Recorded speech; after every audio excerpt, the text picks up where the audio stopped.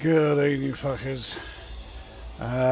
Welcome to the incinerator. It is absolutely horrendous in this room. So, yeah, we are here with the next live stream of Elite Clusterfuck, which is most definitely what this game has become since the last update last week. It's difficult to know where to start as far as describing just what an absolute fucking abomination this most recent update is, but there is some fairly good news insofar as there are one or two bits of the game that still work.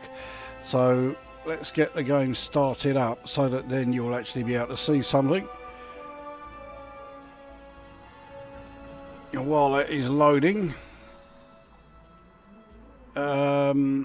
we can see who's here, and it's the usual twosome. We have Arodian and Jim Plays. Pretty sure this is yes, beyond that not a Scooby. Yep, it is yes. It was part of the instrumental version of And You and I from the Close to the Edge album.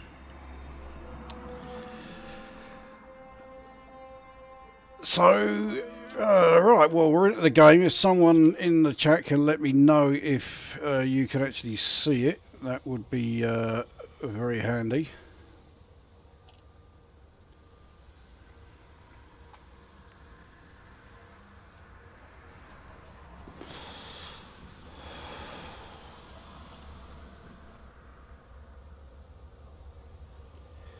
Yeah, there is a bit of a delay between what's actually happening and you know, it actually being broadcast. Kind of an Apollo 13 mentality with this game now. What have we got in the game that works? Yeah, all is good. Right, that's okay.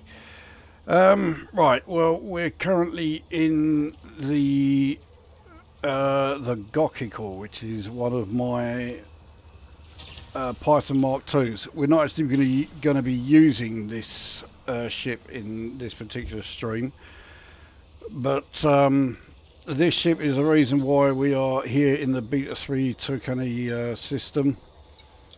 This is the system with the Sarge engineer. He's right here, and we are here. And the reason I came here is, well, it's to do with operations. I mean, yeah, I'm being rather optimistic, I think, with this. But I put together 2, possibly 3 ships that I plan to use on the for the ship combat operations missions, if and when they ever actually start fucking working properly. And this is one of them. The other 2 ships, one is a Corsair and one is a Kestrel. But this thing, I think this has the potential to be the most successful of the 3. So we take a look at the loadout. As far as weapons go, so I have 2 class 2 pulse lasers which are gimbaled, and these have the rapid fire modification. I said it in plenty of videos and streams before that if you're going to use lasers, and then yeah, if you're using class 1 or 2 lasers, you are better off using pulse lasers. It's only if you're using class 3 or class 4 lasers that you want to look at using beams. So yeah, these pulse lasers both have rapid fire modification and both have the phasing sequence experimental. And then we have 4 class 3 cannons which are all fixed. These all have grade 5 overcharge, and they all have oversized experimental, or at least they do now. when I first put this thing together, I put the forced shell experimental on it, which is pretty handy if you're in a hazardous resource extraction site. But you are never going to be in a hazardous resource extraction site while you're doing any operations missions. So it needed to be changed. So yeah, I put the oversized on there. As far as the utility mounts go, not a lot of variety here. I have 6 shield boosters. 3 of them, obviously they're all A-rated shield boosters. 3 of them have heavy duty engineering with supercapacitors experimental. The other 3 are resistance augmented with force block. Core internals really isn't going to provide too many surprises. So I have the mirrored surface composite armour, which I've put lightweight to grade 5 with angled plating. Power plant, I've got to overcharge it, so it's a grade 4 overcharge with thermal spread. Thrusters, yeah, this will surprise you. Dirty drive tuning and drag drives instrumental, I nearly said there. Experimental. Yeah, but that surprises you, but this one will as well. SCO drive with increased FSD range and mass manager, but you never saw that coming. Now with the life support, I think I fucked up a bit here, so I put it in a grade 3 miscellaneous lightweight. I think I really should reinforce that, so I may change that. Distributor is charge enhanced grade 5 with super conduits. The sensors are long range, so yeah, no surprises really. And then finally with the optional internals, there aren't a great deal of optional internals with the Python Mark II. This is one of its sort of like weak areas.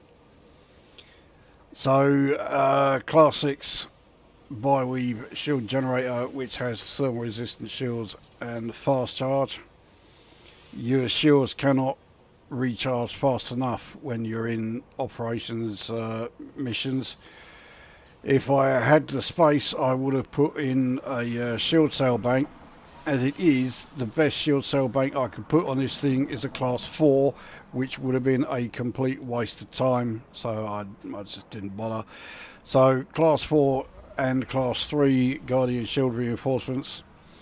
Then 2 hull reinforcement packages. So the class 2 is kinetic resistant with angled plating. The class 1 is blast resistant with angled plating. And then we finish with the obligatory detailed surface scanner. And the net result of all that lot is that I mean, jump range is not important, not in operations missions. So shield health is 1647. The worst resistance is kinetic, but that's still 53.5. It's okay, you know, it's certainly not bad. And armor health 1231. The worst resistance is explosive at 30.7, only just. The kinetic is 30.9. So again, it's not too bad, but I think that could be better. I need to try and find a way of improving that armor health, probably by re-engineering the mirrored composite armor. So anyway, that is, I mean, that I think is my best shot at being able to get anywhere in any of the operations space combat missions. But of course, that all rather sort of like hangs on getting the operations things to actually work, because at the moment there is no reason whatsoever to even consider doing any of the operations missions. They are an absolute fucking joke. Firstly, there is the difficulty. I've got no problem with the difficulty. I mean, you know, you just need to get better at playing the game. You also need to take the right, either, you know, the right ship or the right equipment. You've got to have a combat outfitted ship, and it has to be outfitted purely for combat. It also needs to have, like, you know, all of the right sort of engineering in the right place. So you need to have your shields, your armour and your weapons all engineered, and I mean up to grade 5, you know, the whole works. If you don't have any one of those things, then your ship is not going to last 5 seconds. And with the on foot stuff, it's even worse, or should I say it's even more challenging. If you're going to do on foot operations missions, you have got to have your suit, whether you're using the Maverick or the Dominator suit, it's got to be grade 5. Whichever weapons you're using have to be grade 5. If you go in there saying, well, I've got grade 4, that'll be good enough, no, it won't be. You will not last. So yeah, you've got to have, say, everything engineered and upgraded to the max. Otherwise, there's no point even trying. But let's say that you do try, and you even manage to succeed. I tell you what, let's go all the way and actually bring up the operations menu. So, mercenary operations. So, you would obviously start with the easy ones. And the easiest, as far as the payouts go, is this one here, Terminal Prosecution. This is purely space combat. So your rewards, so it's you will gain 31 Merc coin, you will gain 3 million credits, and you'll get, I mean, it really doesn't tell you a great deal there. It says you'll get standard materials, and I think if we go in, it doesn't even show us a great deal here either. Yeah, it just says material standard. You don't know what kind, how many, nothing. But here's the thing. Having completed your mission, the odds are very much against you actually receiving any of your Merc coins. So although you're supposed to get 31, you will almost certainly get 0. There is also a very high possibility that you will not receive your credits or your materials. There is also a very good possibility that, as far as the materials go, however many you're supposed to receive, you'll actually lose that amount. And there is even a very good possibility that when it comes to the materials, whichever ones that you gain, you will get those and lose all others. That's the state that this is in. So let's get out of here. So at the moment, yeah, operations is an absolute waste of time. It is broken to complete and utter fuckery. And here's the thing. The week before last, we had the you know, the people who are in this partnership thing, the Brown Noser partnership. They've been playing operations, supposedly testing it, because that's the extent of the beta testing in, or alpha testing I should probably say, in Elite Dangerous, is that only those people who are part of the partnership program and therefore have agreed to terms and conditions which include not criticising Elite Dangerous or Frontier developments in any way, shape or form, they're the only ones that are actually doing the testing. People who are obliged to not mention that there is any problem. Anyway, we've seen videos of them doing these tests. None of them ever mentioned anything about not getting the rewards, or you know, losing all of their materials having completed it, you know, having completed their operations mission. None of those things happened. So why is it that it didn't happen for those people testing, but it is happening now in this one. The only conclusion I can draw is that the version that they were playing was not the same version that was uploaded to the servers during the update. We are using a completely different version. A version that is completely fucking broken beyond any conceivable sort of degree of acceptability. Not only that, it has broken a hell of a lot of other things within the game as well. Features that were working now aren't. Prime example of that is power play. I can prove that to you very easily indeed. If we look on my loyalty page, you will see here that I am currently at rank 154. And to get to the next rank, I need 1,215,000 merits. It says it here at the end of this progress bar, and it says it here, you know, right in front of me. Except I have 1,224,461 merits. So not only have I exceeded this target here, which means I should be at rank 155, I've actually also exceeded the next one, so I should actually be rank 156. But no, we're still getting awarded the merits, but they're not doing anything. We're not gaining ranks, and consequently we are not gaining any of the care packages which should be giving us, you know, additional materials which we need. But we're not getting any of that. I know it's not just me. I have seen and heard from other people that they are having exactly the same issues.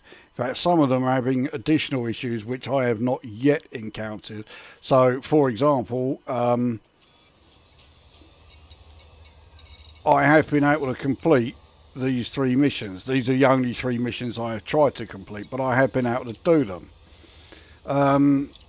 I know some players who have completed some of their missions, but it hasn't appeared as being complete. When you gain any merits, it takes an absolute age for the servers to realise that you've gained them and it to actually appear in the game. It's ludicrous. Let's have a look at what we've got here in the chat. These are kind of coding errors that even ChatGPT would pick up. Absolutely. Well, it's even worse than I thought. It is utterly fucking ridiculous. I don't know if it has affected system colonisation, but if we go and take a look at my system,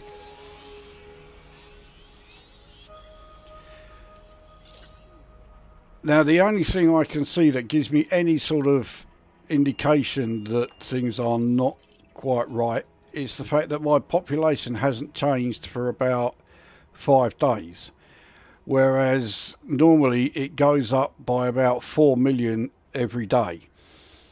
That's not conclusive. It could just be that I have reached my population limit. 346.6 million is the max I'm going to have. I haven't built anything new here for quite a while. Yeah, the new South End station was the last one. But if we look in the system next to mine, where this one here hit 38,436. This is where our squadron carrier is. This is a system that MickDC is in the process of building up. Now his population, I mean, okay, he's only just started building here, so it is going to be low, but that looks like that hasn't changed in 4 or 5 days either. Although, again, yeah, that could be because this here, I'm pretty sure, will be an orbiting outpost. He's got a surface base here. This is going to be a surface it says surface settlement there. I'm sure it's going to be a surface outpost because look at the amount of materials it needs. So that's going to be a surface outpost. So without those being built, it could be that the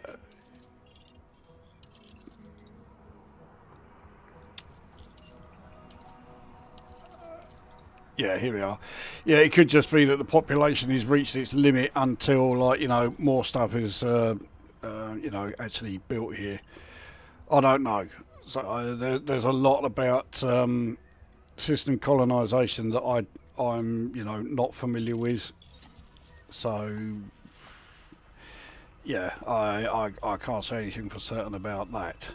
So it's utterly inexcusable, and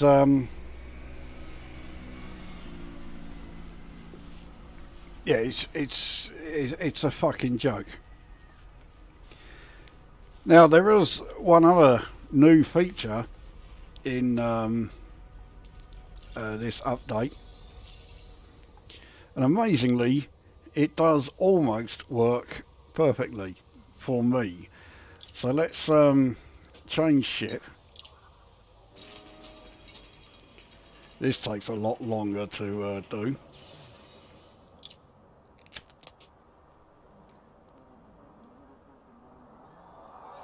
So we'll jump in the Colonia Taxi Caspian Explorer.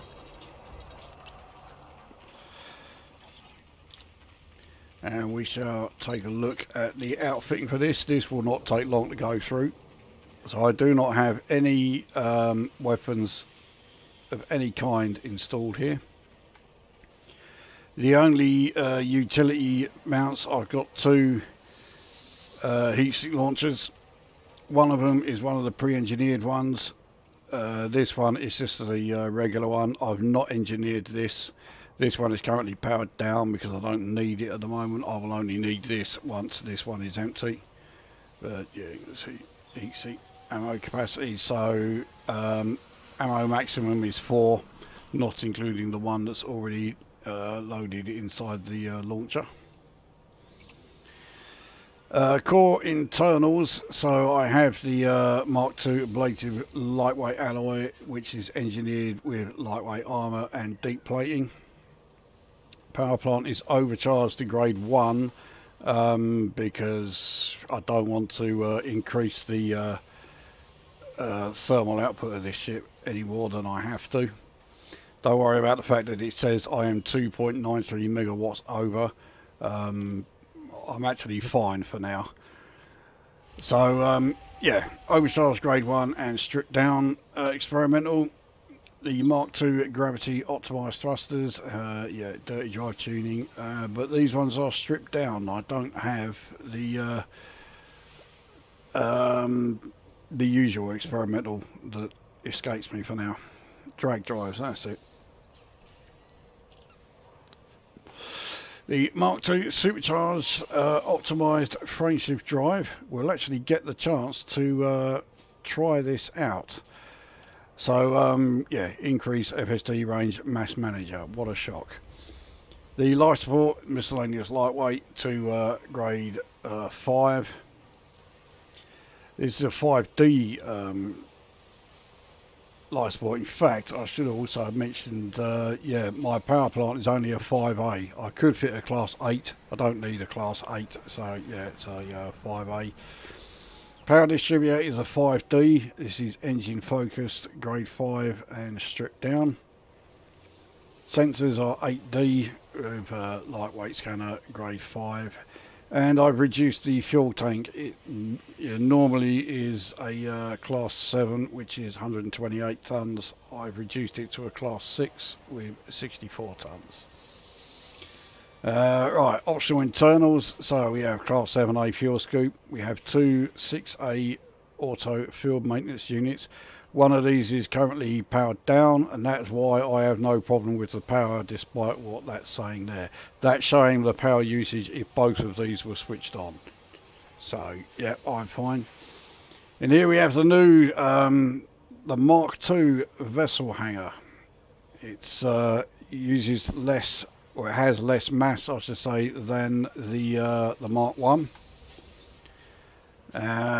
So this is this is the one and only change actually to this ship.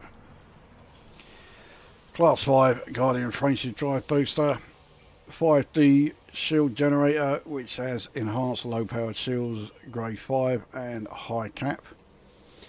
I don't know why I put an anti-corrosion version on here. I'm just in that habit of whenever I'm using class 4 cargo cargo racks, I always use the anti-corrosion versions. Repair limbic controller and detailed surface scanner. And then in the vehicle bay there is the Nomad, which is the new add-on. Now we can take a look at the Nomad here.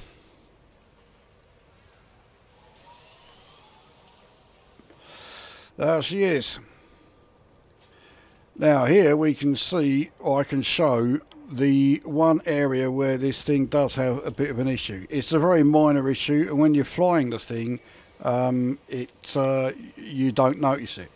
But yeah, it's supposed to be showing the name and the ship ID. As you can clearly see, they are not there, but when you first put them on, there you go, they do appear.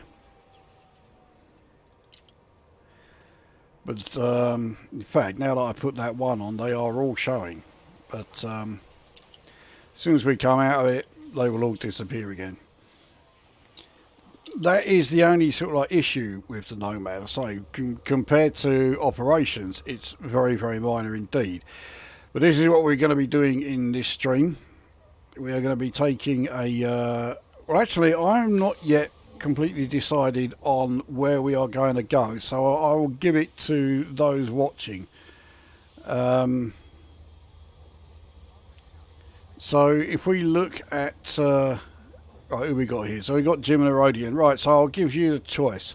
We can either go to VY Canis Majoris, which was my original intention. That's about 1500 light years there and back. Or we can go to the system where the current CG event is taking place. Here, HD 232819. That's about 1800 light years away, but that would be, I would just go there. I won't do the return trip, because if I'm going to go out there, I may as well stick around and do a bit of the CG event. So I will let you two come to yeah, you two can decide which destination will be. Right, what we got in the chat? Hip 38436 might swing by and help out. Yeah, I've done a little bit there, probably not as much as I should do, but yeah, I have done a bit, so I'm sure, you know, you can swing by there and help out a bit. Then I think for most of the most of the construction sites there, he only needs the stuff that is available in his system anyway. I think there may be a couple which still need some materials or some commodities which are available in my system, but yeah, a lot of it, especially stuff like, you know, the titanium, steel, aluminium, yeah, his system sells all of those, so yeah, you're fine there. You've not named the Nomad yet. Yes, I have, but they're only called Nomad 1 and Nomad 2. So, yeah, I didn't go out of my way. So CG makes sense if you're planning to contribute CG's. Okay, so both saying CG system. So, okay, that's where we are going. I tried out my super armoured anti-Sargoid ship yesterday in Seoul. One of them spawned in and one-shotted me before I saw what it was. Ship needs work, I think. Yeah, I would say so. I didn't realise that the Thargoids were arriving at the Titan site in Seoul. I thought it was always just like regular ships there. So I'm a bit surprised by that.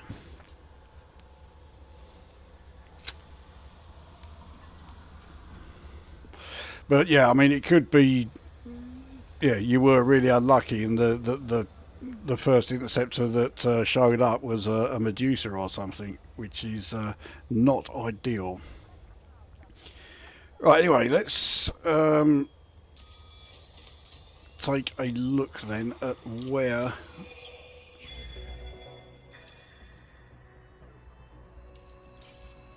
this system is.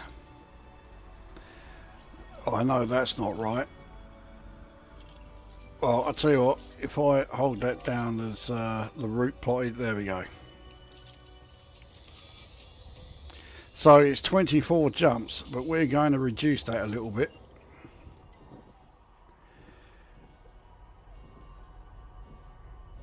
Because our first stop will be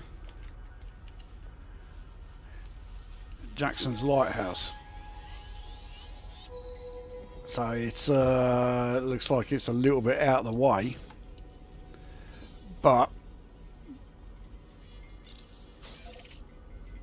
it's only 2 jumps, and we will be able to supercharge our FSD there. So right, let's get underway anyway.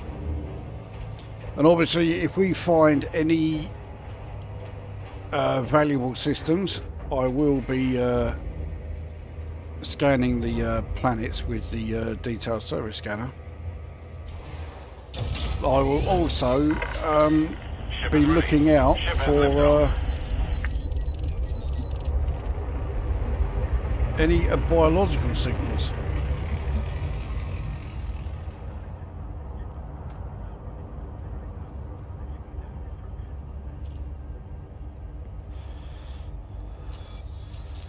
So I can show you that yeah, the jump range at the moment is 83.16. So I have lost a bit of jump range since I put the Mark II hangar in, but it's not a great deal. So originally my jump range when supercharged was 500.22 light years, so it's just over the range of a fleet carrier.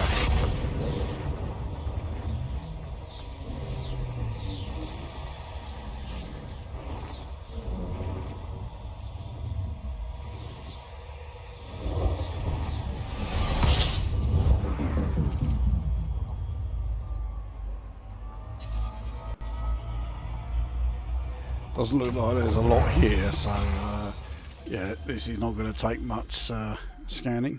So that's system done.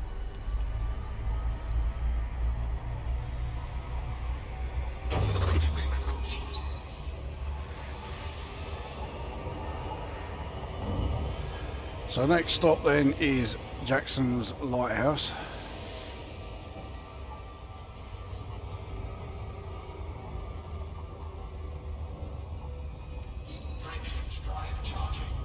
One other thing where the game actually is surprisingly working quite well is the NPC versions of all of the new ships. I've seen at least one NPC using all but one of the new ships that, you know, starting with the Python Mark II. The only one I've not seen as an NPC is the Lynx Highliner. Although I have seen another Lynx Highliner because, yeah, in that recent CG event, I saw Mick DC there a couple of times, and he was using a Highliner. So anyway, let's get this thing supercharged.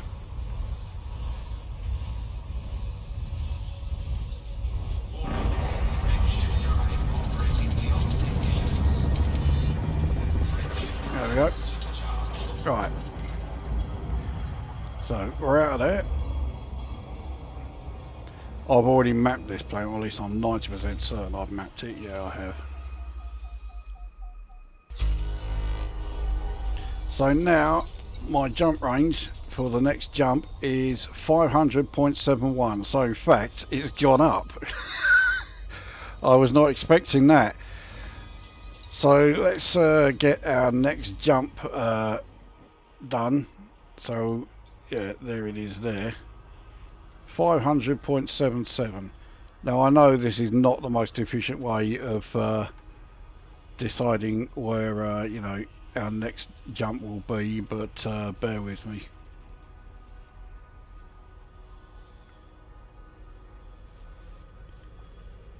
So with that 219, we're nowhere near it yet. So I was not expecting that at all. I thought we would be yeah, I thought it was going to be about 490 something. I didn't think it would still be over 500. So that's a proper result. Right, 479. We're not far off.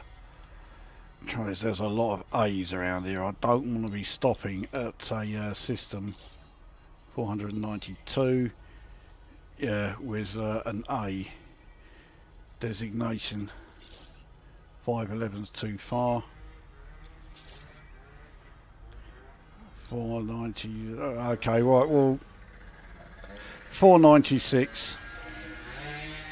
Now that's showing 7 jumps. Why is it not including what are we looking for?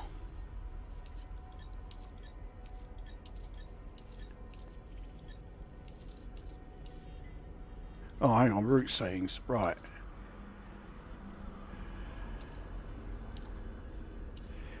Use jet cone boost. There we go. So we're going to be doing 497 light years in one jump. Not quite 500, but it'll do. Alright, let's go.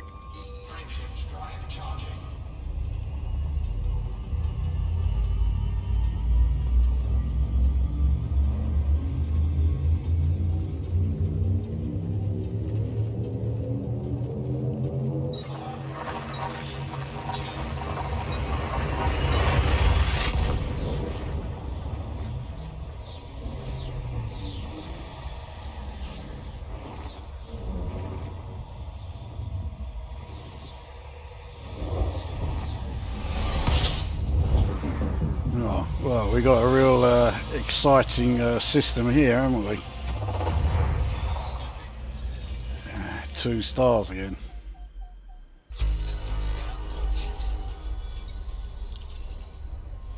Okay, well now I can yeah, remove that.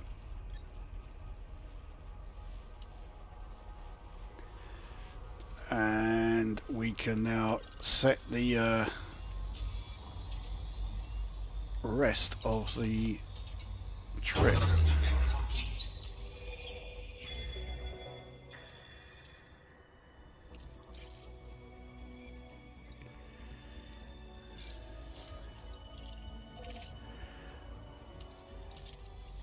So, how many jumps now? 18.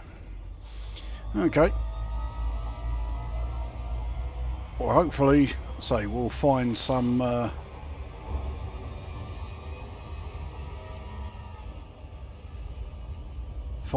planets that are actually worth mapping, and we may even find some biological signals. Let's have a look where else we got in the chat here. Is there still a cap on the maximum route length you can plot? Yes, but it's something like 20,000 light years. In fact, it may even be less than that. No, I think yeah, I think it is 20,000 is the cap. So you can't plot a run from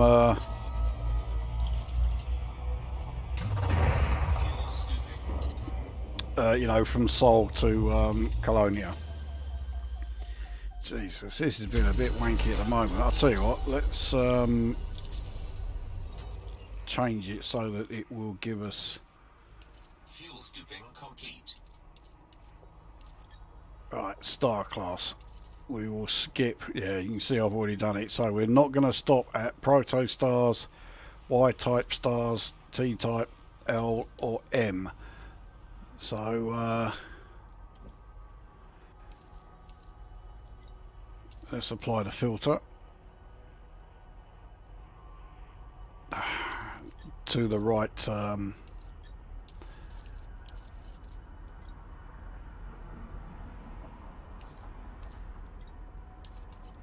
oh, come on.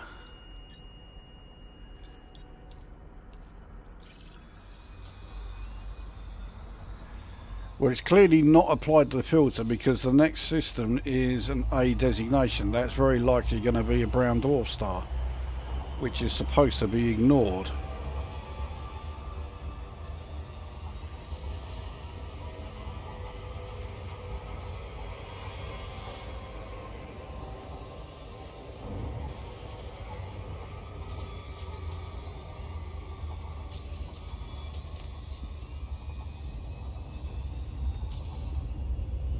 I've got an idea. While we are still in the game, I will just quickly bring up Inara.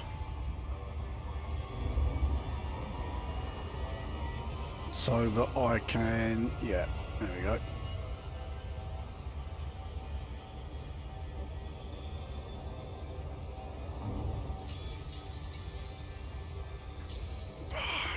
That's because of this really light mouse I'm using. Yeah, you can see there it's stopping at somewhere I don't want to go. Anyway, I can now put the actual system in.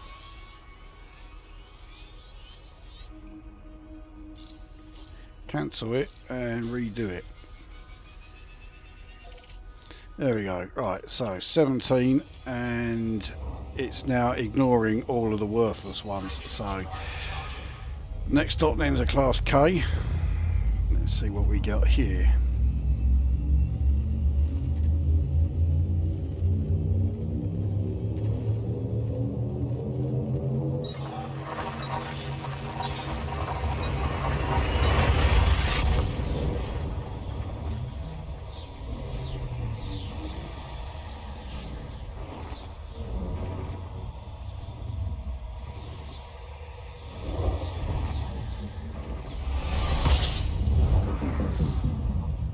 So we have some planets to map.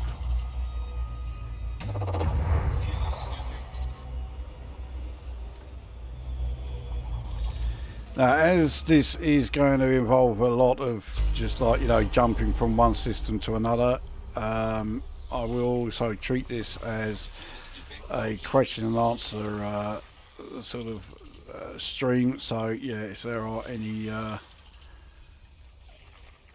questions that you want to put, go right ahead. System scan complete. Let's see what we've got here. Well, that's a terraforming candidate, so is that. Now, more interestingly, right, 2 biological there, only 1 there, and only 1 there. Nevertheless, terraforming candidate and biologicals, we are definitely on our way to that planet.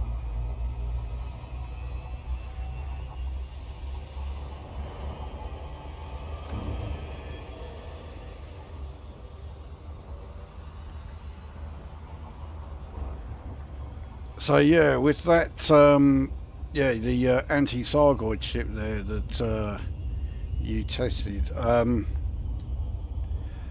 I remember saying to you that I was not completely convinced by the whole going shieldless idea. I think it's another one of those things where it worked okay during the Sargoid War. I'm not so sure it's going to work so well now. In fact, I wasn't entirely convinced by it during the Sargoid War. The other thing is, if you were still using the weapons loadout that, you know, with the 4 shard cannons, that's fine if you are in a wing, so you can all, like, you know, fire away at the same time and get the old insta-kill. If you're playing the game solo, you don't want to be firing all 4 in one go, because all you're going to do is enough damage which it will repair for it to panic and put its shields up, and it will just keep doing that over and over and over again. So yeah, that loadout is great for you know, when you're in a team, but solo it's not great. Right, well, we have stratum here, and as there's only 2 signals on this planet, that does make me hopeful that it will be stratum tectonicus. Now, I am not certain if this is working as it should be or not. You can see you've got the grid effect thing here, but it's not showing you which areas are you know, more likely to be more populated than you know, than others. So I'm not even sure if this bit is working as it should.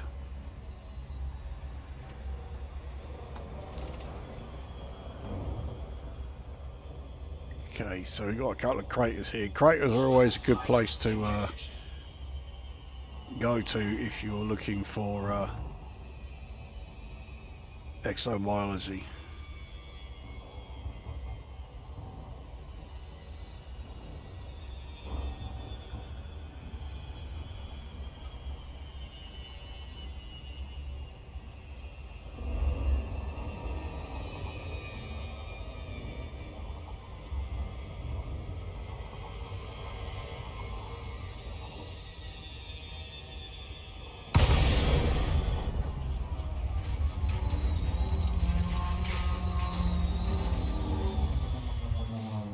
So the ground here looks very yeah, very uneven, but that is not a problem. So let's deploy the Nomad.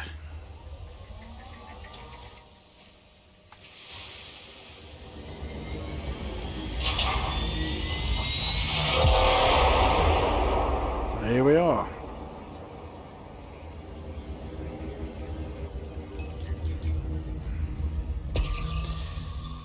And that is the feature that really makes this stand out. You've got the bioscanner that is fitted to the Nomad itself, and it makes searching for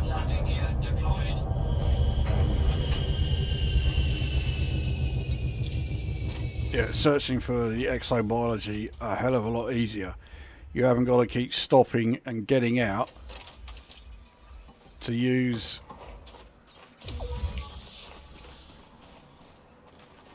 that.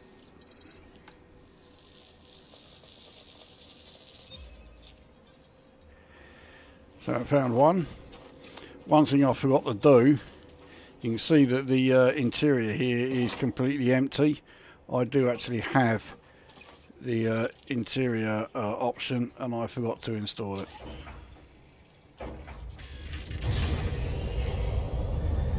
Right, let's go looking for the next. And those are too close.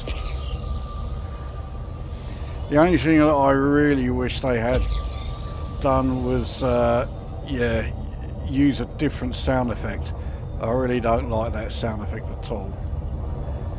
It's the same sound effect that the pulse wave scanner when you're going mining uses. I just find it really annoying.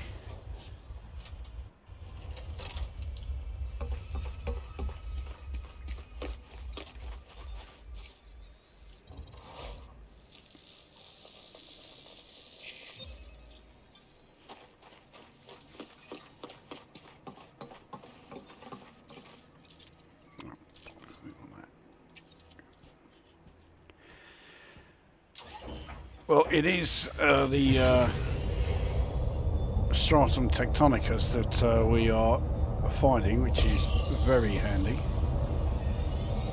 Another one right here.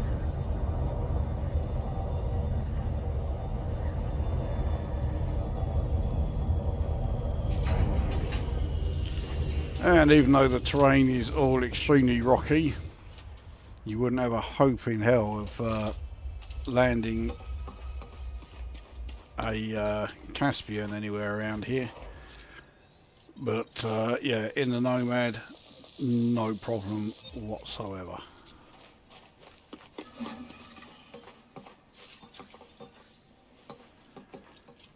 Alright, so that's the stratum tectonicus found. That is, I think that's around 20 million just for that one. Now we need to find the bacterium. There's one right here.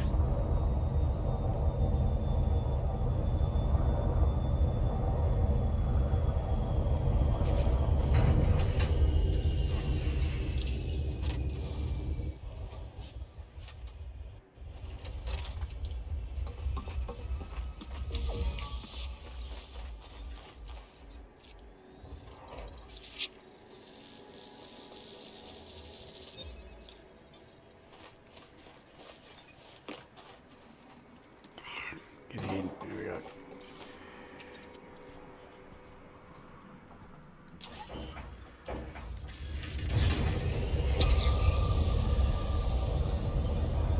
Alright, so we need to find 2 more bacterium.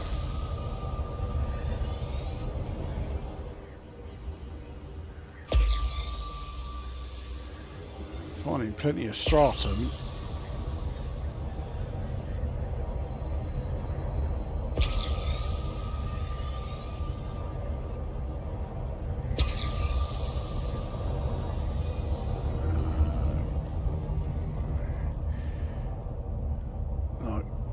Stratum over there.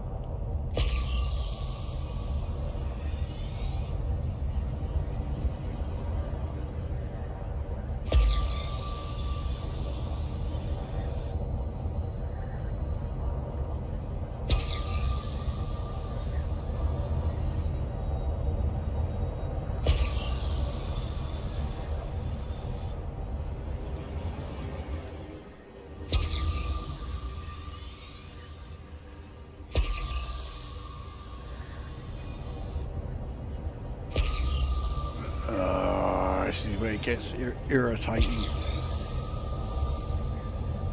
I've already found one bacterium, so I don't really want to bugger off. There we go. I certainly won't want to bugger off now because there's only one more to scan after this.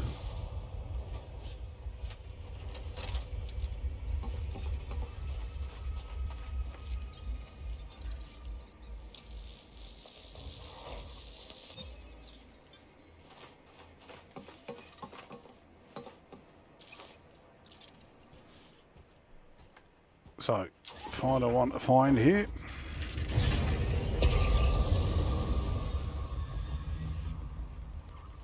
That's right over there.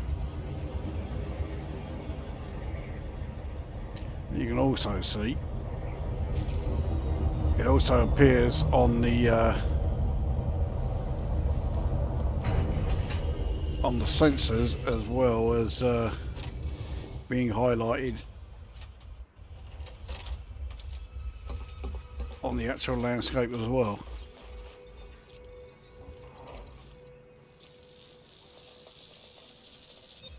There we go. So there's only 2 on this planet, so this one is done.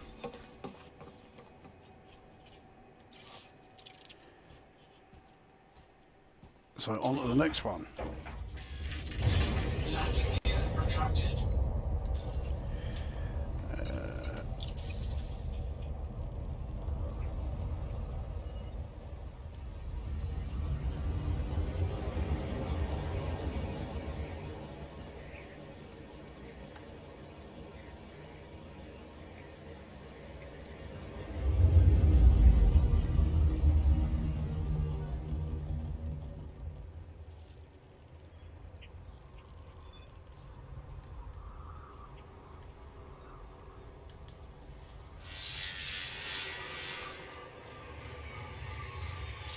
There you go, easy as that.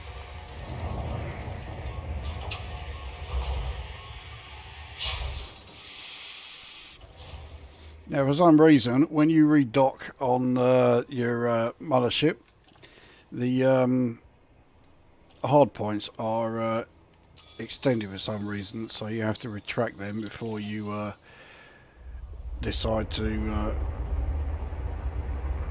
go back into Super Cruise.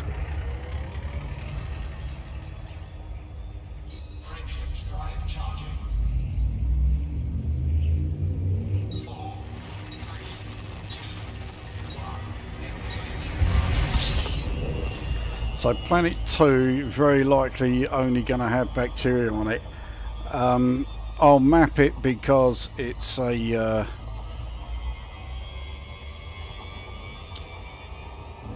terraforming candidate, but if it does only have bacterium, I'm not going to bother going down there. And also, if it does only have bacterium, then Planet 3 will almost certainly be the same, so I won't bother with that one either. Look at the next chat. I didn't even get the chance to fire a weapon though, barely saw what it was and I was dead. I know that certainly doesn't sound right. I mean, the amount of armour that you had on your was it your Challenger? I mean, you had, what was it, over 4,000 armour on it. So it shouldn't have been that, even if it was a Hydra, it wouldn't have been like one shot and you're gone. So something does not sound right there.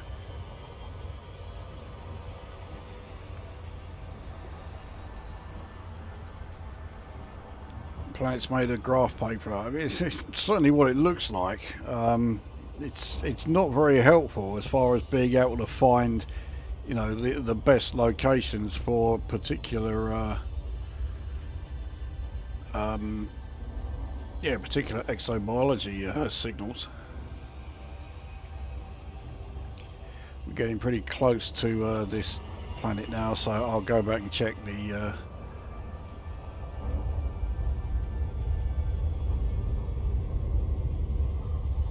chat in just a sec. Let's just map this one, see what we got.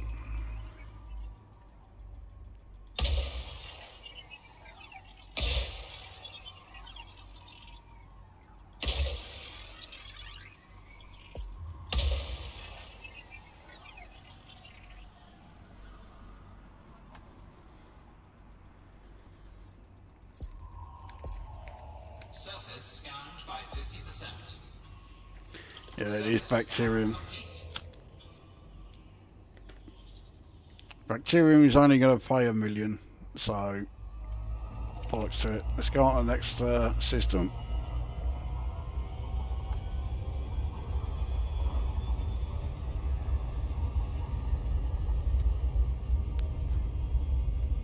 Frameshift drive charging. 16 jumps. So we are, yeah, so how many jumps have we done there? We've only done about 4. So it will be, yeah, 20 jumps to do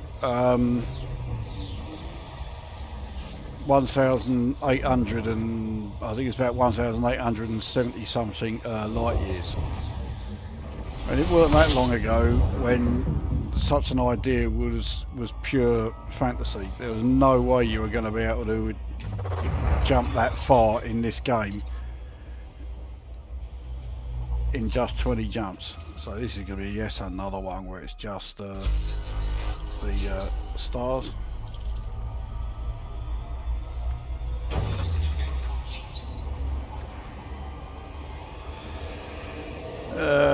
What's next? No more struggling to find bacteria that's only a shade different from the planet's surface. Yeah, exactly. That's one of the areas where it really does help. You just use the scanner on the Nomad, and you can see it easy. It does make such a huge difference.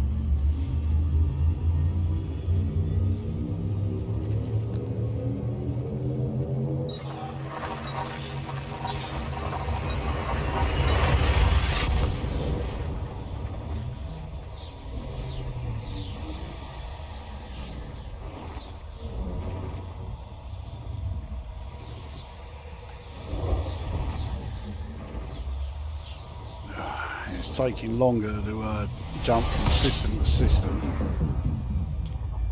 This is looking like yet another one that's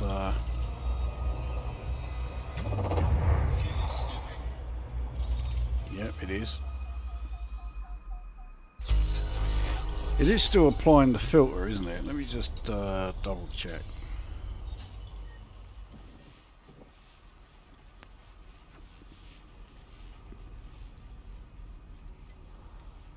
Yeah, it is. Okay. I've just been unlucky, I guess, with the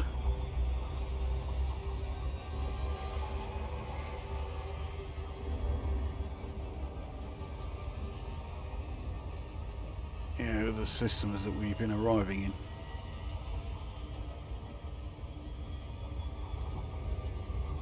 The exploration data does not contribute towards the CG event, it's only exobiology that does.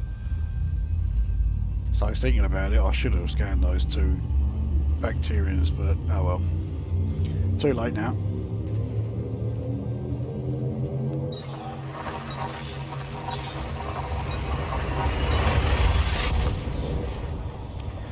As it is, any of these ones that I'm scanning at the moment will only pay the regular amount, but supposedly any exobiology that you scan within the sanguineous rim area is paying 1.5 times the amount.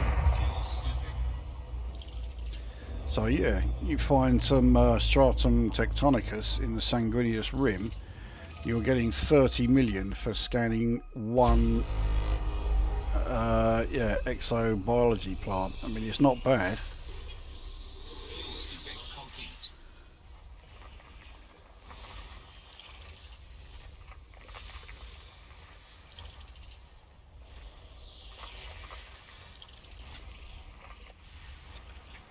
So far, there's only it's only geological here, no biological.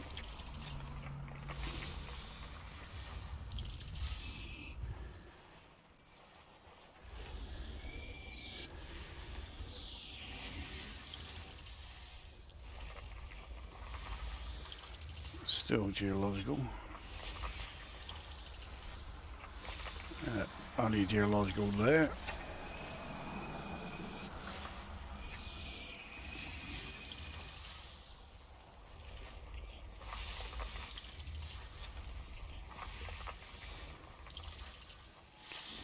Yep, so still not fantastic.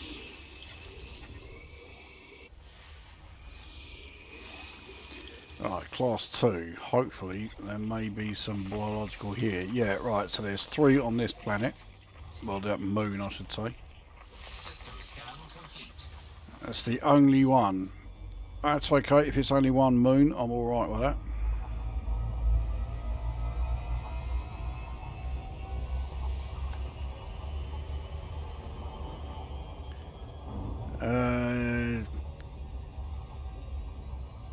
Nara has my Thargoid kills at 1,562, which is actually the number of encounters. My kills are actually 19. Most of those by landing a lucky shot on a scout just before it blows up. I mean, scouts are an absolute doddle. You would have no problem against scouts or hunters. Yeah, you'll be able to take them out easy.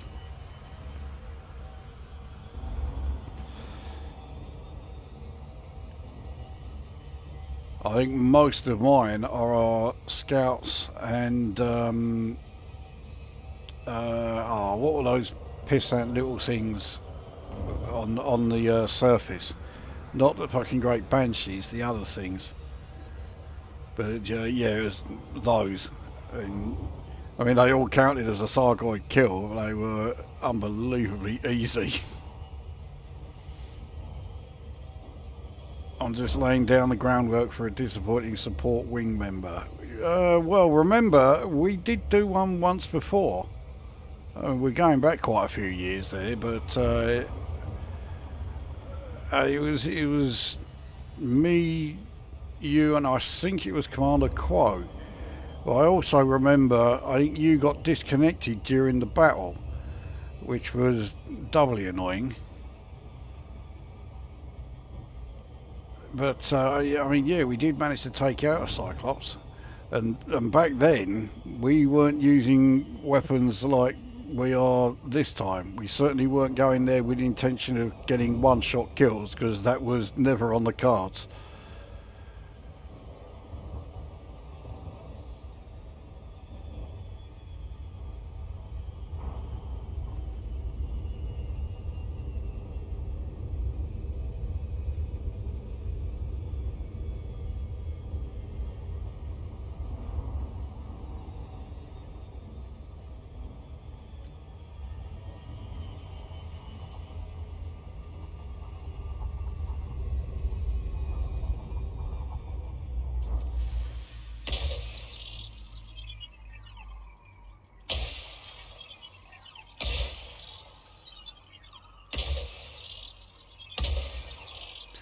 Let's get a bit closer while they are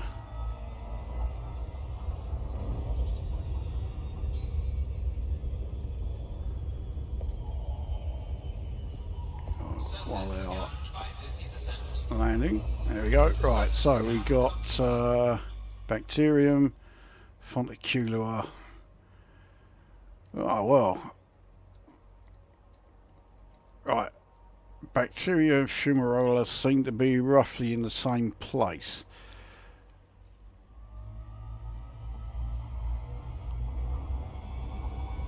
Fumarola are somewhat rare, so I'm quite happy with this one.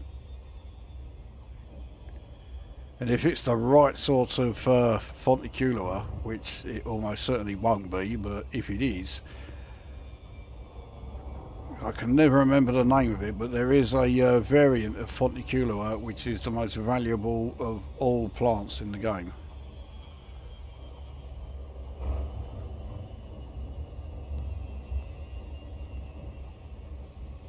Orbital flight engaged. You see we're coming in at an angle of 70 degrees, which you wouldn't be able to do in any other ship.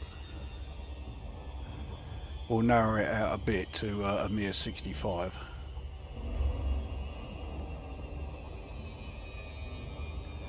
I mean, there is absolutely no doubt in my mind now that if you're going to be doing exobiology or any kind of exploration, you need to use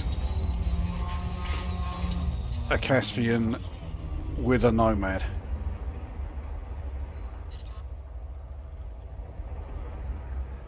Even the Mandalay, which is a fantastic exploration ship, don't get me wrong, but even the Mandalay has effectively, for exploration, been rendered obsolete by the release of this thing. But where the Mandalay still excels is in that you don't have to worry about things like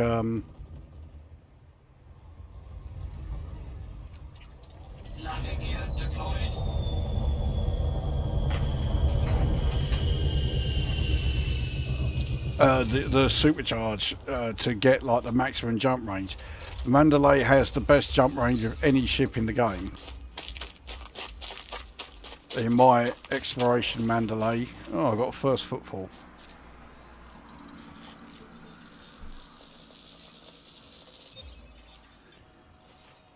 And a codex discovery. So that's the first time I've seen this particular Bacterium virata. Bacterium virata is not common at all. It's actually, I think, also worth a reasonable amount by bacteria standards. So yeah, this is definitely proven to be alright. Anyway, as I was saying,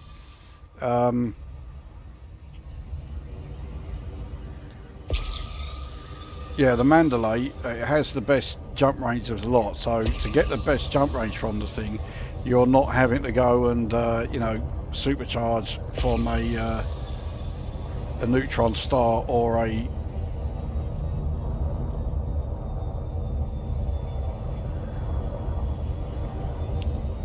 white dwarf.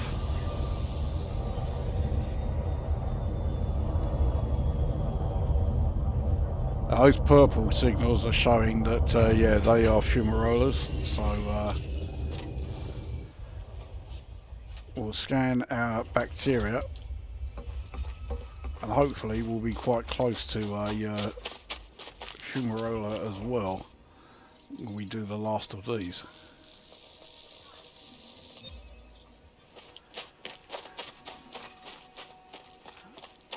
So I know, because this is a first footfall, I'm also going to get the first discovered on this particular moon. So this is going to be quite a valuable stop. Those two are too close. I was hoping it would be far enough away. This one is, and there's a fumarola quite close by, so that's a bit much even for this.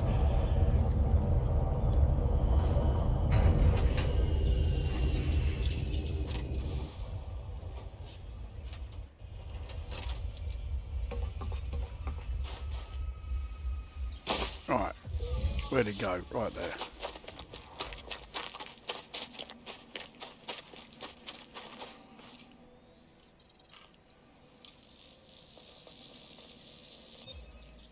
Right, excellent. That's the bacteria done. Let's start the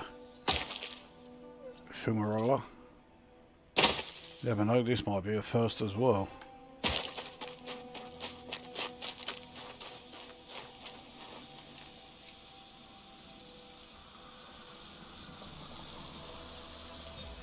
No, it's not a first, but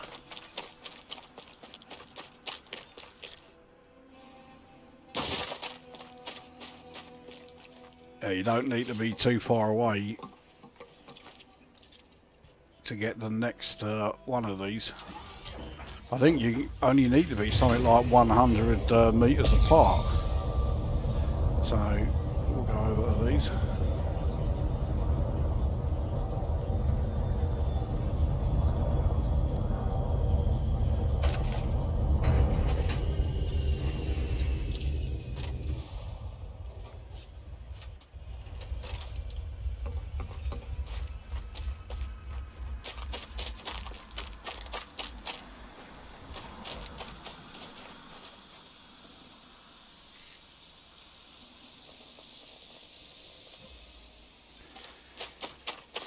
So yeah, I mean, you can see how rough the terrain there is, and I've landed on it absolutely fine.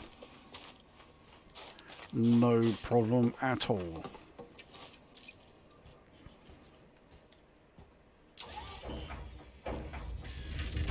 Alright, let's get the final fumarola, which is dead ahead.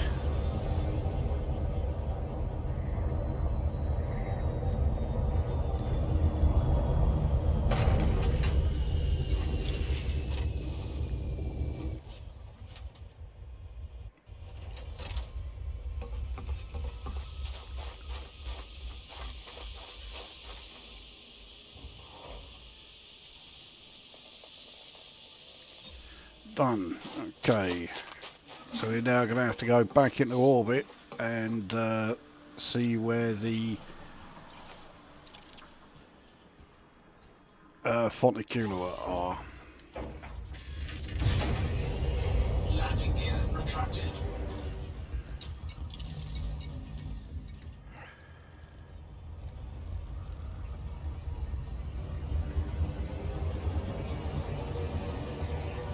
You may have noticed that my Caspian has a ship kit. Yeah, I know.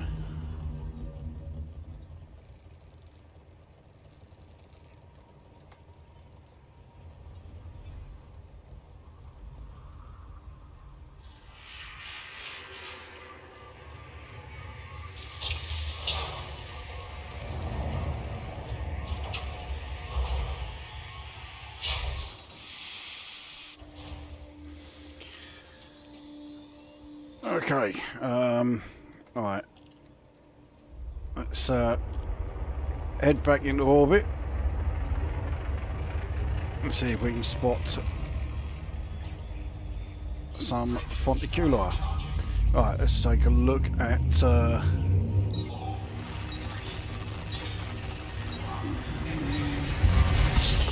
I remember the three of you killing a Cyclops on video using the old AX weapons. Yeah, because I think at the time when we did that, those old AX weapons were all that was available. And speaking of which, I think that is Commander Crow, isn't it? So, yeah, I mean that's a big case of speak of the devil. We just mentioned you. So, do you remember the, yeah, going after the Cyclops in the video we did?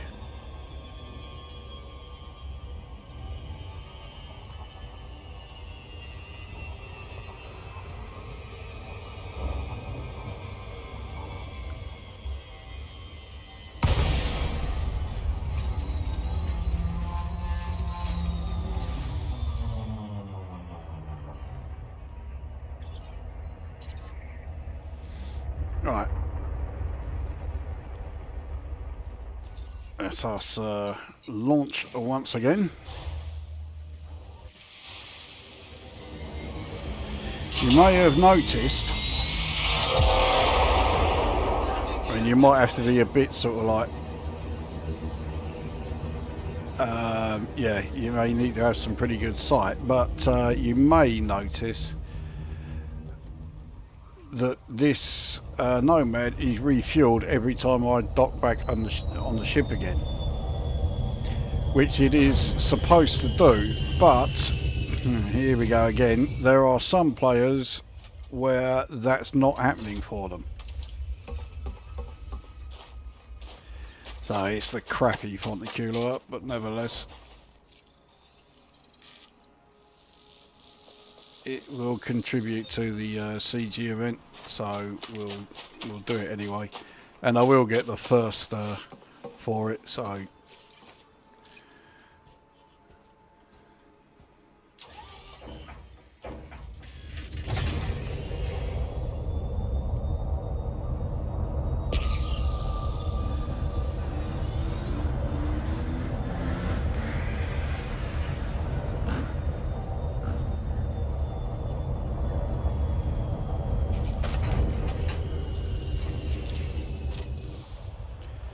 but yeah, not only is this thing refueled every time you redock with the your main ship, it's also repaired if it needs it.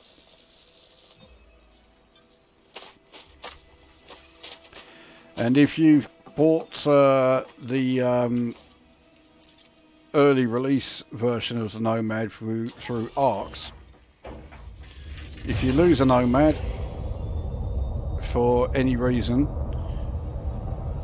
your hangar will create an infinite number of replacements.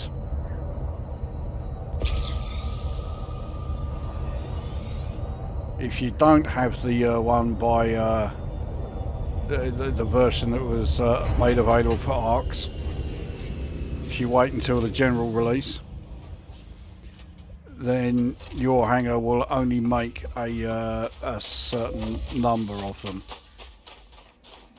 And as far as I can tell, it depends on which hangar class you've got.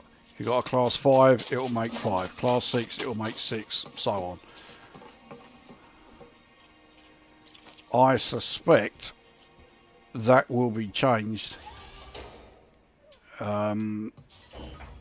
before, you know, the thing becomes Landing gear retracted. available for in-game credits. Anyway, that's yeah, that's everything here. Let's dock.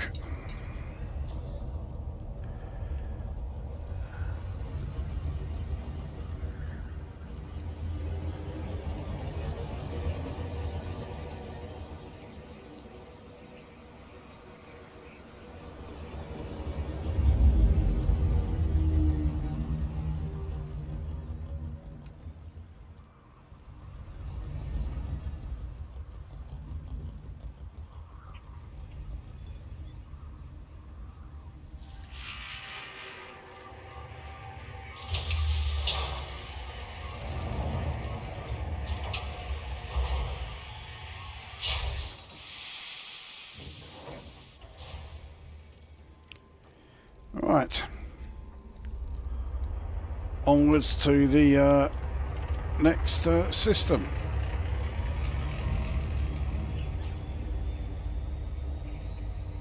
Frameshift drive. Oh, we have to get away from this one first.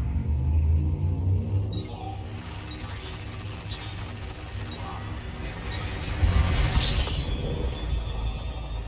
2, 1. Right, where are we?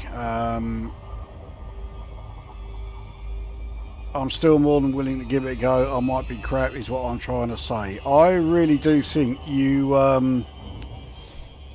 yeah, you really undersell yourself in the game. I mean, look at the look at your ratings, look at the credits you've amassed, look at the fleet that you have. I think you are a hell of a lot better at the game than you give yourself credit for. Put it this way, you know, this is genuine. If I thought you were that shit, I would not have asked you about going after Thargoids, because I freely admit I do get rather irritated if I'm in a wing with someone who's hopeless and I'm having to carry them. So if I thought for an instant that that's what I would be doing, then yeah, I would never have suggested it.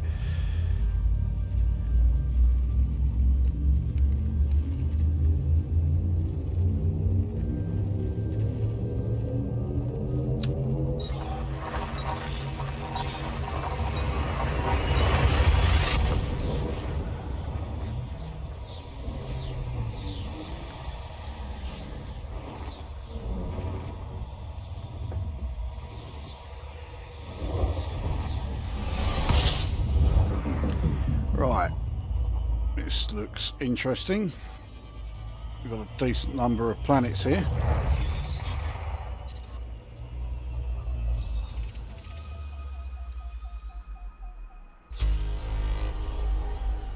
Including, I'm hoping this is the only gas giant. Yes, it is. Fuel scooping complete.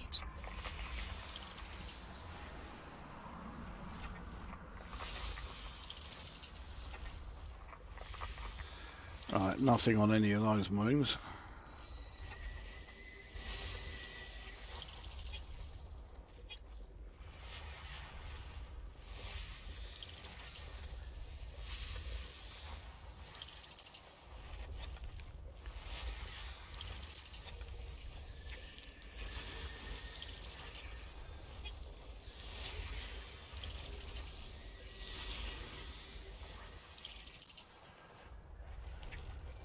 Systems Right, so there's no biologicals in this system, but let's see if there's any terraforming candidates.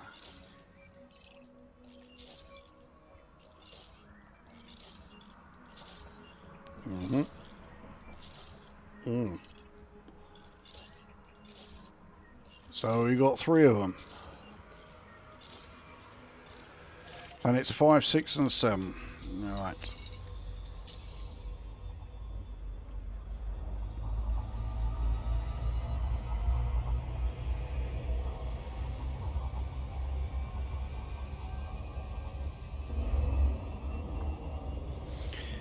Right, where else are we? I was just a distracting target in that one. Yeah, I remembered one of you two. Yeah, you didn't have any AX weapons, did you? So you were having to, mind you, you were still able to do something whenever its shields came up. You could use regular weapons to bring the shields down. But I do also remember, yeah, there was a time it was following you around. I forget what I was doing. I think I was waiting for my shields to charge up or something.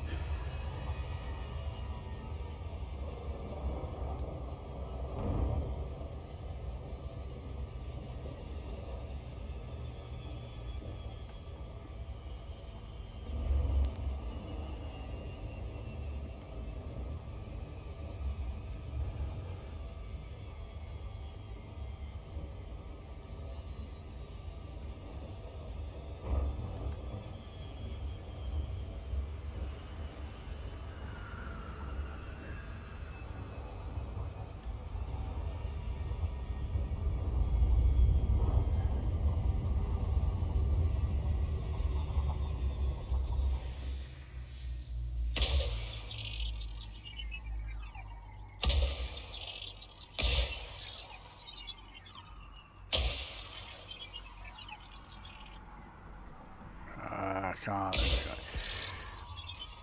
Alright. And it's 7, looks like it's going to be a fair old distance away.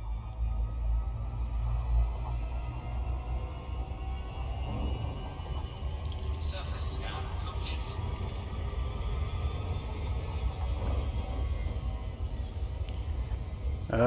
Have you just crossed over into the new sector? I don't think so, yeah, I don't think I'm there close enough yet.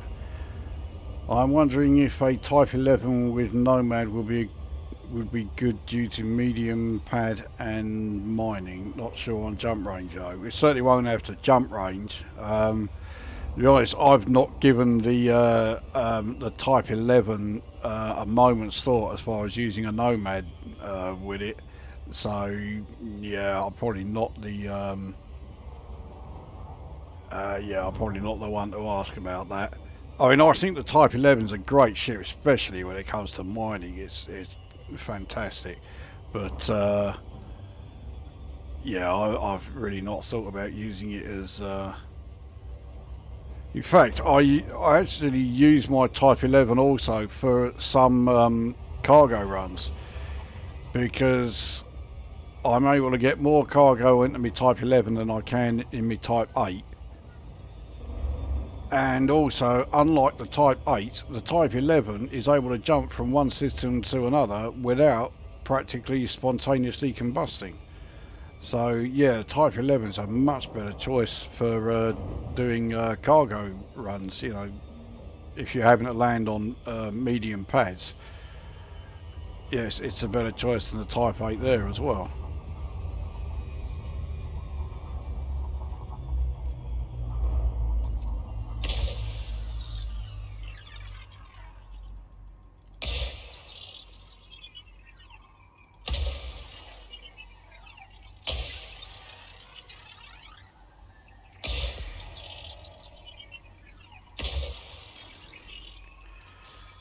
Right, so planet 7, the last one.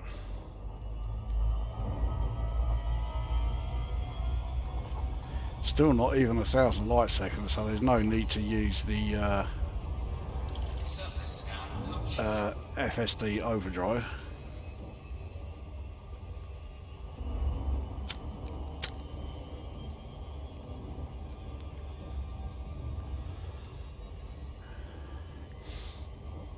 I mean, if Jim is still here, then yeah, he's been able to solo Cyclops, so you know, I'm sure he'll be the first to say that if he's able to do it, anybody can. But I mean, I say that about myself, so you know, if I'm able to take out a Cyclops on my own, then yeah, in a wing, no problem. And bearing in mind the amount of firepower we're going to be using, because it's going to be, well, at least 3 of us. So yeah, me, you, Mick DC is very likely to be there. I mean, there may even be a 4th, I don't know. And we're all going to have 4 of those pre-engineered Guardian shark cannons. So that's at least 12 of them. You only need 6 to guarantee getting the the one-shot kill. And we're going to have at least double that. So yeah, we'll have no problem.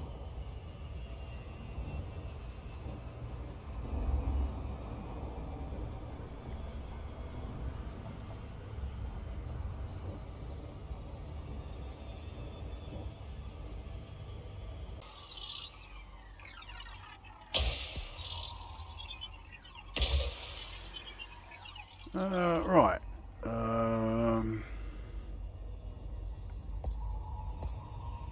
Is there something different with your setup, new chair or something? The camera has sort of like partially fallen off the monitor. That might be why it looks a bit different. But other than that, my office chair is on the verge of falling apart, so that might have something to do with it as well. But yeah.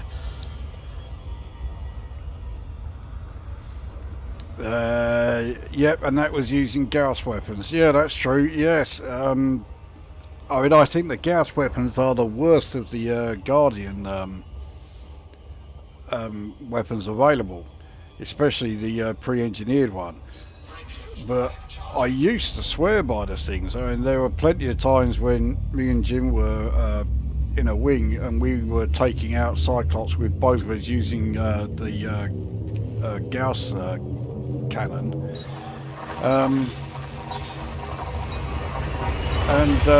Yeah, he was still using it when he soloed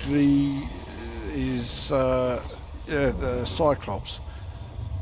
I mean, it was quite a close run thing, but yeah, he did do it.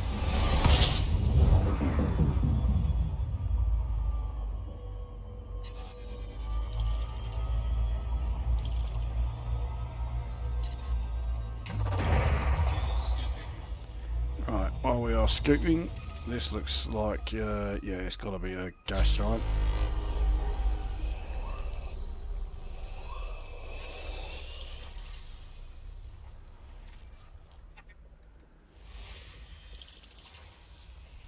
Now, this looks like potential biological area. Well, so much for that. Absolutely bugger all.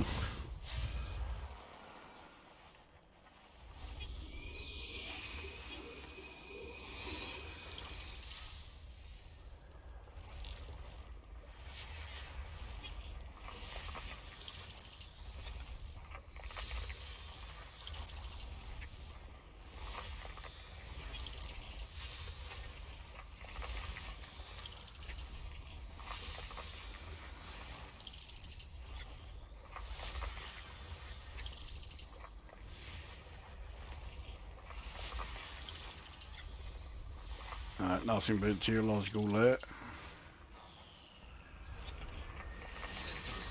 None there either. Okay, so that system was no good. On to the next one.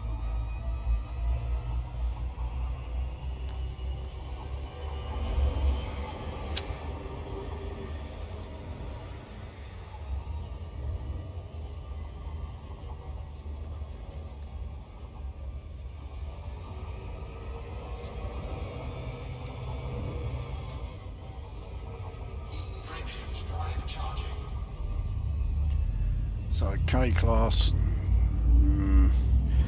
probably going to be more icy worlds here. I don't think there's going to be anything particularly special.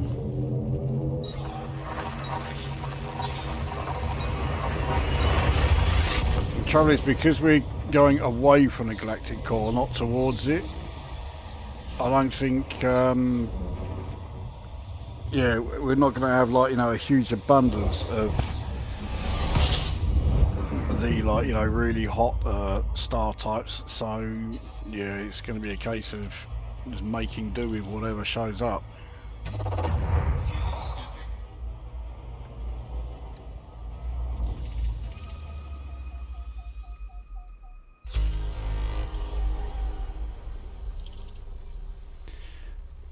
Well, we've got some, yeah. Fuel scooping complete. Nothing there. Or there.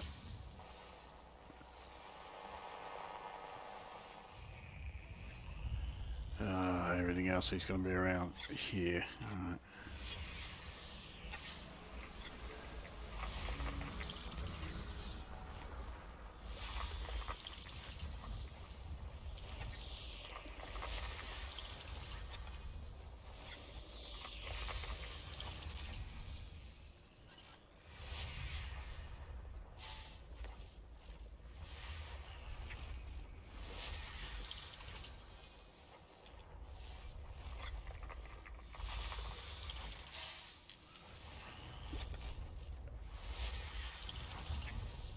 System scan Right. complete. Nothing there. It's very unlikely that any of these will be terraformable. No, they're not. They're all far too small. Right.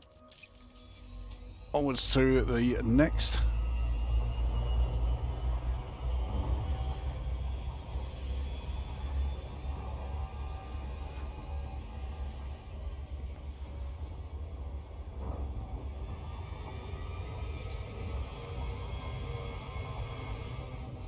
Frameshift drive charging. Anything else in the chat? Nope, not yet. Alright.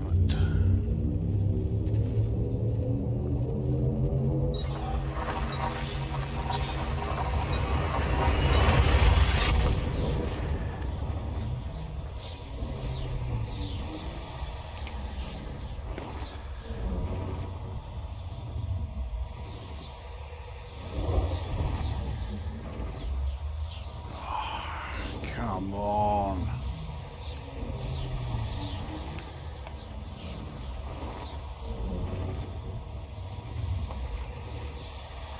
There we go.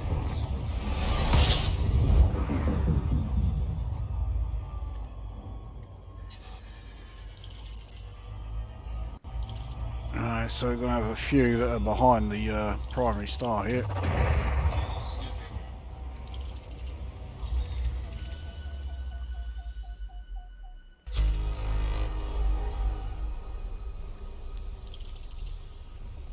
Fuel scooping complete.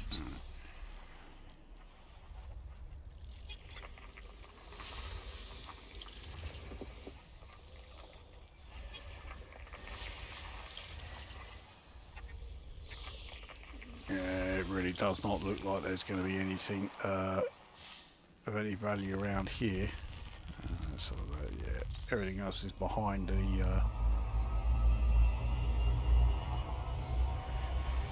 star.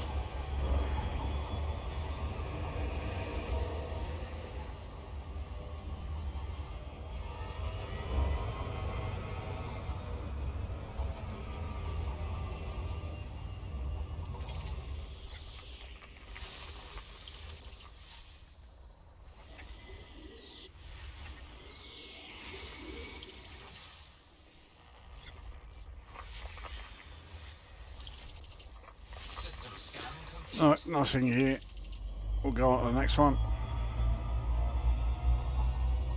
Frameshift drive So we're now entering the Uchos sector.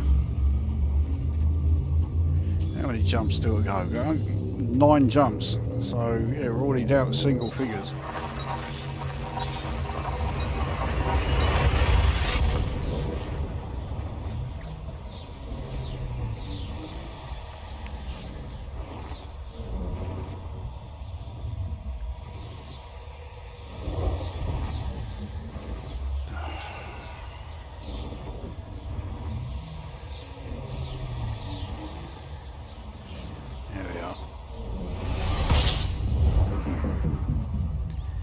Again, there's at least 1 or 2 that are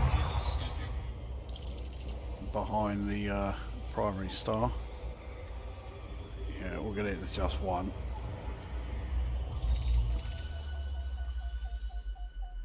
Fuel scooping complete.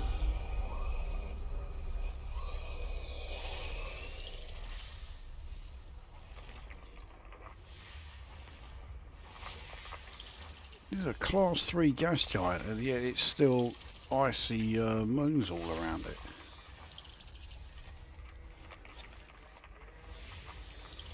And what's that? No. No.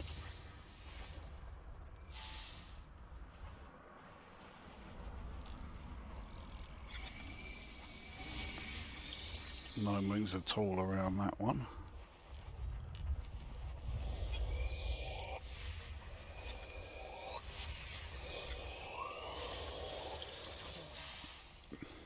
So another class 3, mind you, this now looks like, yeah, these are rocky.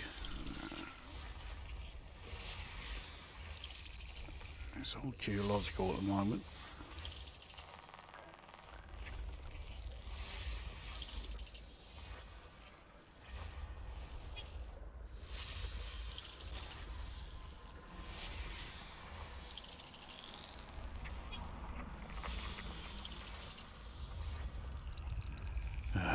Right, so everything else, the other side of the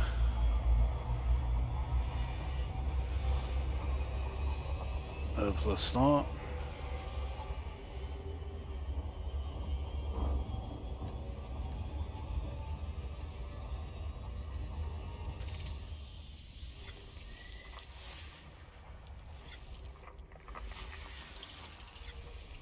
System scan complete. Right, well, none of those are going to be terraformable, and there's no biological, so let's head on to the next.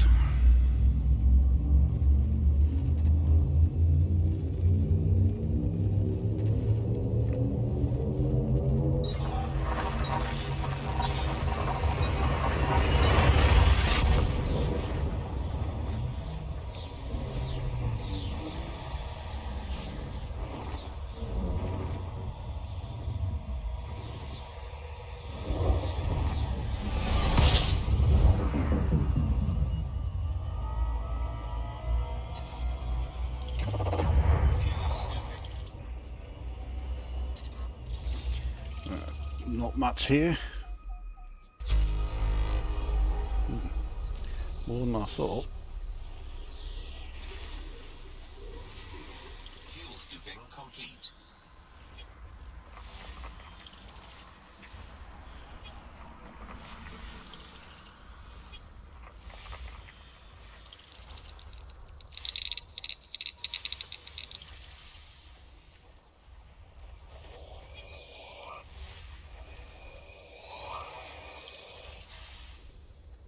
Alright, another class 3.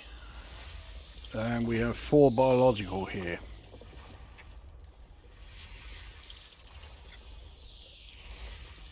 One there. System scan complete. Alright, so B and C. Around planet 1.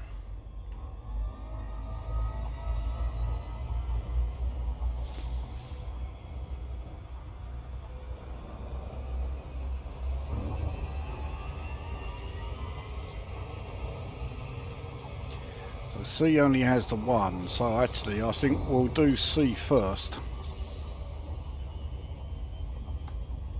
And B with a 4 there.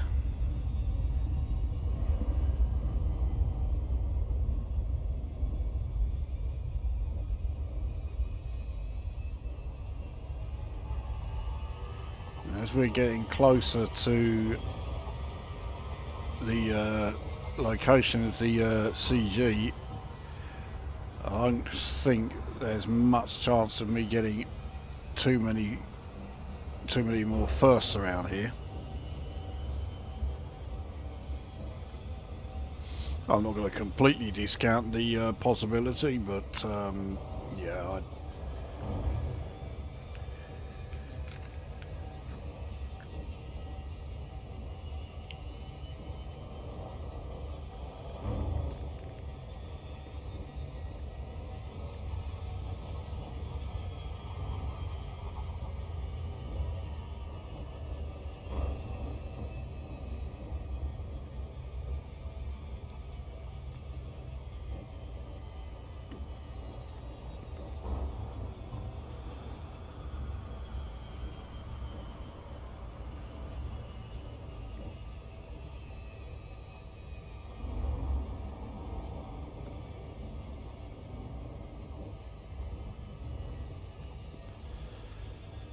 so this will almost certainly be bacterium again.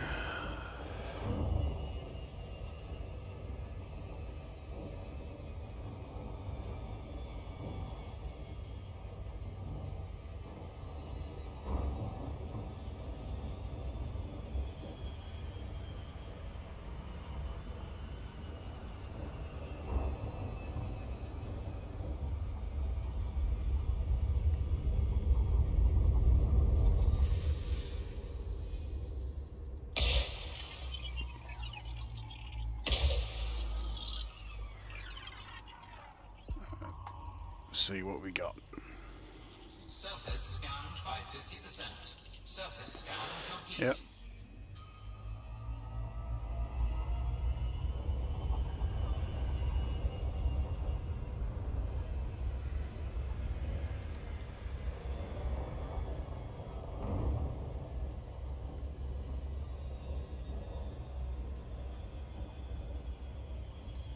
Orbital flight engaged. Clearly there's none within the craters, but around the edges it looks pretty good. That's where I always go. Yeah, that one looks alright. We'll head there.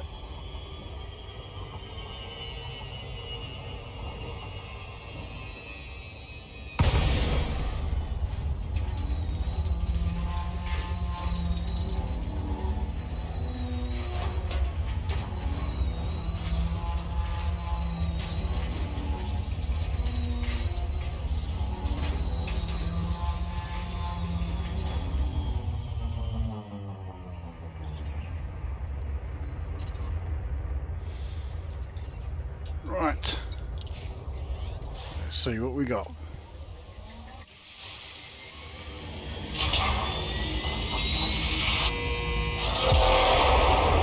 Gear deployed.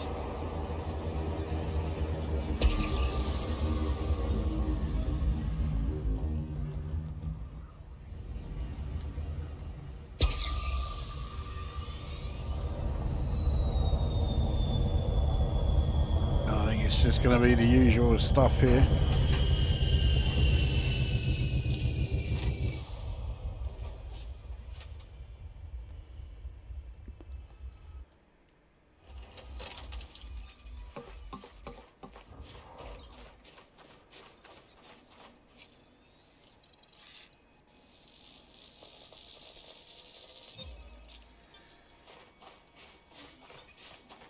Bacterium erases green. I've added that in fucking millions of times. I don't think anyone at Vista Genomics will be delighted to have that brought into them.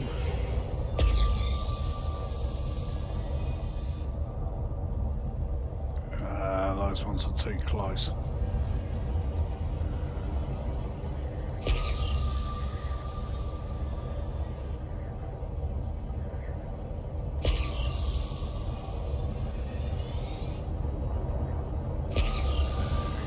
this one.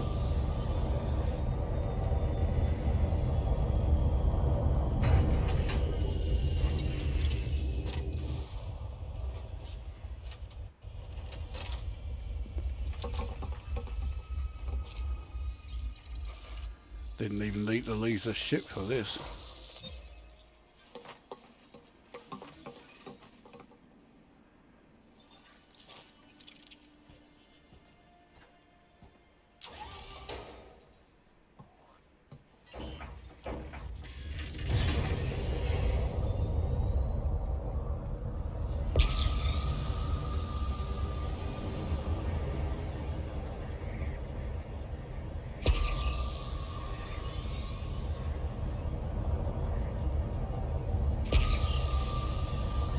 Right down ahead.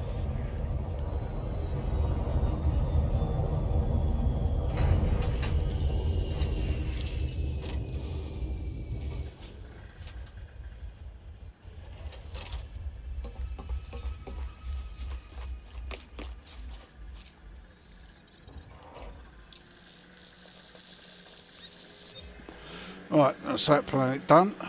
Well, that moon, I should say.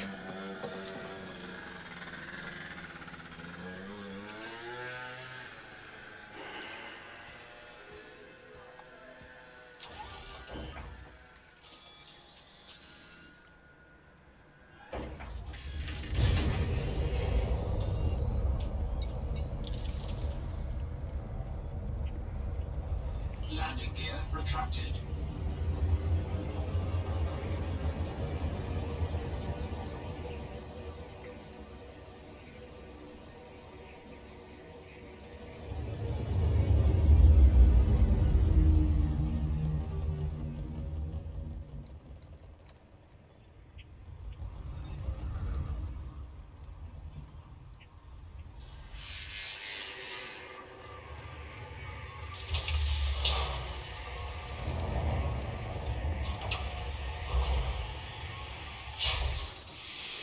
I do know that the fuel that the Nomad carries is extremely generous. I've done one moon that had 9 biological signals on there. Didn't even get close to being half used. So yeah, fuel wise you're more than fine with it.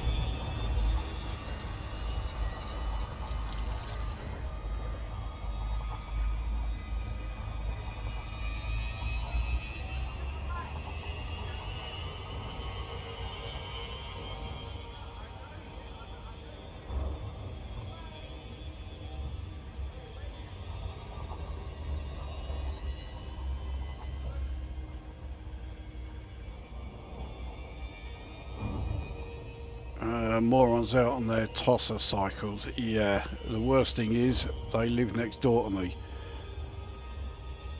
and they're fucking teenagers, so you know that they are going to be doing it constantly and not give a toss about the fact that they are pissing off everybody else on the street by just constantly riding up and down and not taking the thing out of first gear, so they're revving the bollocks off the thing while it barely moves. And yeah.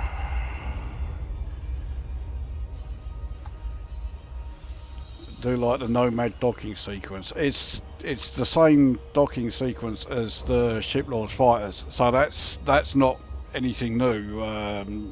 There they've just used the same one that they had before.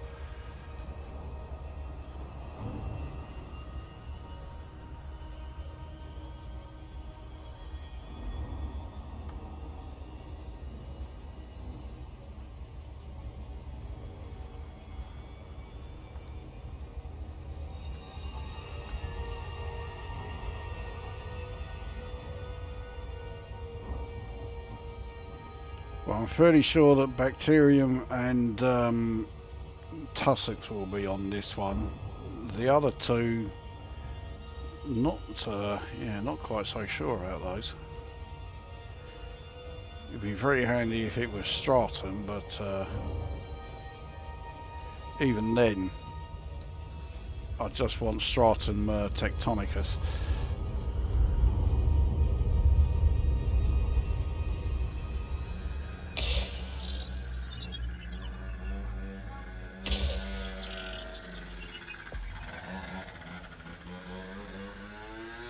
Surface scanned by 50%.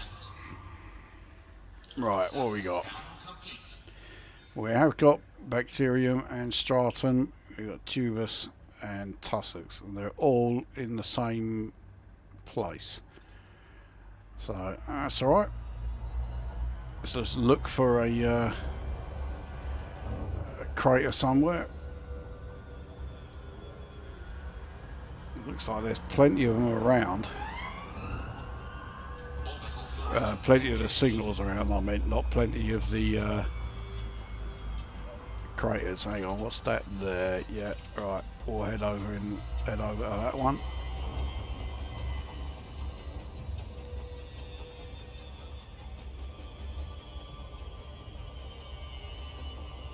So fuck it, we'll head over to this one.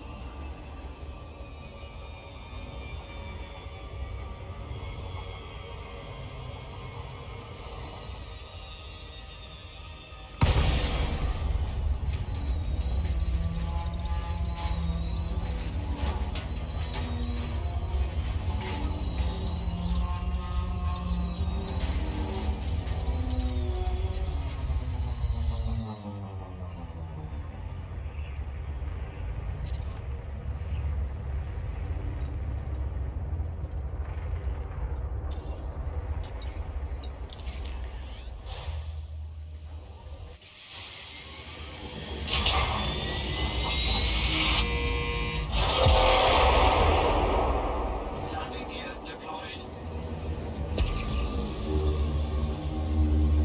Oh, there's certainly no shortage of stratum.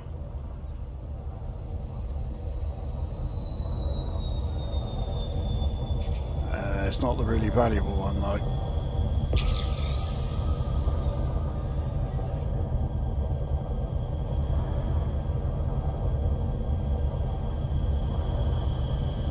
Okay, I'm not seeing anything else in the area, so we'll get out, because the tussocks have a habit of not appearing until you are either on the surface or very close to it.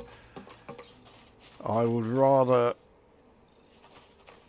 scan those first, but I'm not seeing the slightest sight of them, so fuck it, right, we'll do these.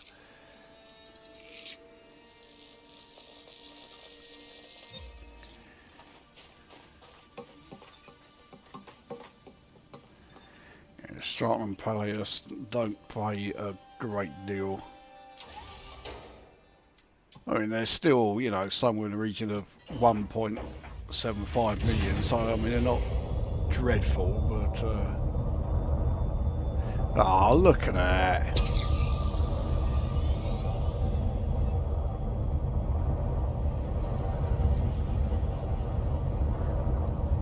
We've got more over here as well.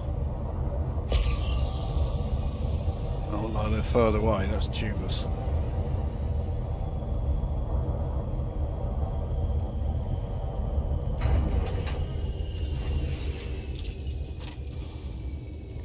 So I've seen at least one of all four just in this small area.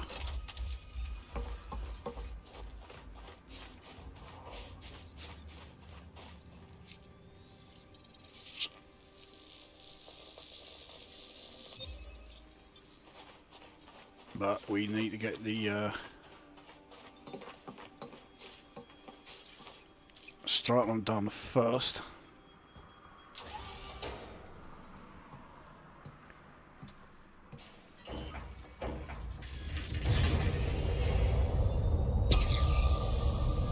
Close. Those ones there are not.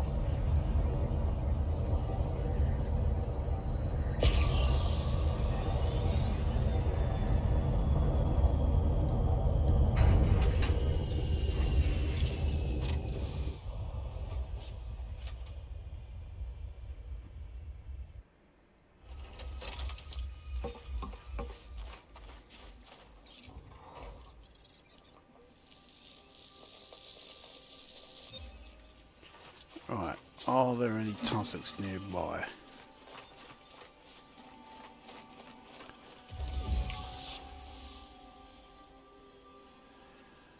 No, there are the tubers, but I want to do the tubers last.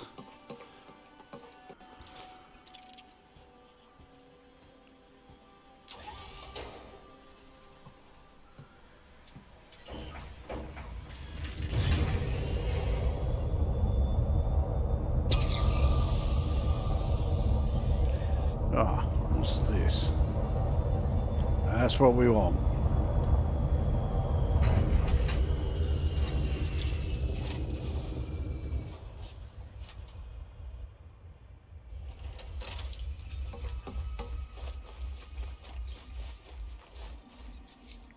I think this is one of the more valuable tussock varieties.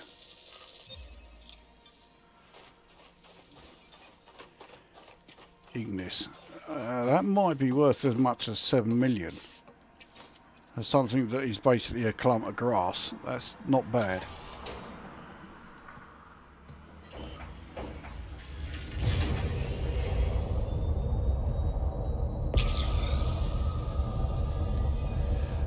Over here.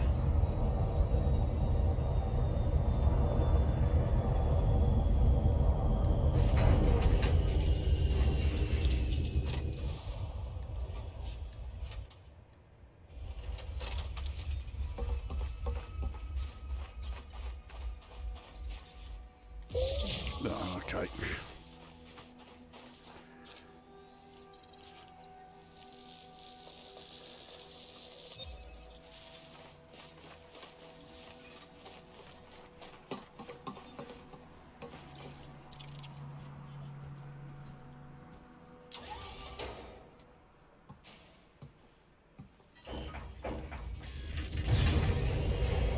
Right. Just need one more.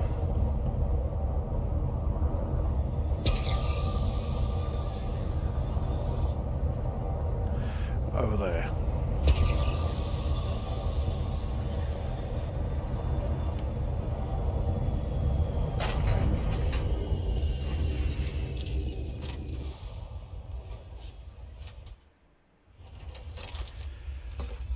I dare say that if you've not seen the Nomad in action up until now, you can't deny it really does transform the search for exobiology. It makes it so much easier and a lot less tedious.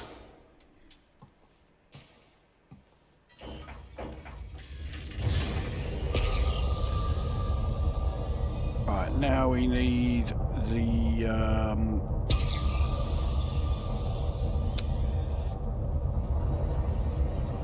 bacterium, that's it.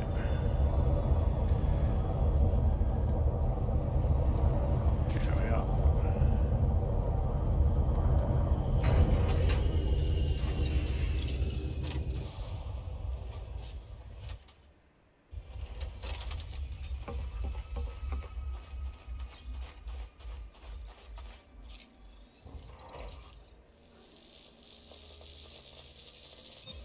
It's a lot easier now that we've scanned the first one, because now we're just going to get the green signal will tell us straight away that it's bacteria. If it's not, then it'll be either blue or pink, so it'll be easy to spot.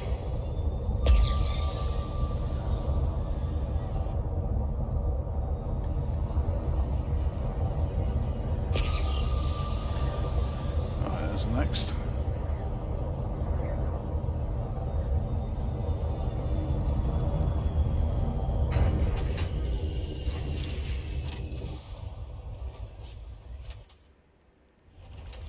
Just dawned on me, yeah, I didn't get the first footfall, so none of these are going to be first discovered.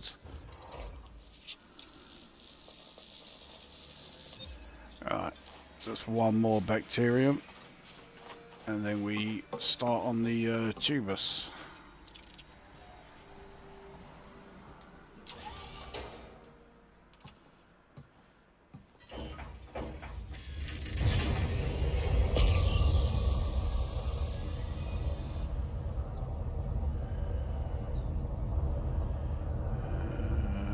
I think I've moved away from the edge of the crater somewhat.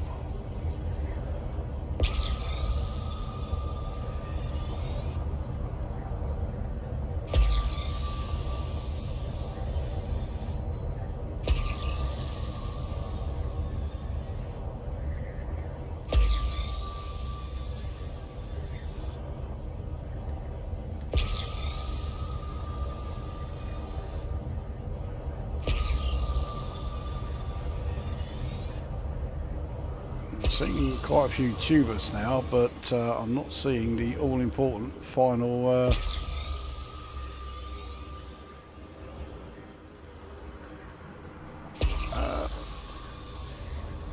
final bacterium.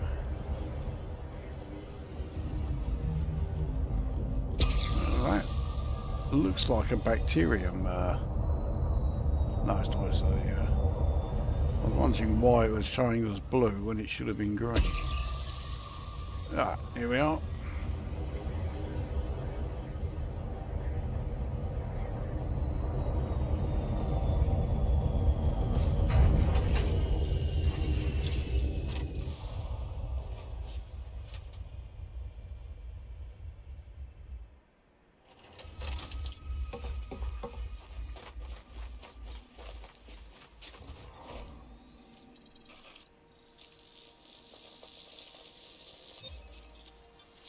Alright, so now it's just the tubers to get.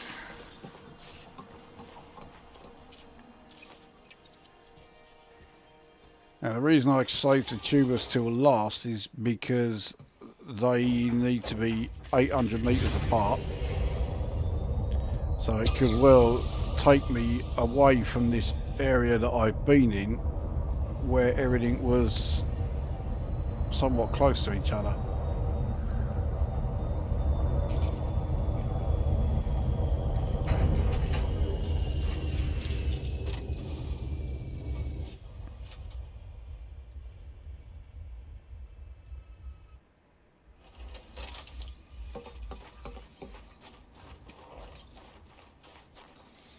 I think this is a compagibus red.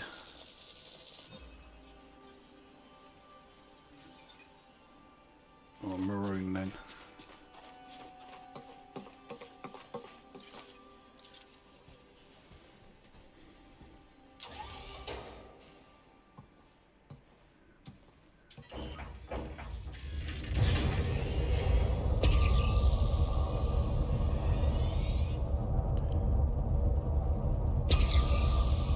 Now we got a fair distance to go, well 800 metres to go before we find the next green, and there's one right there.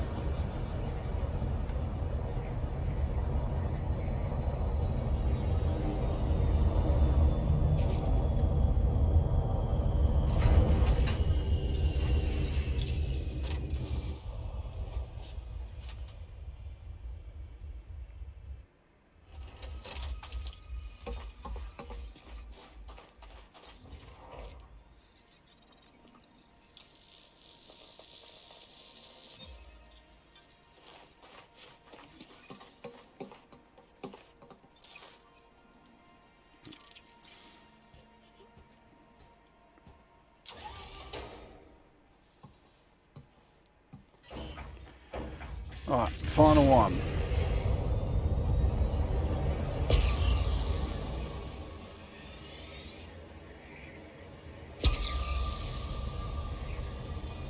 Whoa, there's a green right below me.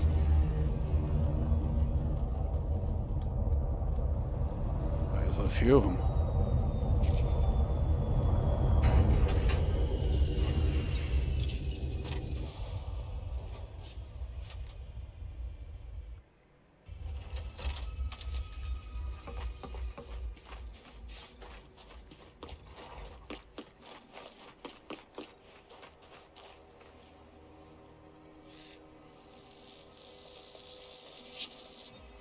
There we go, moon done. That's this system done.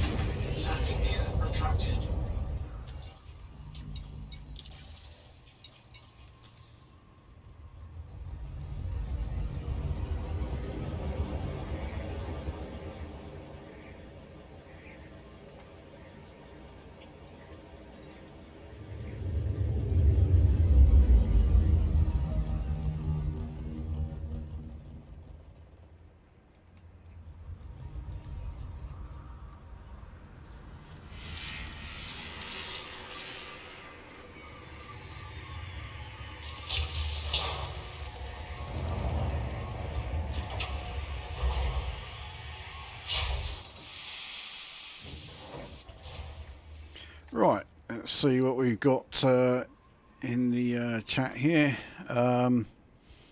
Nomad Canyon racing could be a thing. I think definitely. Yeah, I don't think you're the first to think up that idea. I think it's definitely one that that will definitely become a thing, especially once the Nomad is available for in-game credits. Dirty Dago's game is a 0-0 Boarfest. That doesn't come as a big surprise. They're both playing really cautious. I mean, this is the chance to finally get shot of fucking Cristiano Ronaldo, so hopefully Spain make full use of it. Still don't know why they keep that optional mini game in the exoscanner. Obviously no one does it. They haven't. The mini game thing, that was only ever in the alpha. That's long since gone. It's just a display showing you, you know, that you are scanning it, but that's all it's doing. The mini game part of it is long gone. Shift drive charging. 4, 3, 2,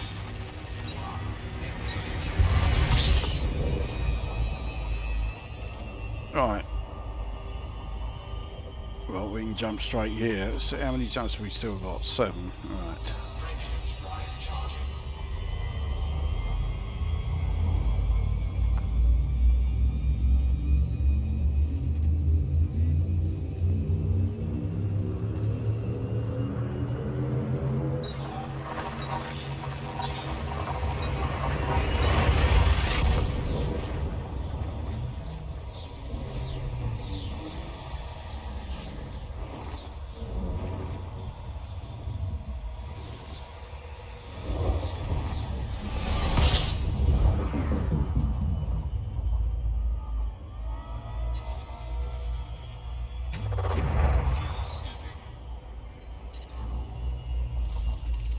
See what we've got here. Plenty of, well, yeah, plenty of those, but yeah, plenty of gas giants. Fuel scooping complete.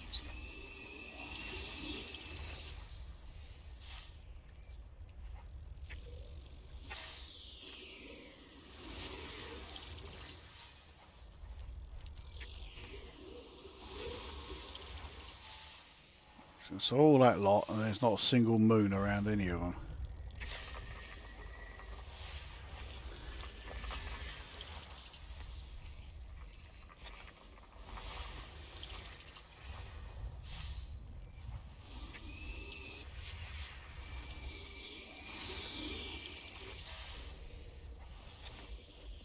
Class 1 with Rockies. Right, biological there. And there, I think we've got a few here. 5 there. 4 here. Okay, none on A. None on F. But Planet 2 is definitely warranting further investigation. What am I doing?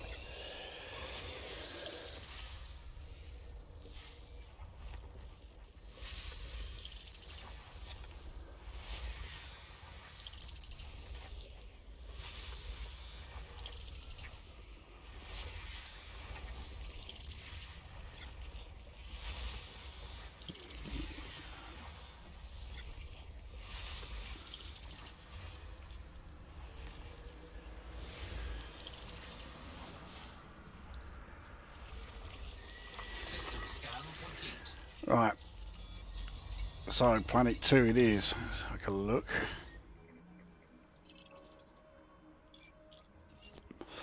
Four of them. That's not too bad.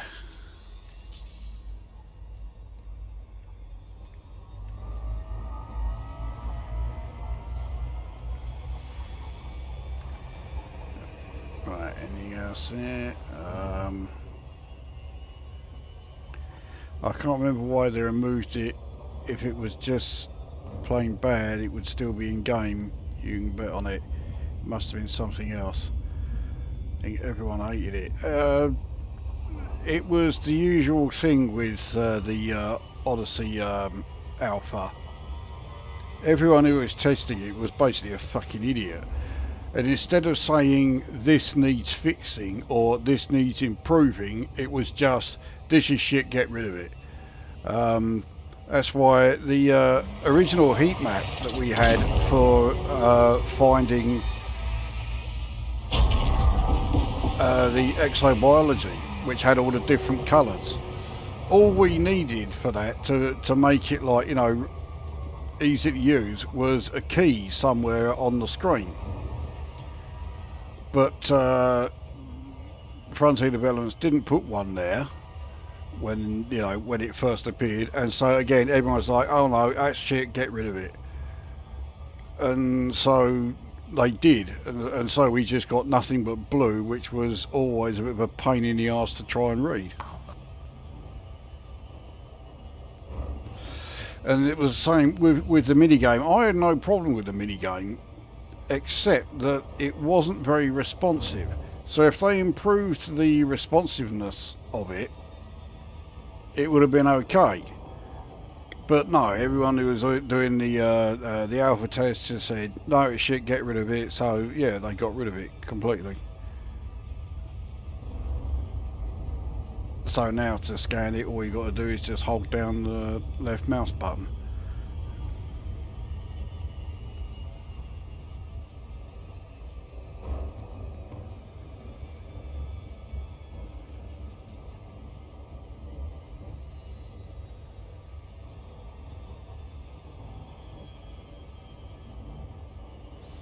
So there certainly was a degree of, you know, the more vocal within the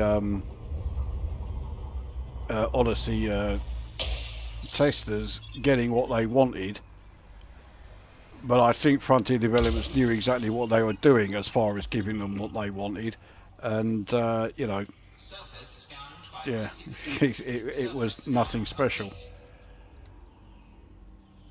Right, well, this is quite a mix. So we've got bacterium, concha, frutexa, tussock. Right, the concha and frutexa are all in one area.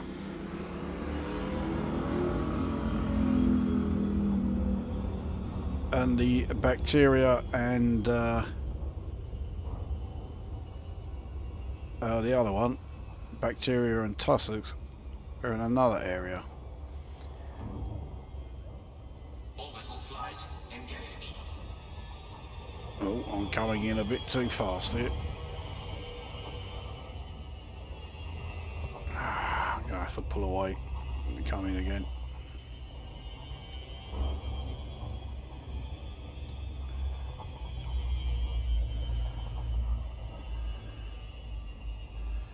Let's try this time.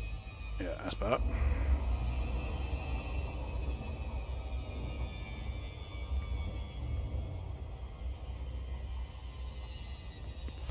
Now, because this is such a small area, I can't, well, I don't have the luxury of saying, right, we'll check around a crater. Now, mind you, there is a crater right in the middle of it.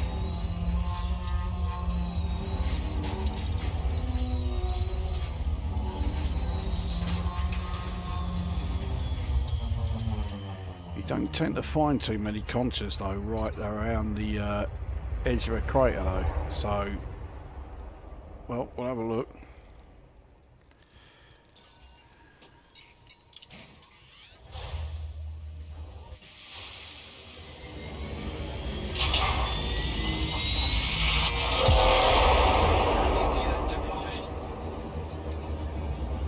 I think we're too high at the moment.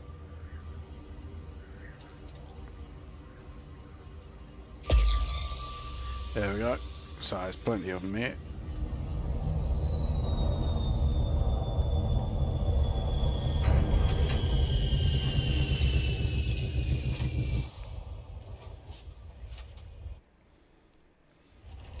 conchas don't need to be all that far apart, so I think actually that looks like through texture I found.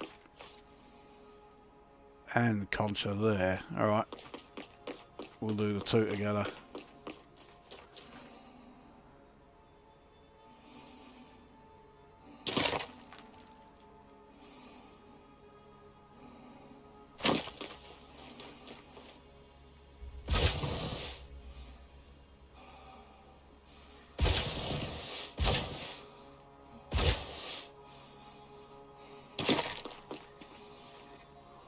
Yeah, that would help, wouldn't it?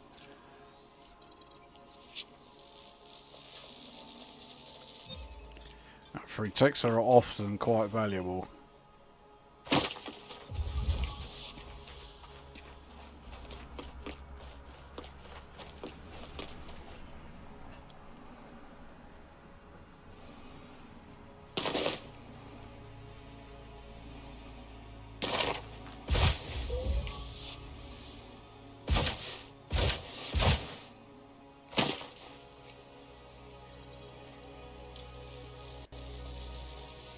Well, I think the worst this will be is 4 million for this, yeah, these through Texas here.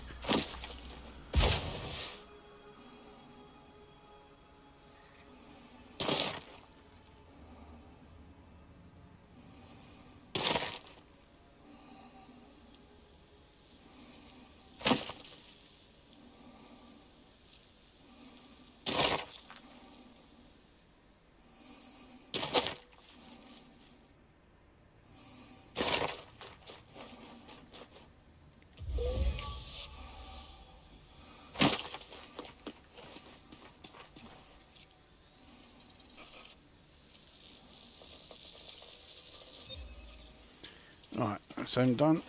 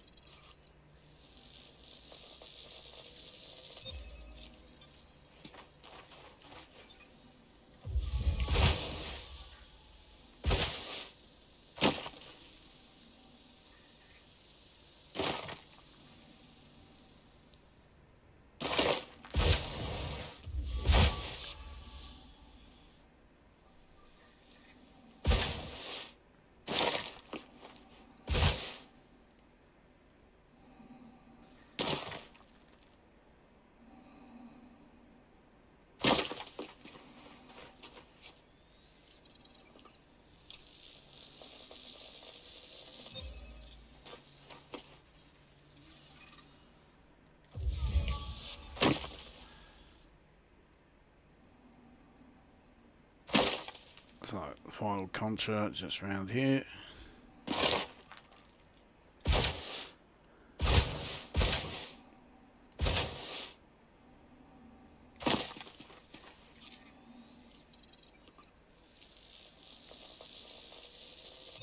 Right, so that's two. So the tussock and the bacteria, we know are not in this area, so we will have to go back up into orbit.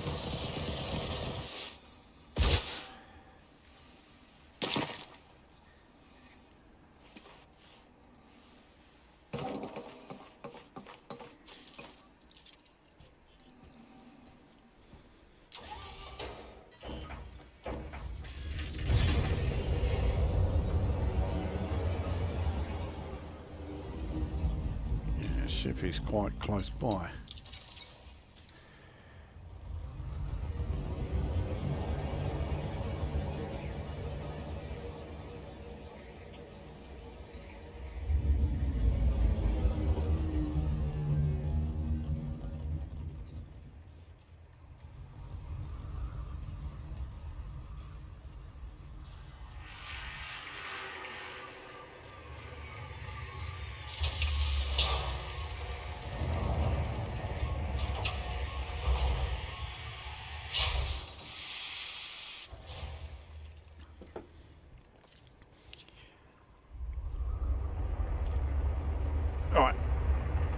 back in orbit we go.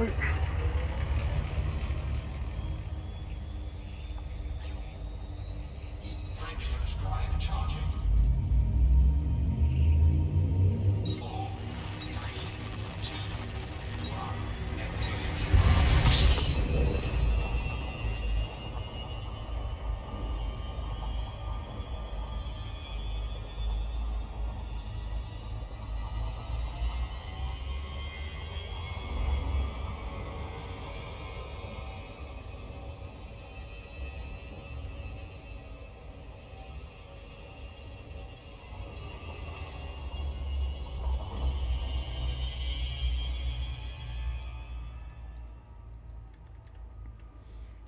Right.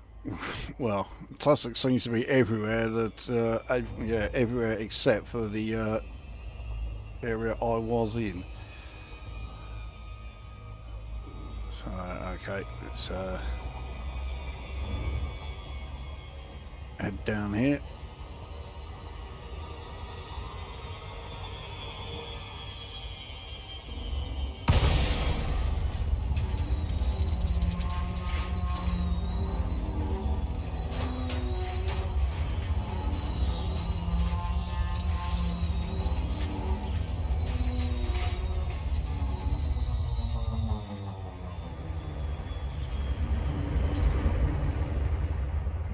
Whoa, I'm heading down a bit sharpish here.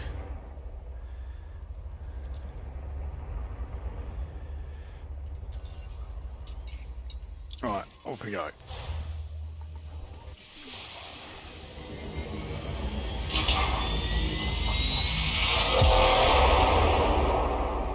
Landing gear deployed.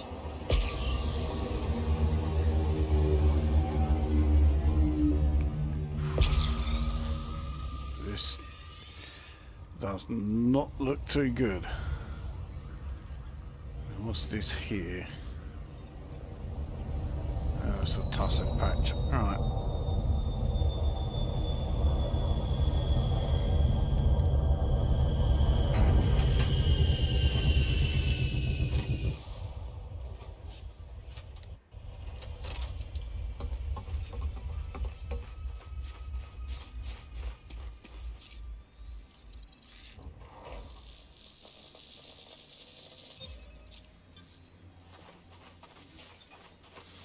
I think Ventusa is definitely a valuable tussock variety.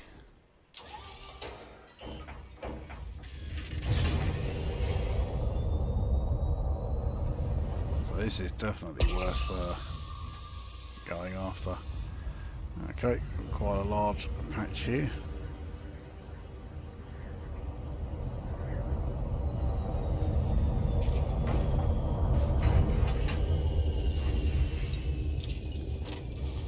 But see, if you didn't have the Nomad, and therefore you didn't have the biological scanner while still flying around, you're going to have to try and find these things against this background. I mean, it is, yeah, a real sort of pain in the arse. So this thing really does make a big old difference. Next one's just right over here.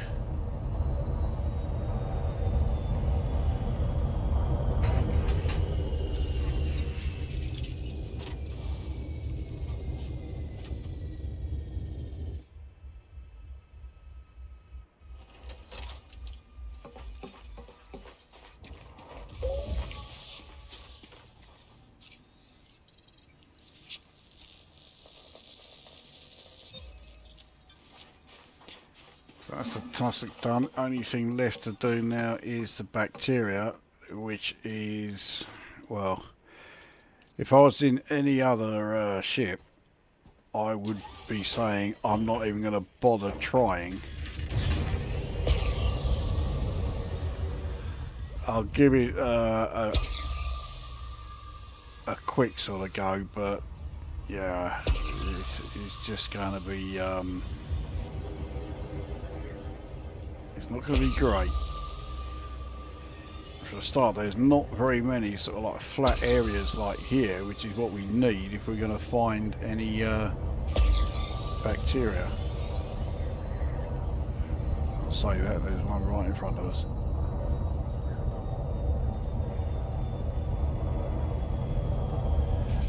It's another of the El Cheapo 1 million jobs.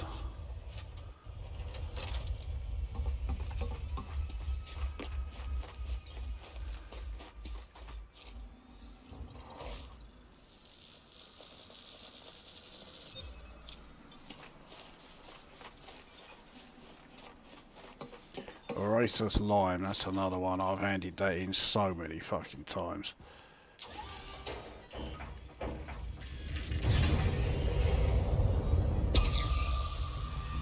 Oh, next one, dead ahead.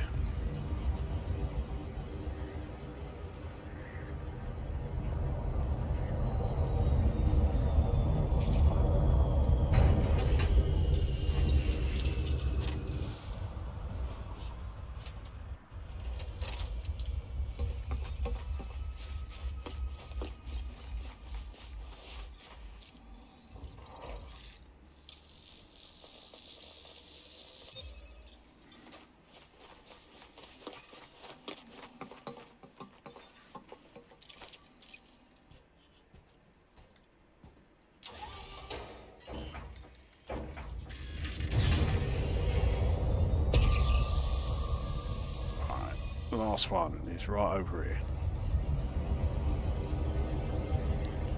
Well, I thought that was going to be a real pain in the arse to find them. I mean, that just shows how useful this thing really is.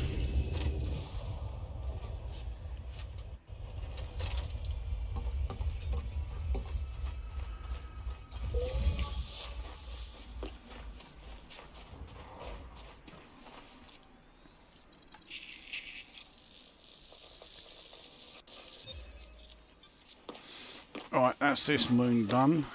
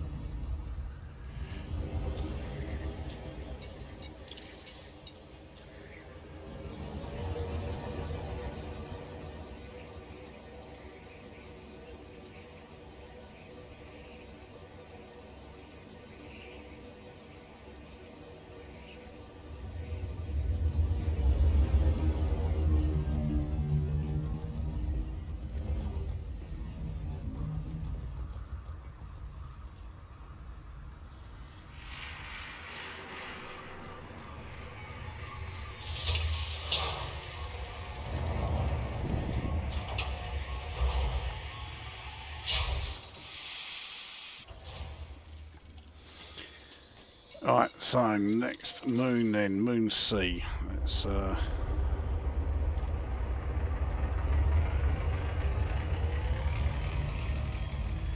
we got here.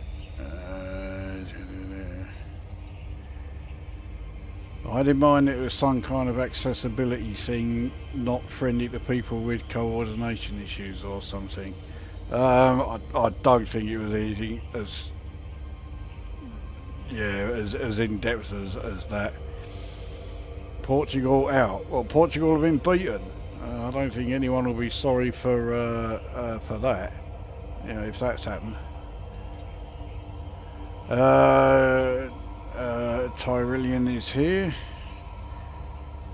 You can do exobiology on the dark side of the planet too now. I mean, I've done exobiology on the dark side of the planet several times, largely because I've had to, but yeah, I have done that, so I mean, it was always an option. I know what you mean though, it makes it a hell of a lot easier, yeah. Instead of having to, you know, constantly get out of your ship because you can't see a fucking thing, yeah. Now you've got the light patches there to tell you exactly where you need to go. So yeah, it really does transform it. Peter has arrived. Yet this is for the CG. I wasn't going to, but it was chosen for me, so yeah, I'm making my way out there. So I'm 6 jumps away from the system that yeah, where we need to sign up. Obviously I will sign up before I hand in any of my exobiology. It is only the exobiology that counts towards it, not the exploration data.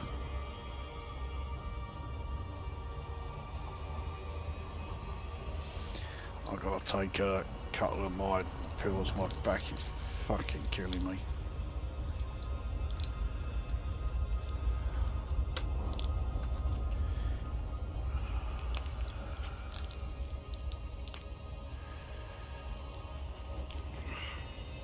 Never get these solid things out of here.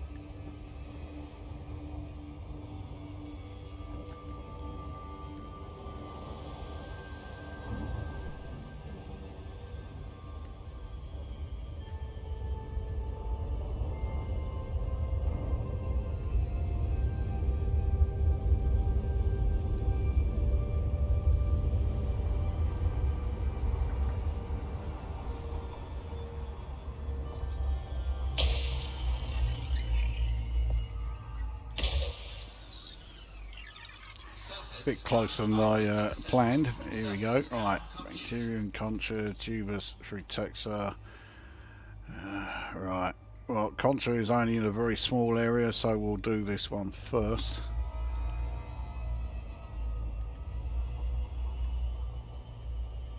Orbital flight engaged.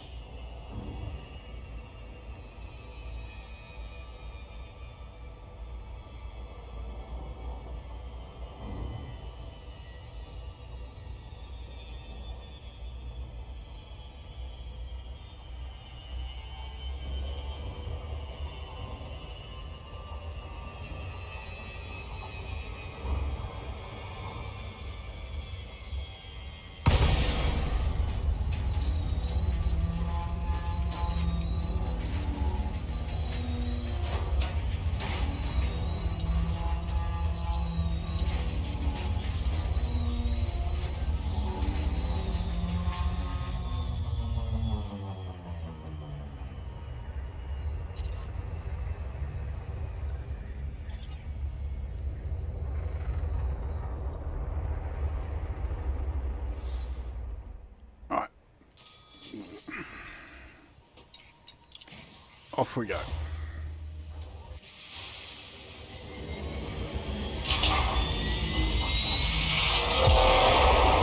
Landing gear deployed.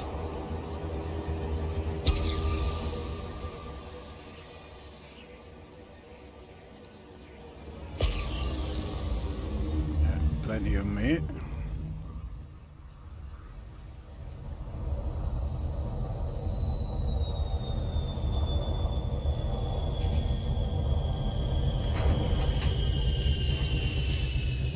Well, we can get all of these in walking distance.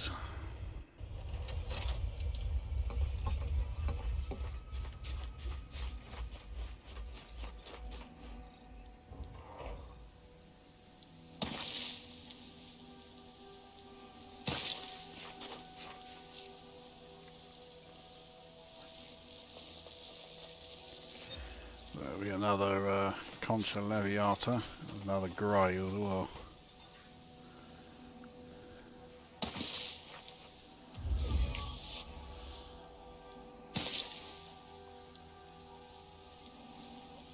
there's something else over there with those other conchas.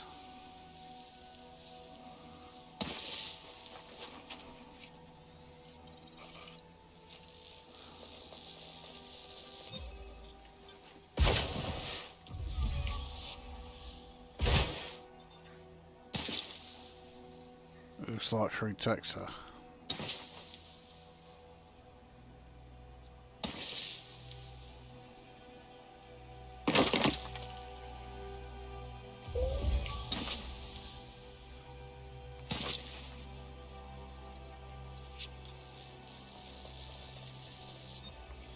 Right, so that's one here.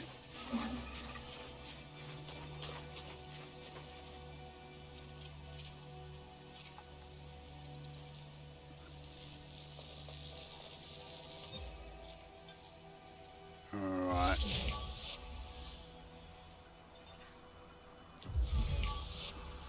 Don't think there's any more through Texas in the immediate area.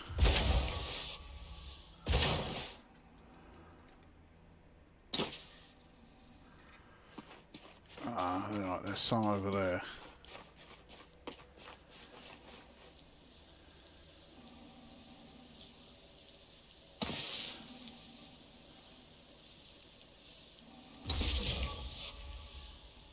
Oh, blimey, they're a lot further away than I thought. Oh.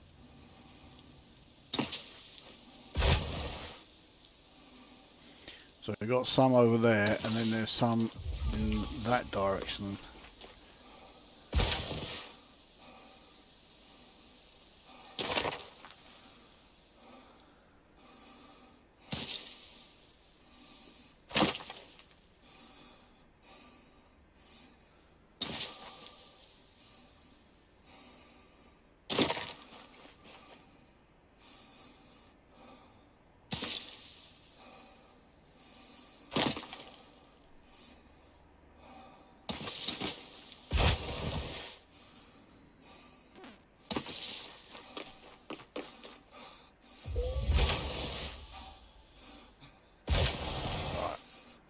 Do this one here.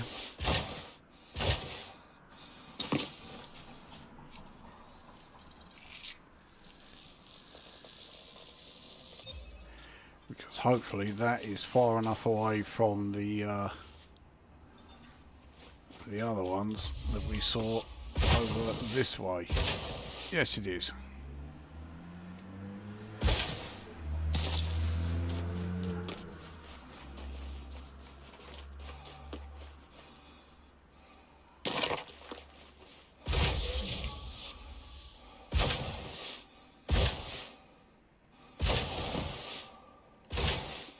So that's the concha and the frutex are done.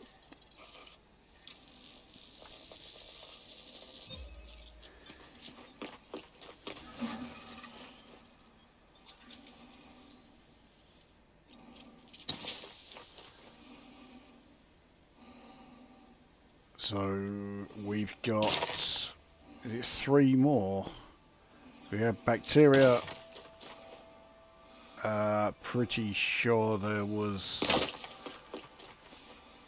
tussock. Well, I think there was tubus as well.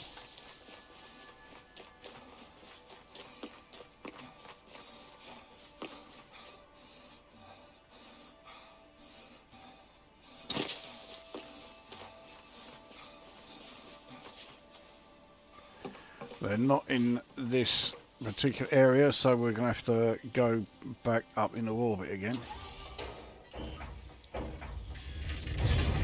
Landing gear retracted.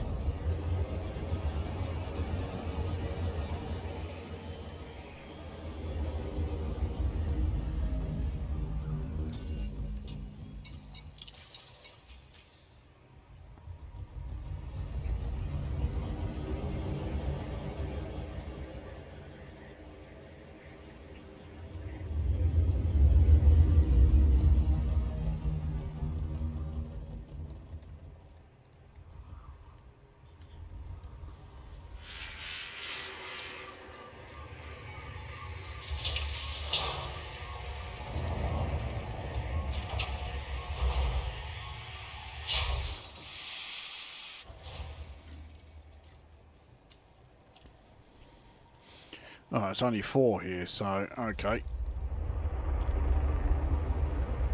That's alright. Well, hopefully, just like the previous moon, we'll find the second 2 in the same region together. There's no reason why we shouldn't. Right, where's well, I mean the remember what originally appeared to come from this area, the first Stargoid Tyrannus. I didn't realise it was from this region. Just south of the heavily permit-locked NGC 2264 sector. I have a feeling that will be the first ever permit sector unlocked. And that's when we'll need the Radicoida perks. I mean, I've got quite a few Radicoida seeds because I just get this feeling, yeah, they are going to be needed. I've no idea what for. Oh, so it's bacterium and tubus. Okay. So yeah, I've no idea what yeah, what the Radicoida Unico seeds will be needed for specifically, but yeah, I think we can safely say they will be rather important.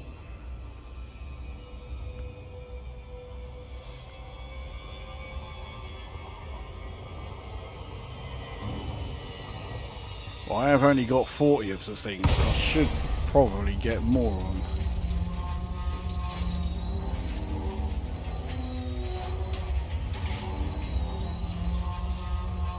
Not that it's particularly difficult to get them, so you know, if I do need more, I can easily just nip over there and get them.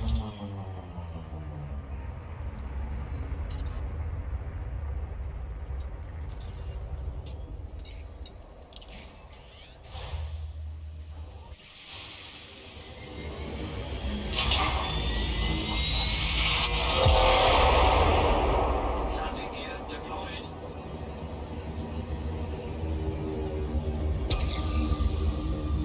Oh, well, there's bacteria there.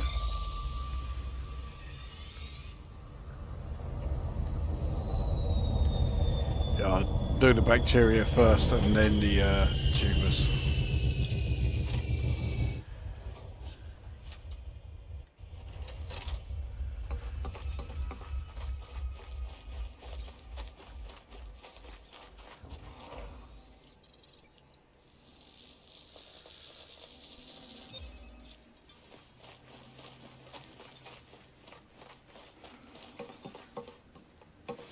Yeah, I always thought that it was the Coal 70 sector, which I know is also very heavily permit locked. I always thought that was the area where the Thargoids, I don't know if they necessarily originated from there, but I know there was quite a hefty Thargoid presence in there.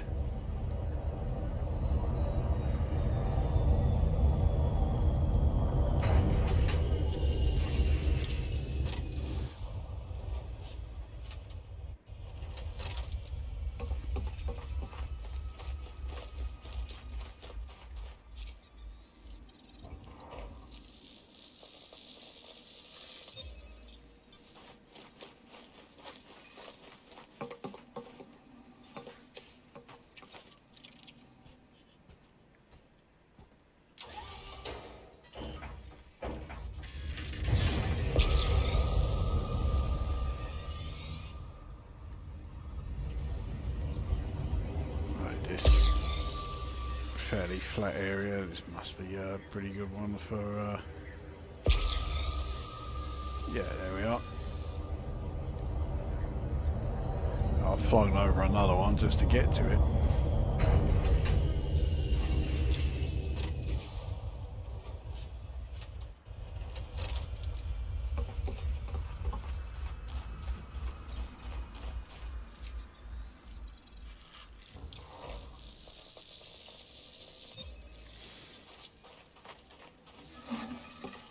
just the tubers left.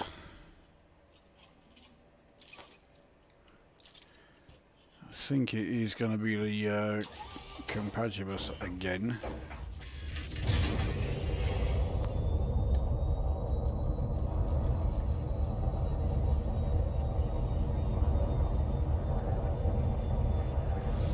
Yeah, it is.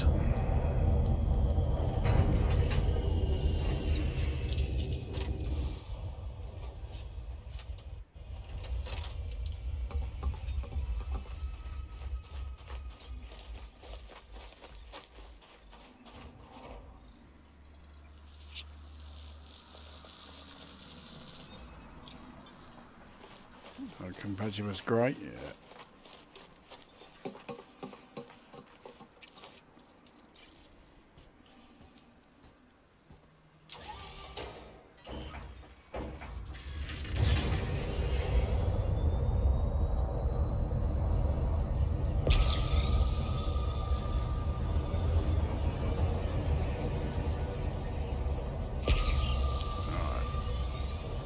Greens here.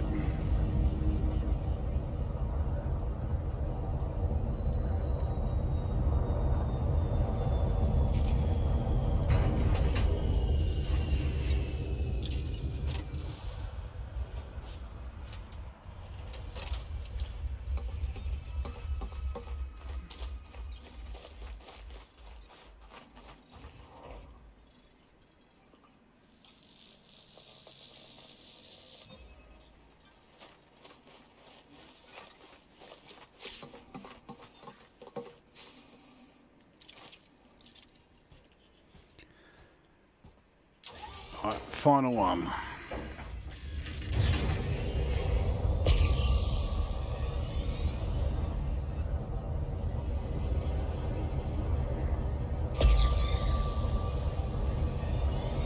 Right there.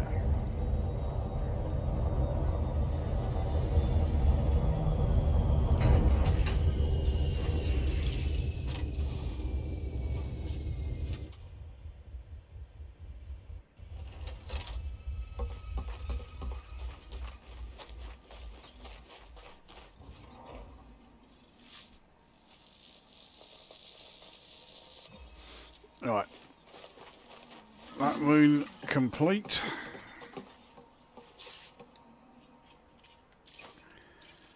So moon D will be next. Landing gear retracted.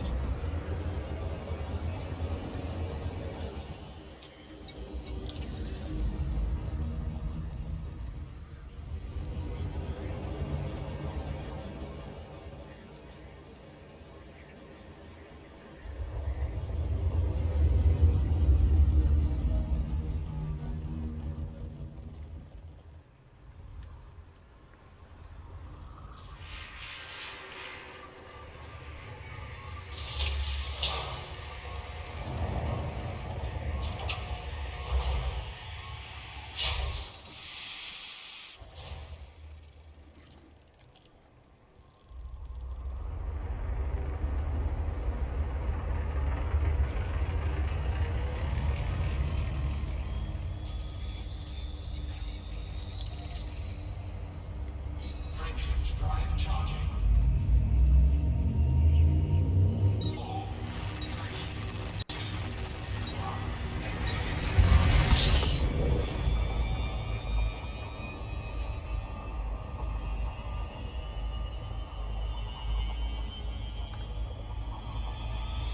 1. Right, where are we?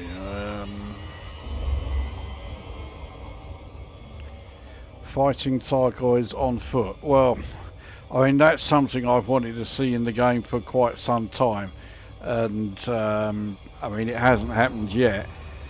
It'll be great, you know, to have it included, but I'm not all that confident that it will.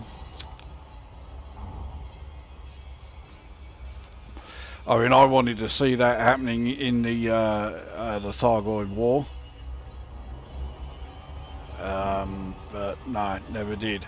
I would be quite satisfied if we just had, you know, another Titan come along and sort of like hang around the outskirts of the populated zone. So then we would have, you know, the as well as the Titan back, we'd have the Spire sites back. You know, we'd have the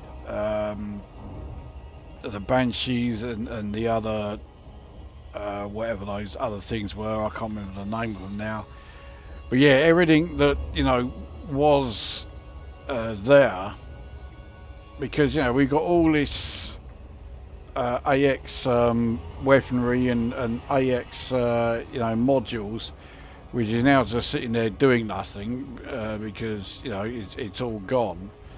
So yeah, just find some reason to bring it all back again.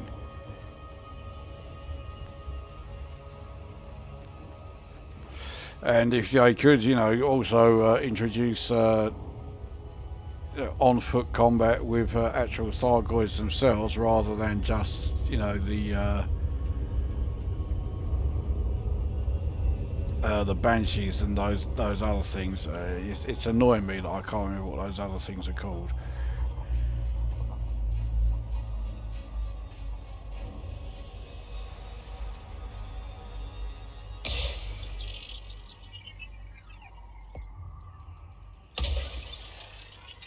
Surface scanned by 50%. Surface scan Right. complete. So we have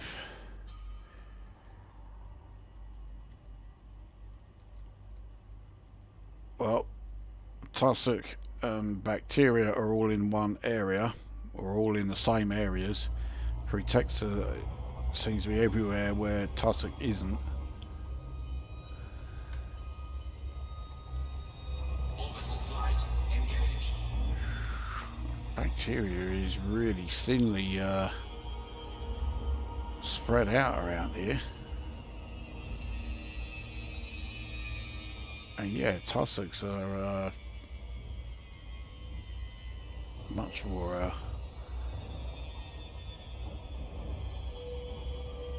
widely dispersed, shall we say.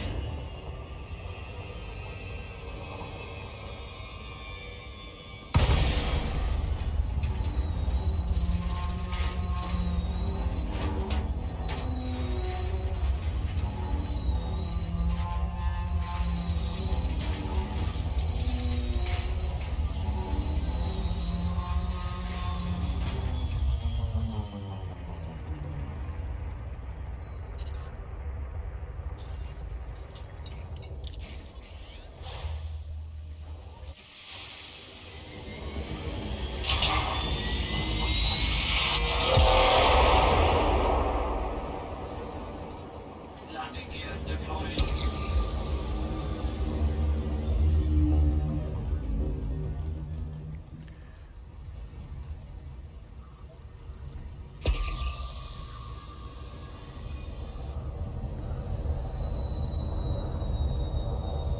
What we got there? That's a tussock.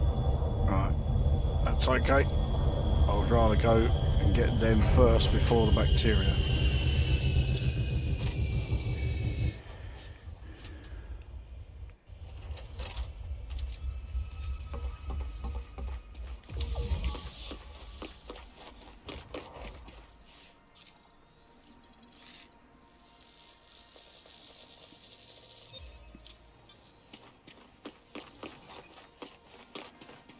Ventusa Yo.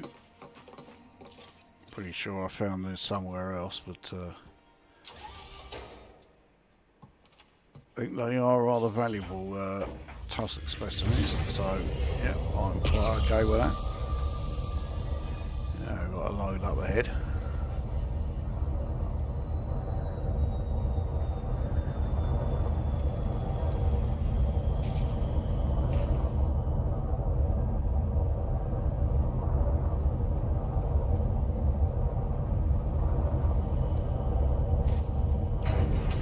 First time the thing was being a bit of a pain in the arse to land.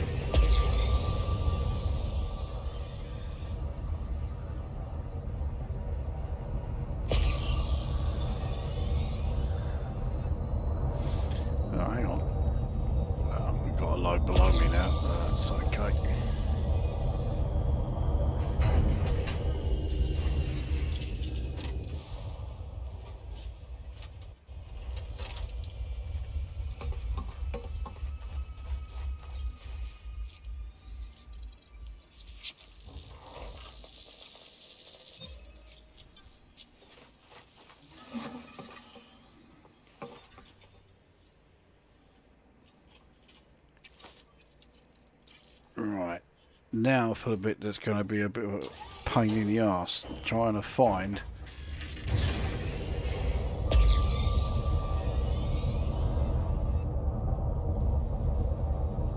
any bacteria.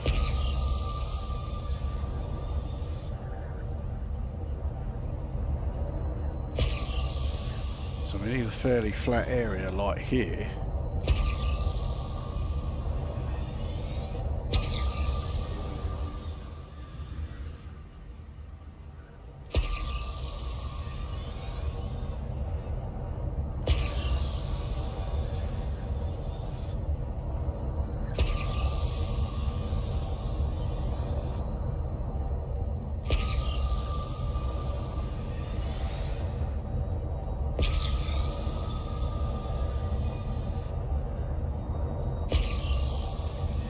Here we go.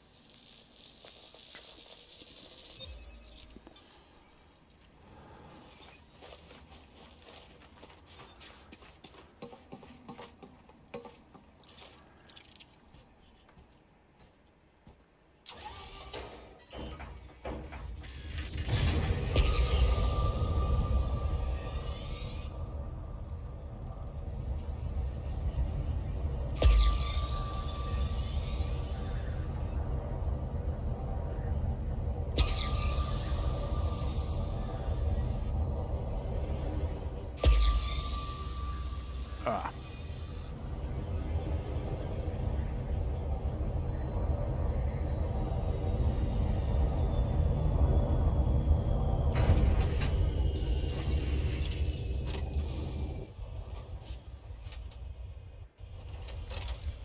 So I would never have found these without this thing.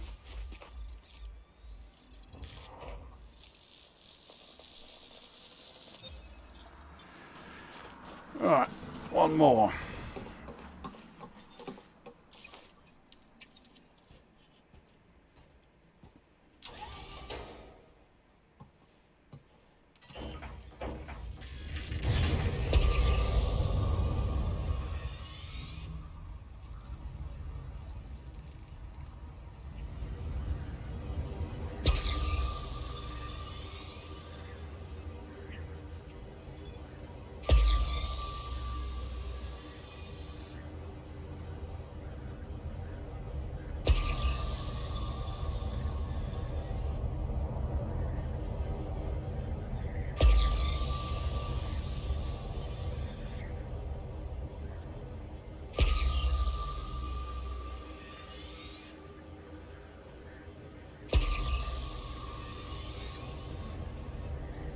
This area is not smooth enough.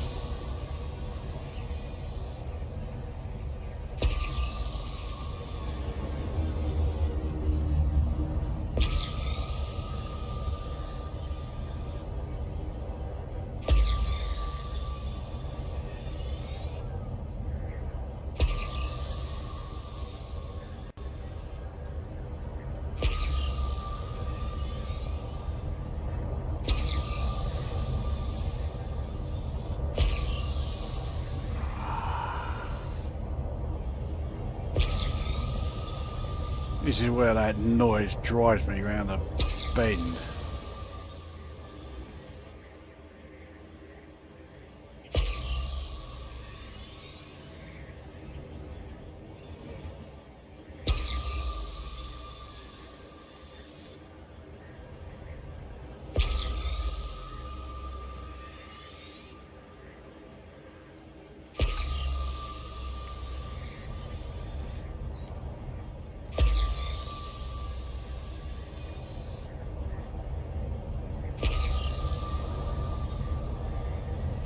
Mm-hmm.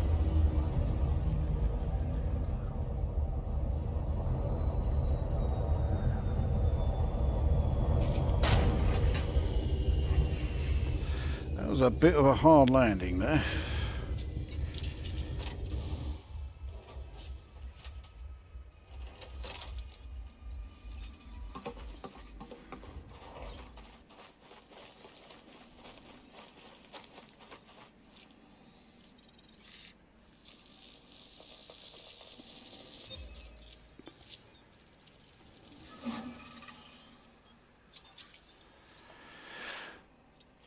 Okay, right.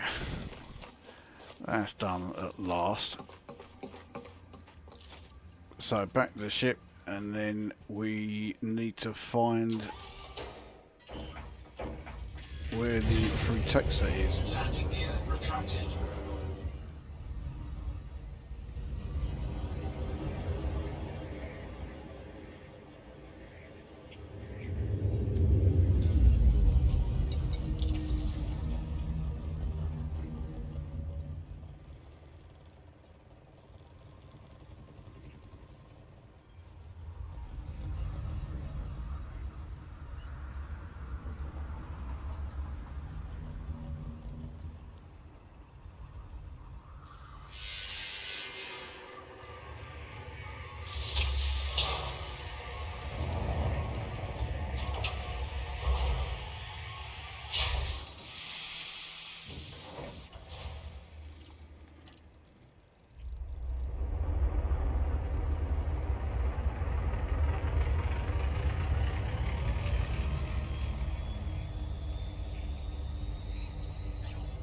Frameshift drive charging. 4, 3, 2,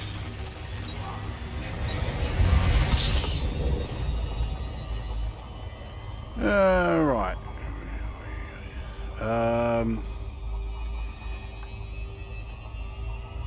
FDev has tons and tons of both Guardian and Cygoid assets in the game. They shouldn't go to waste, especially with a dev team that has to watch its resources. Yeah, exactly. So many of them there, so you know, give us a reason to start using them again. Revenants, that's the thing. Yeah, that's what I meant. Scavengers, no, scavengers are bugger all. That noise is just as grating as when scanning rocks during mining. Yeah, actually it's more grating during the mining, because so often you're finding, well, as I say, so often you're finding nothing, but yeah, I wasn't exactly overwhelmed with how much I was finding here, but Orbital flight engaged. no, hang on, am I looking for, yeah I am, right.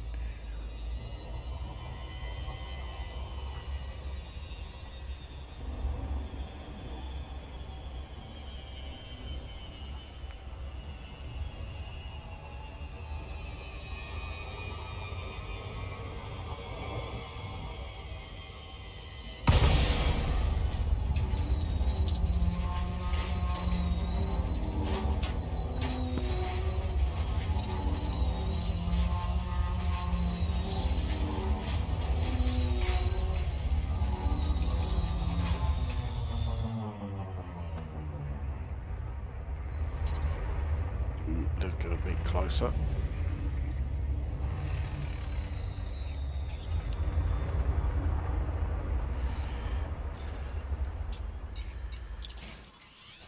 Right, let's find these fruit taxa, because these things are certainly valuable. So I don't want to leave here without finding any of these. Landing gear deployed.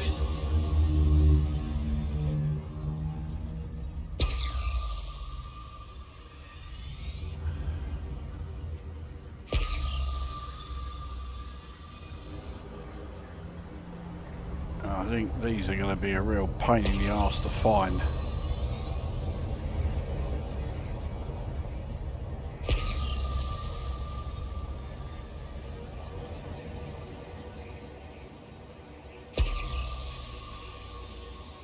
Ah.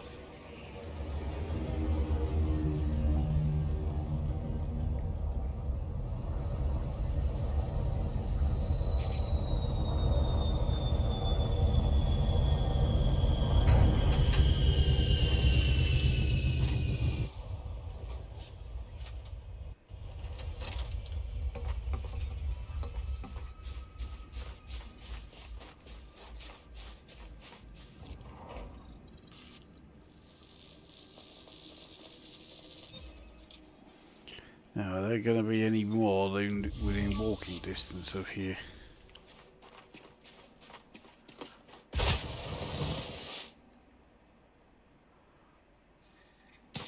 Yes,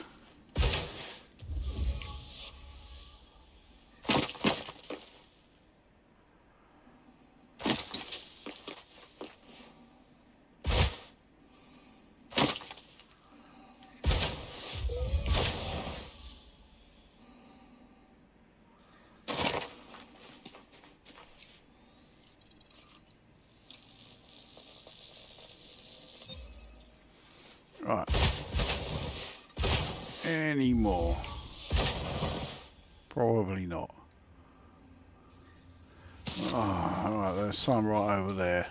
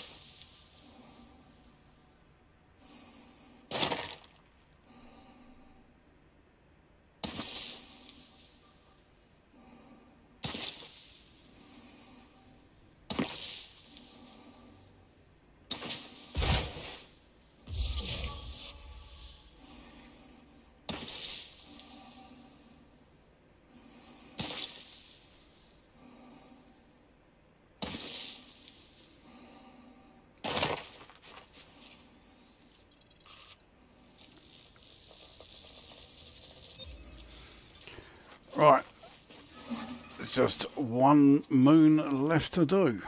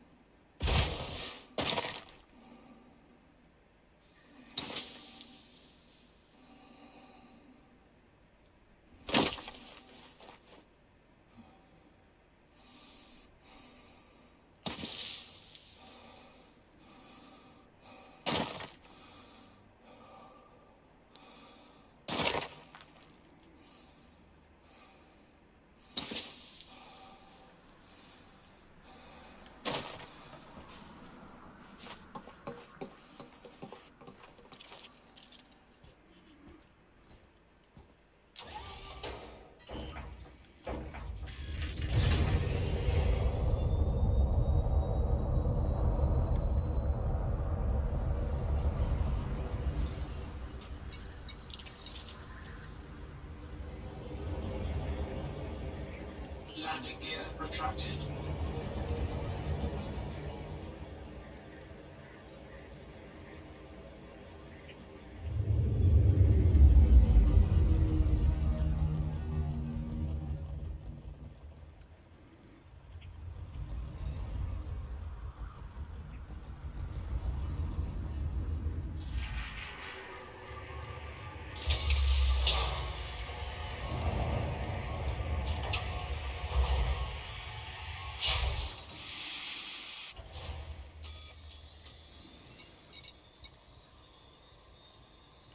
Alright, Moon E.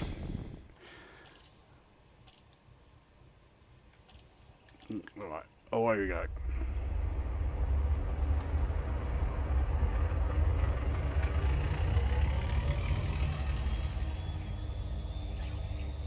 Frameshift drive charging. 4, 3, 2, 1.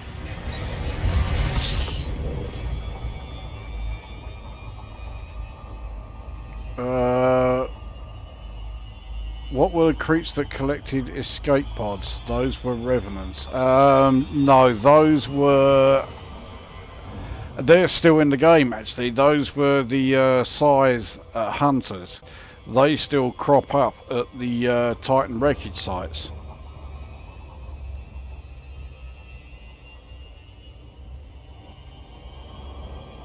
They're pretty simple to take out, actually. The other ones, the glaives, they were a lot more difficult, but the scythes are, yeah, pretty simple to deal with. What's it on there? Your character sounds like he's a smoker. Oh, he's fits in well with me then, yeah.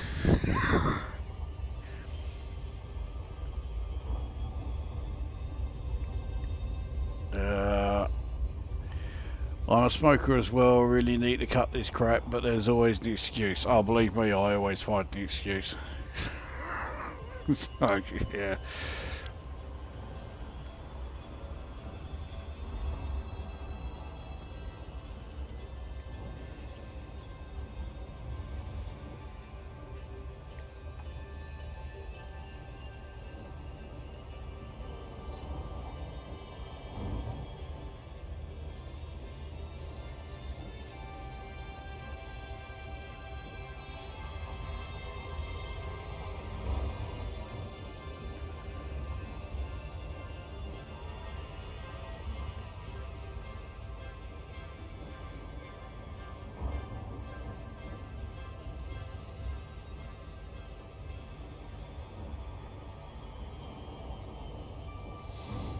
Now, I have a feeling this is the moon that has 5 signals.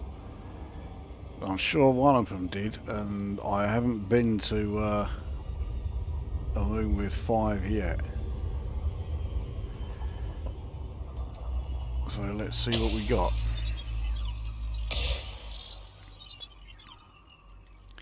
Get a bit closer.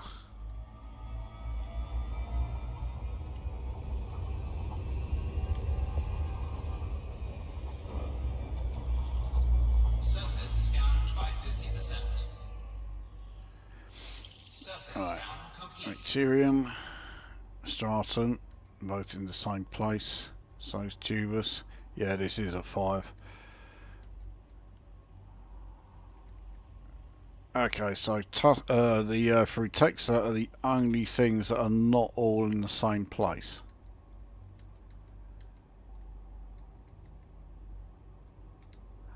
Okay. That shouldn't make it too difficult to find them.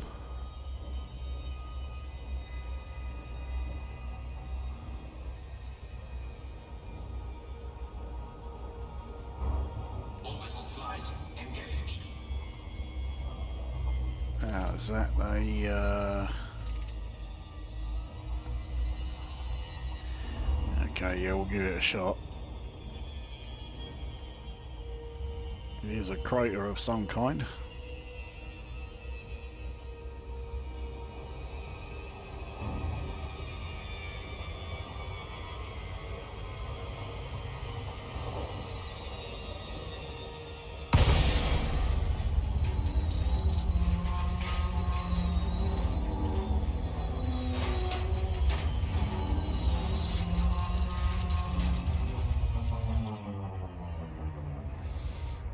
Alright, that is definitely close enough. Let's piss off out of here.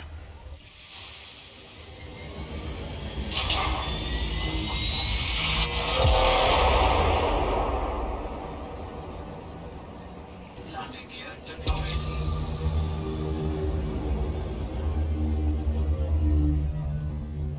Right, what do we have back here? Well, we've got stratums, we've got tubus, and we've got what looks like tussocks. So yeah, I definitely want to get the tussocks done first.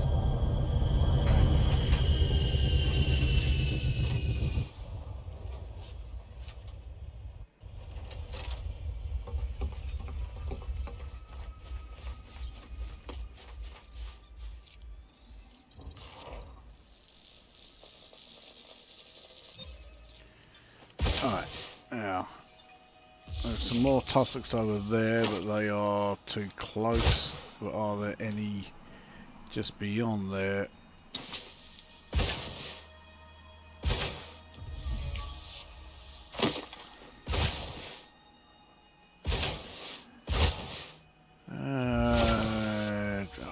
Right, there's some right over there.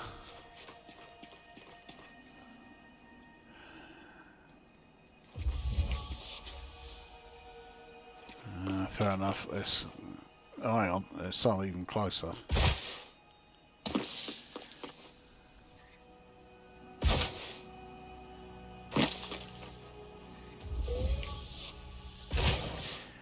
Well, obviously, if we scan these, those other ones up ahead will now be too close. Yeah.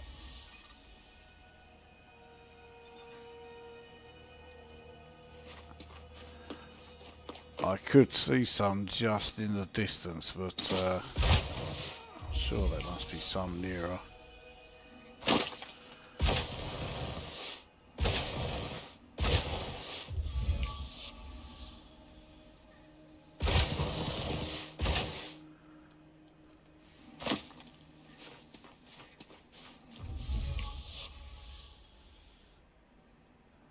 I can see one again. Oh, hang on. What about over here? Are these too close? Oh, too close. Bollocks.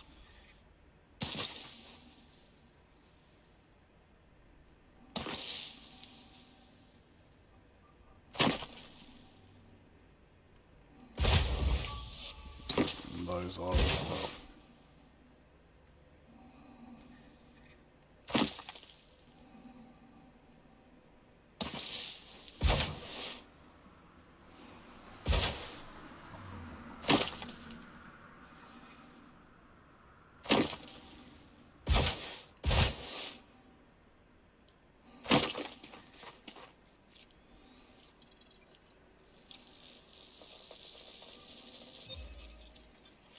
Right, so that's the tussocks done.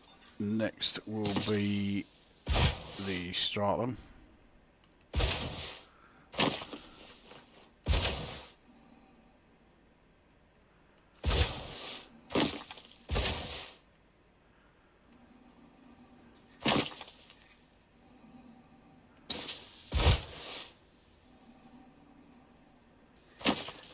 This is the least valuable of the stratum variants.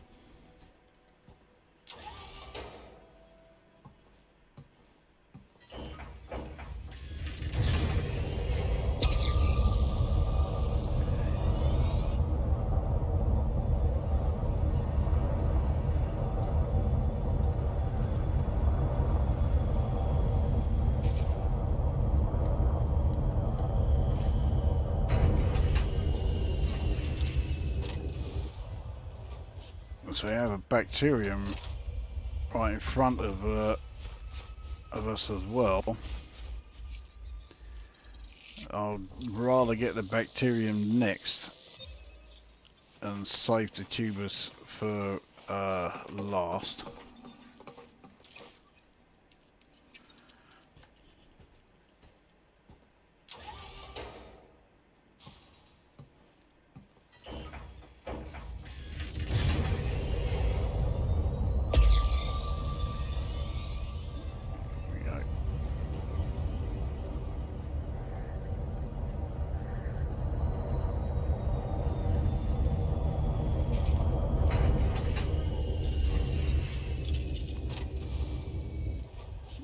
I mean, there's no way you would be able to land any other ship here.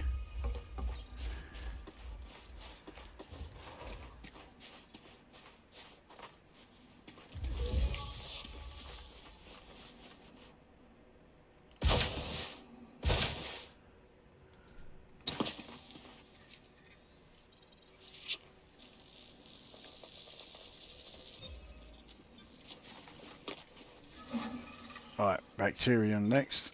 We know there's one quite close by, just behind us.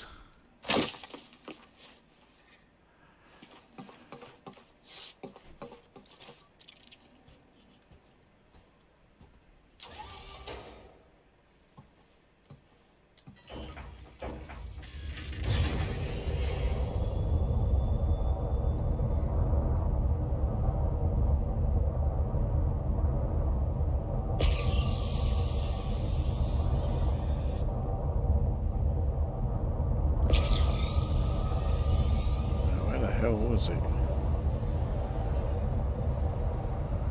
Right here.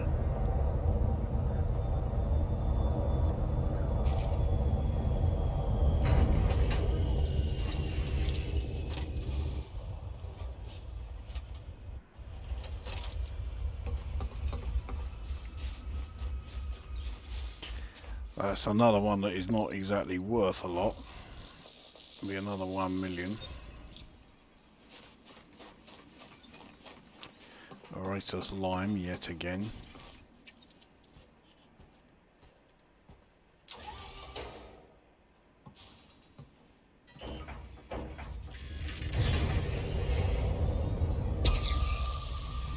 Alright, so now we need to find another bacterium.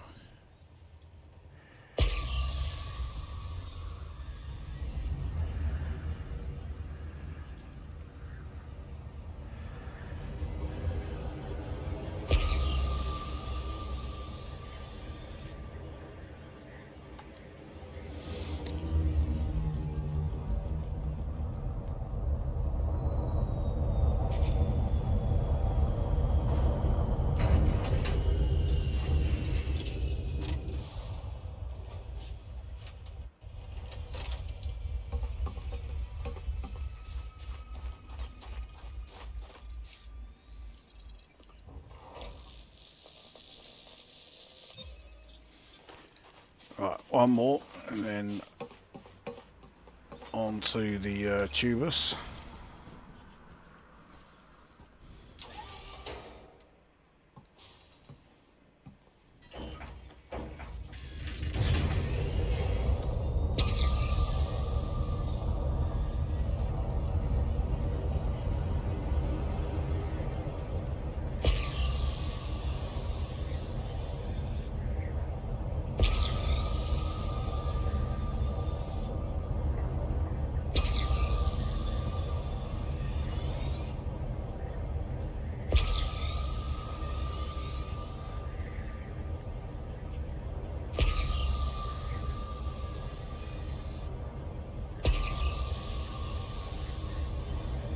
Ah.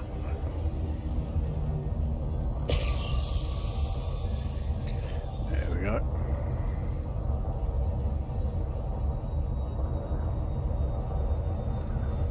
I'm sure you've noticed by now that you don't need to dismiss your ship while you're in here. It will just follow you around.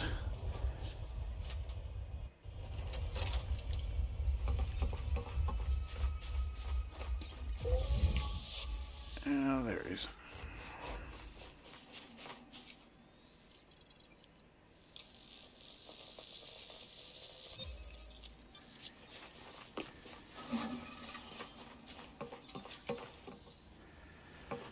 Hang on, right. Are there any, I can't see any close by, so sod it.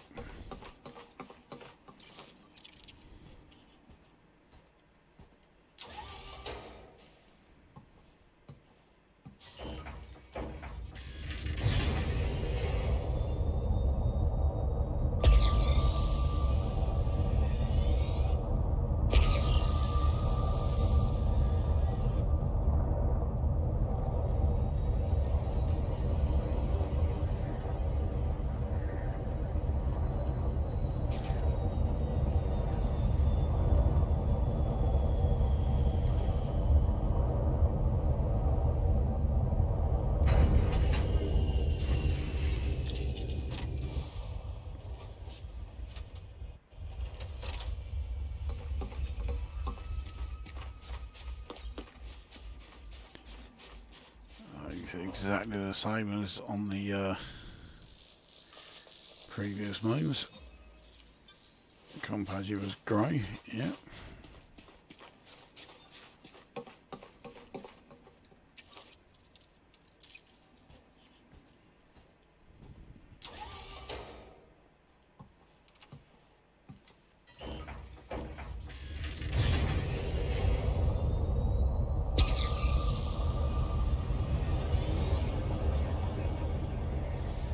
These are good.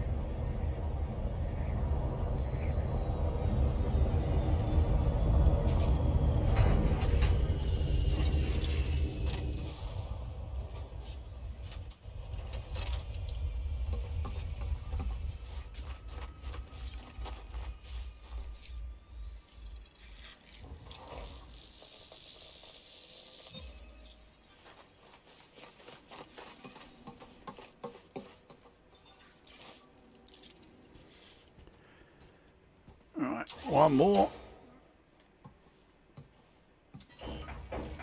And then we can go after the Frutexer. And that will be this system done.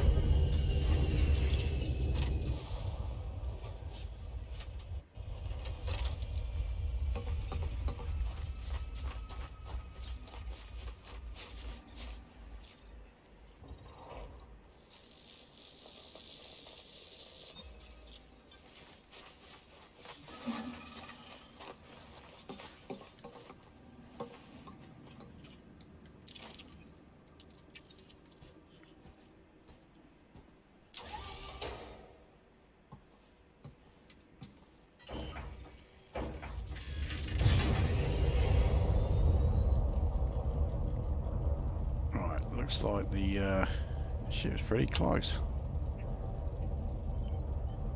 Yeah. Hang on. Was that the final oh Jesus Christ, I can't remember if that was the last one or not. Someone in the chat let me know if that was the last one. I've already forgotten. Can you dismiss the Nomad while you're on foot? I have no idea, to be honest. No, I'm not sure. Another rather heavy landing there. Let's see.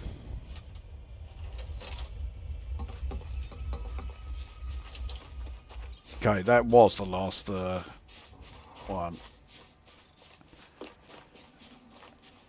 Already analysed, yeah. Right, let's take a look. Dismiss ship. Yeah, so the only thing I can dismiss is the yeah, it's the ship. Can't dismiss the Nomad though.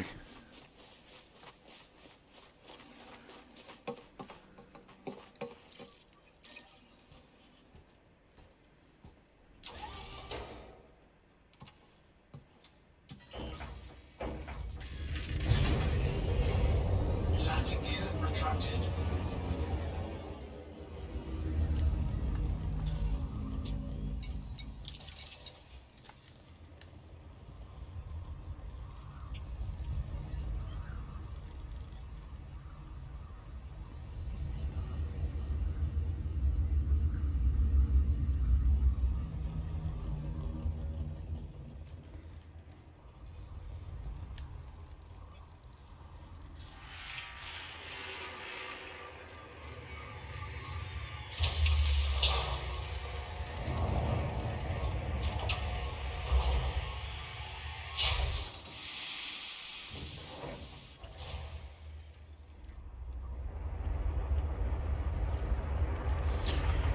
Right, back into orbit so we can find the Frutexer, and then we will have finally finished with this system.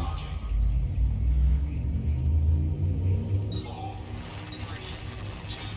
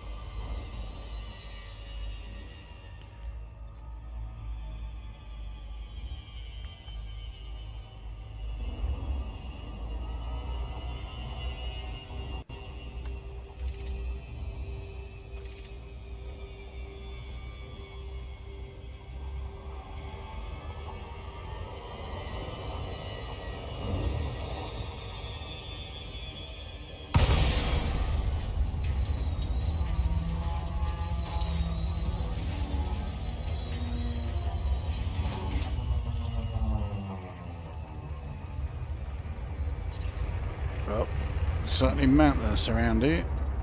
Very typical through Texas territory.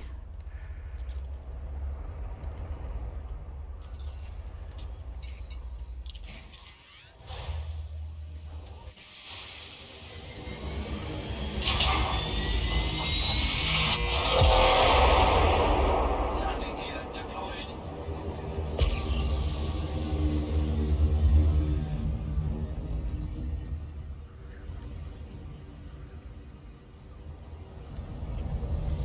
Right, so we've got some right in front of us here.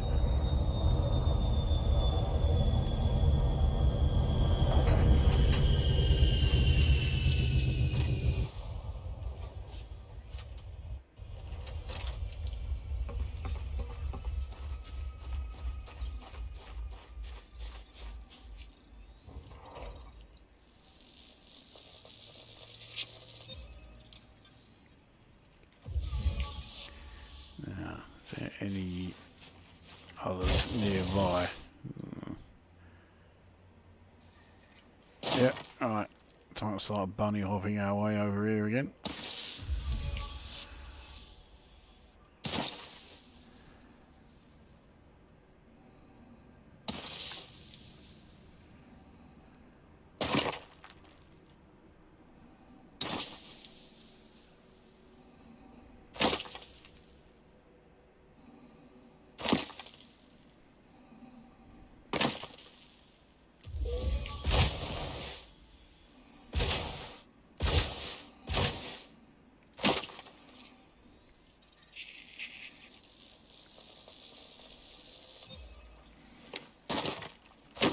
Now,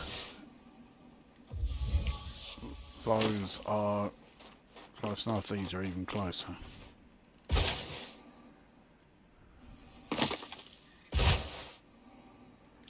Well, that was a lot easier to find these. I was expecting this to be a real pain in the arse.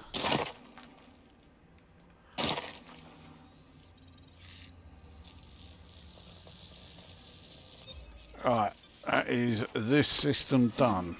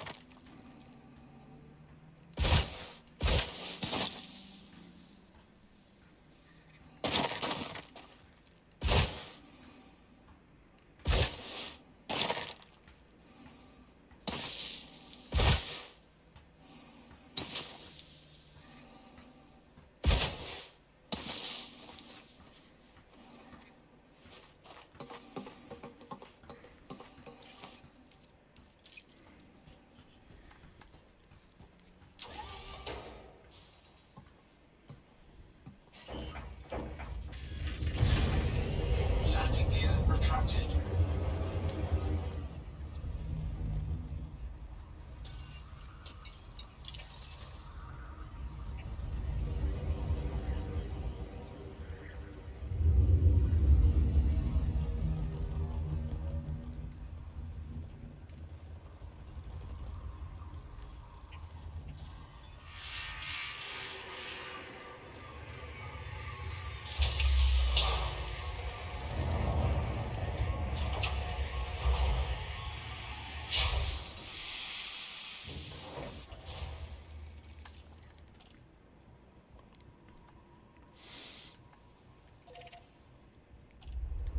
Right.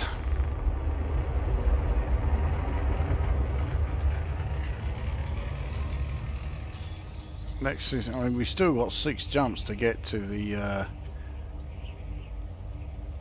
system to sign on to the CG, but well, here we go.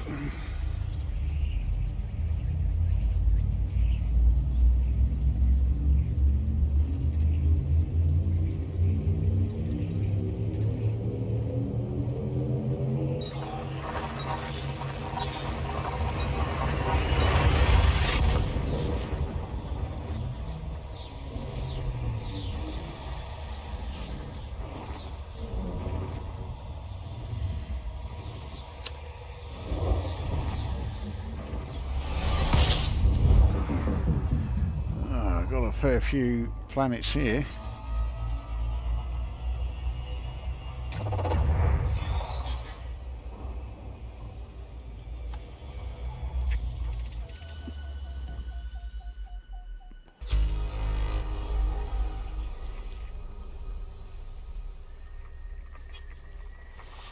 Fuel scooping complete.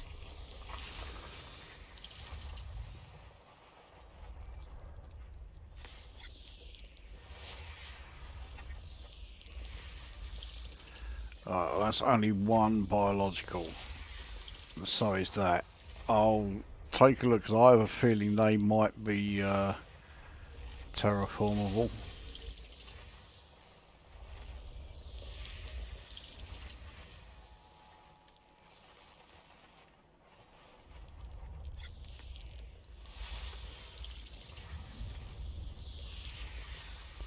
Yeah, that's only one again.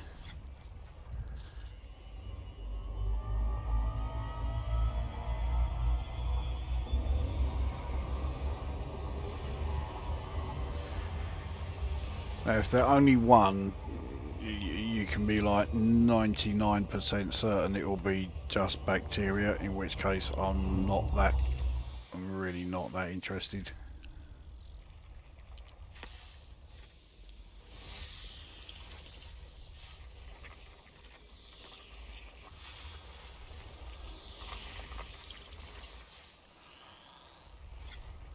System scan complete. So, right, let's take a look.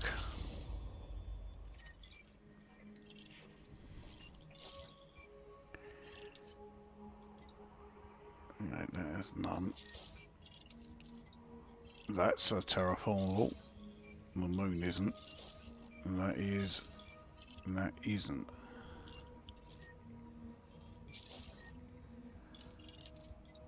And that's only one biology. Yeah, okay. Right. So we will map two. We might as well do 4 as well, but yeah, we'll certainly map 2 and 3.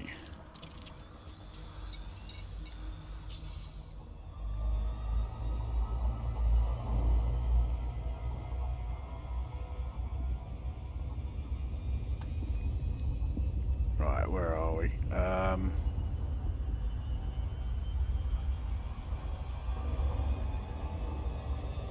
Peter gets to see, okay, right, Peter has called it a night.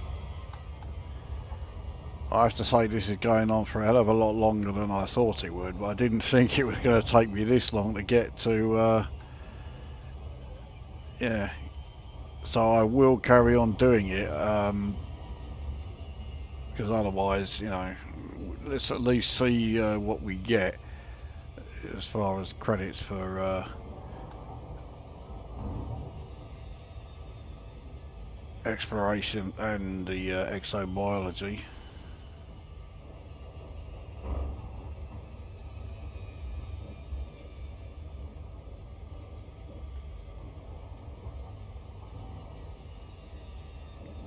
If it's too long for anyone, I'll always just come back, check out the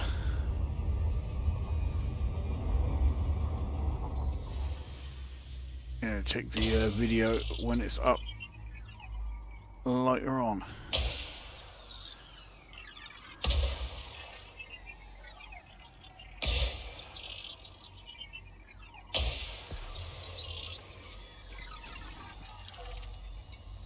Right, 3 and 4 look like they are quite close together, so if that is the case, then yeah, obviously I will map the pair of them. Surface scan complete.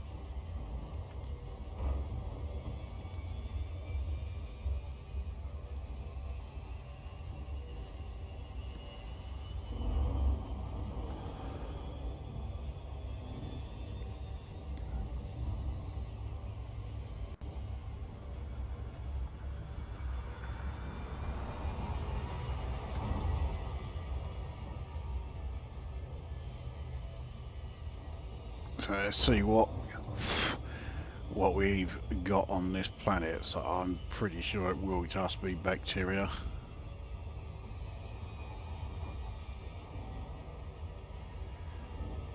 Four's too far away for me to be arsed with, especially as it's not a terraformable.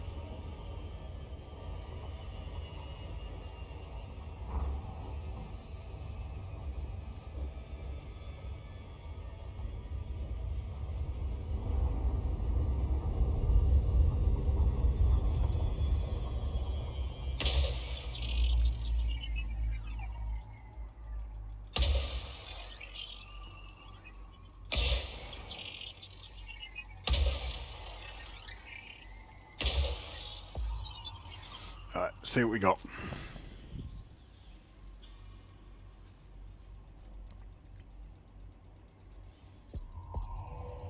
Surface scanned by 50%. Here's bacterium, which seems to be absolutely all over it. Let me just double check something first.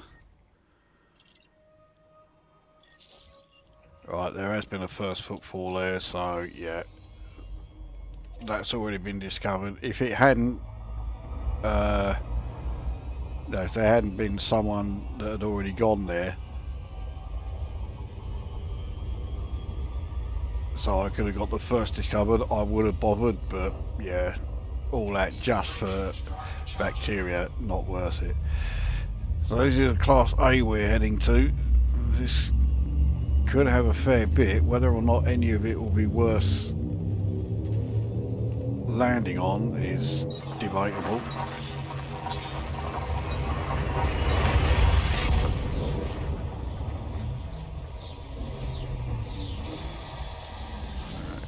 We're heading to, I think we've got 5 jumps to go now.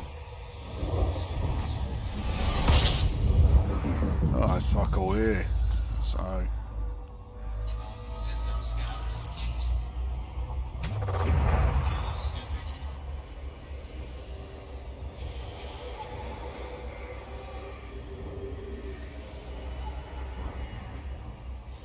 Fuel scooping complete.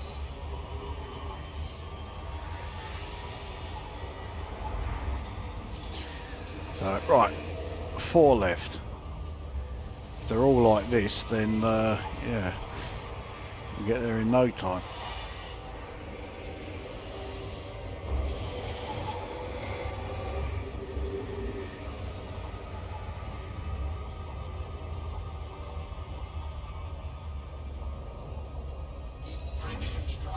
Ah, so now we are entering the sanguineous rim, so anything that we scan exobiology wise from here on will pay 1.5 times the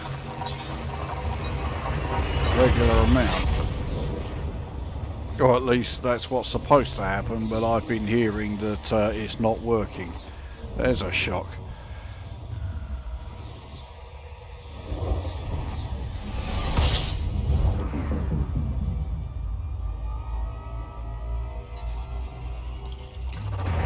I think the chances of getting any firsts around here are very, very slim indeed.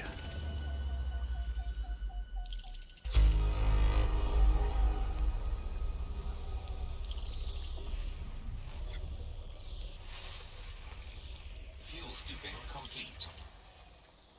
Oh, shit.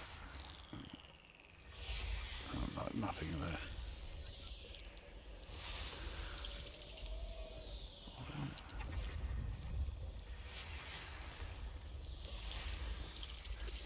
One biological. You know what that means. I'll check it anyway.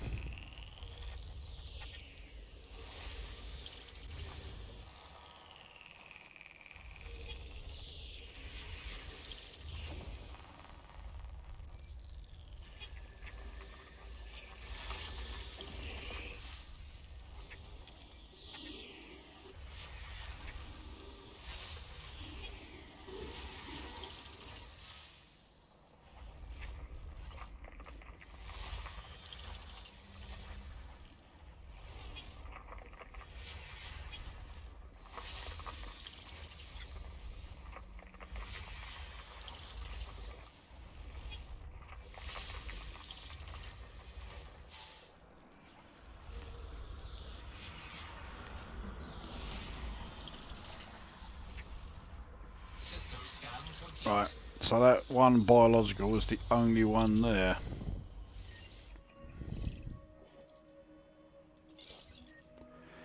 It's a terraforming candidate, someone's already landed on there, so...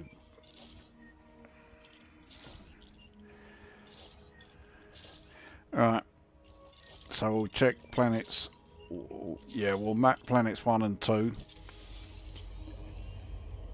If planet 1 has anything other than bacteria, then yeah, great, we'll go there and scan it. If it's bacteria, the 1.5 times just means I'll get 1.5 million instead of 1 million. It's not worth it.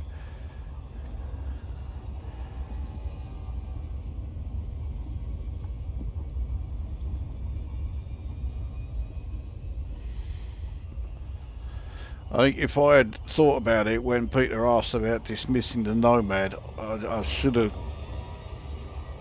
yeah, what Jim says there about, yeah, it'd be like trying to dismiss an SRV, because that is essentially what the Nomad is.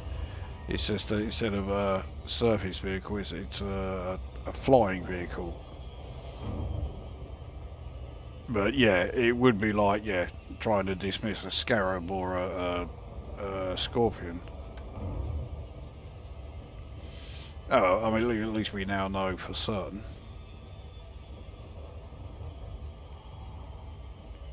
I assume that is also why, yeah, something that Jim has suggested to me a few times with regards to the Nomad is using it as a dropship for, you know, missions and that.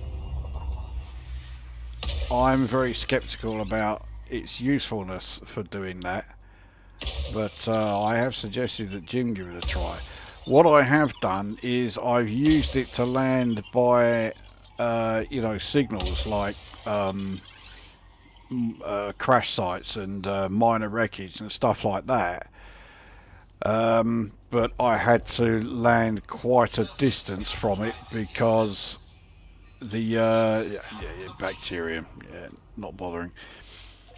Oh, hang on, no, I still want to map planet 2 yet.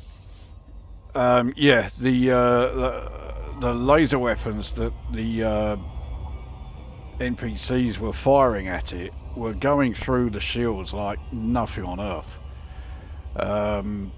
After it can't have been more than like half a dozen blasts, and my shields were down to 50%. So yeah, the shields on the Nomad are clearly not designed for withstanding laser weapons. So yeah,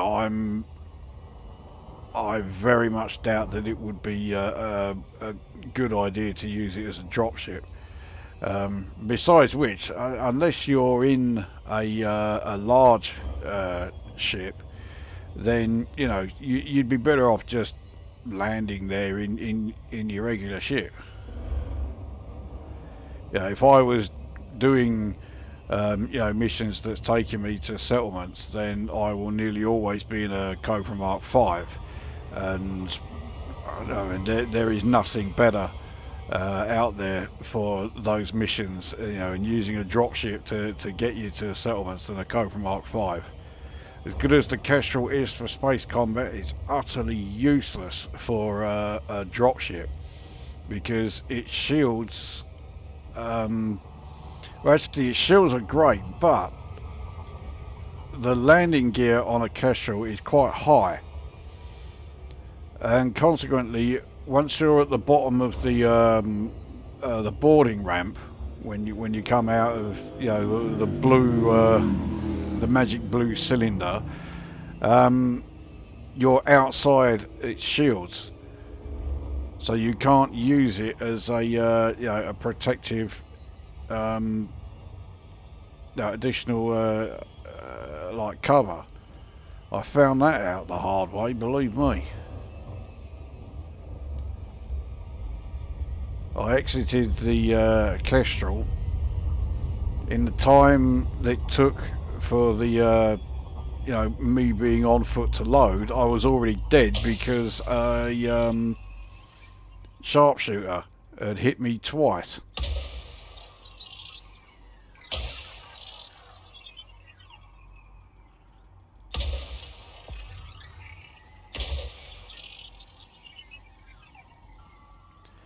So there isn't going to be anything here, so yeah, we'll just let that finish and then we'll go on to the next one. 3 jumps to go. Surface scan by 50%.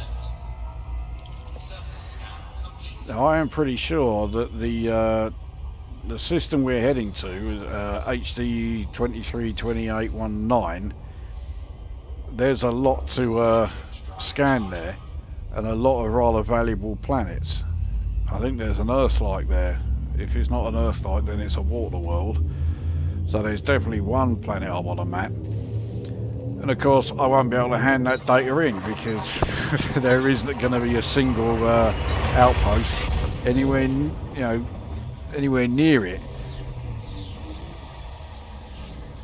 Granted, it's got to be 20 light years away, but yeah, there's nothing.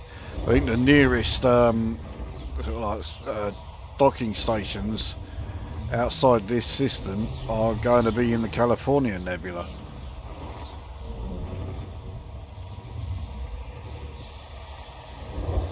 Oh, come on. Here we go.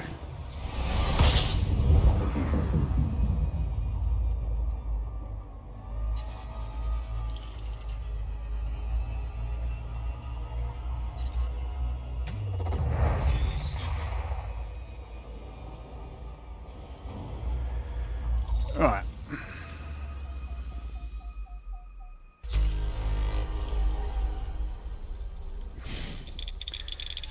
More of them.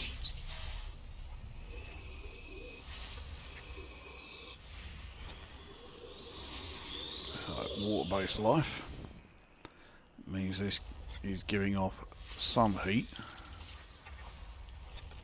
All of the moons are rocky, not icy. No biological signals around them.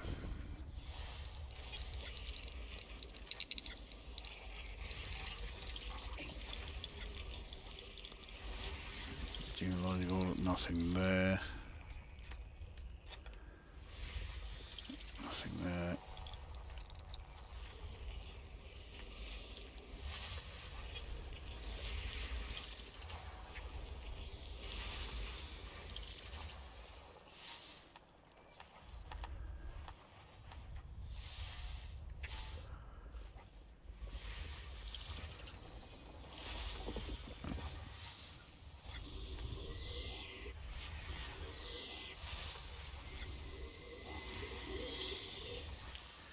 Class 1, so yeah, these are all going to be icy.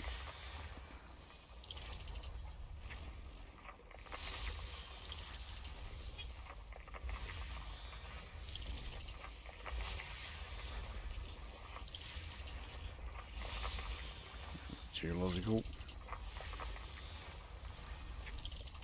System scan complete. Right, I think there may be one or two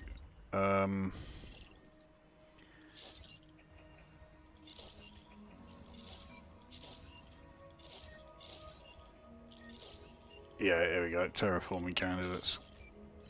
Well, that's handy. They are 2 that are orbiting each other.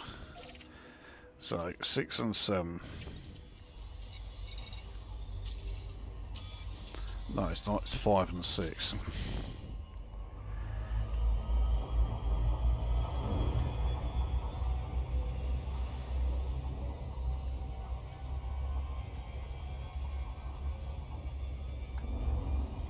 Alright, anything else in the chat there? Here we go. You could always call the carrier in to hand in the data. I did think about it. Cyberdemie has arrived as well. Yeah, I did certainly consider that, but I don't know, I quite fancy actually heading to the California Nebula. There's a lot of Sargoid activity going on around there. I mean, admittedly, I'm not in a ship that's you know, set up to do anything about it.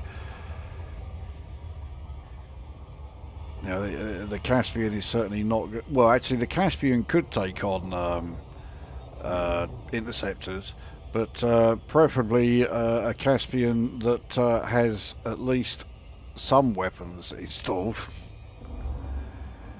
And okay, the Nomad does have some weapons installed, but I would not relish taking a Nomad out to attack a Thargoid interceptor. For some strange reason, I don't think it would do too well.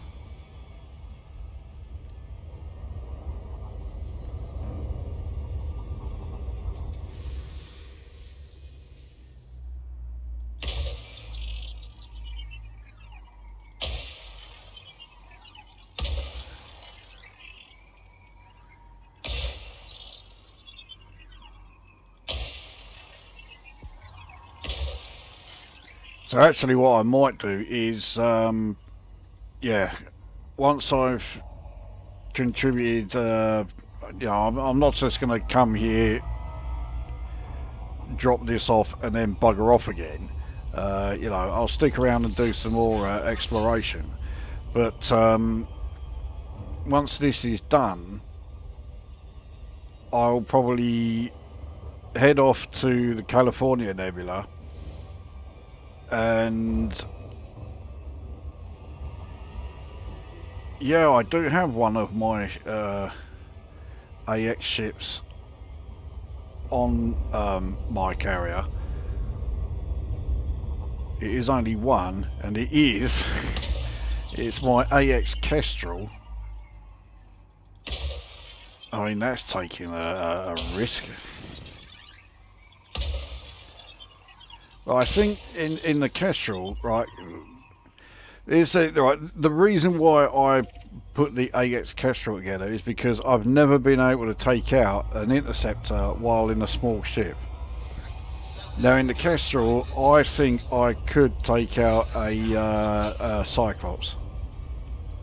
I mean, I certainly wouldn't be able to take out, you know, anything more than that. I wouldn't stand a fucking hope in hell against a Basilisk, let alone, you know, Medusa or Hydra.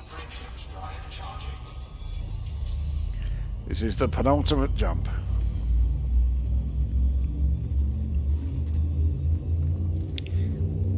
But yeah, all of my other AX ships are on the squadron carrier, and at the moment Mick DC is making use of that, so I'm not going to take that away from him.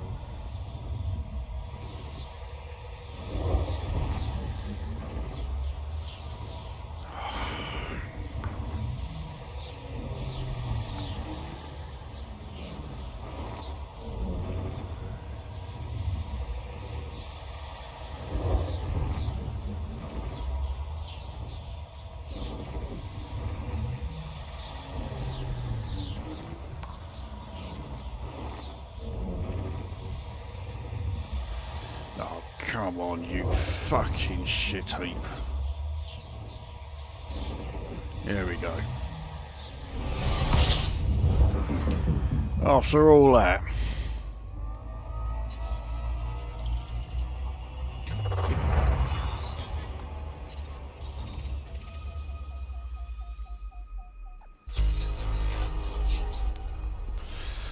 Right. Next jump then is into a populated system, HD 232819.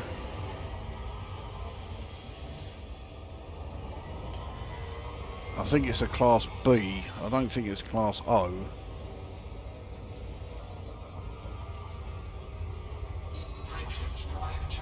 Yeah, class B.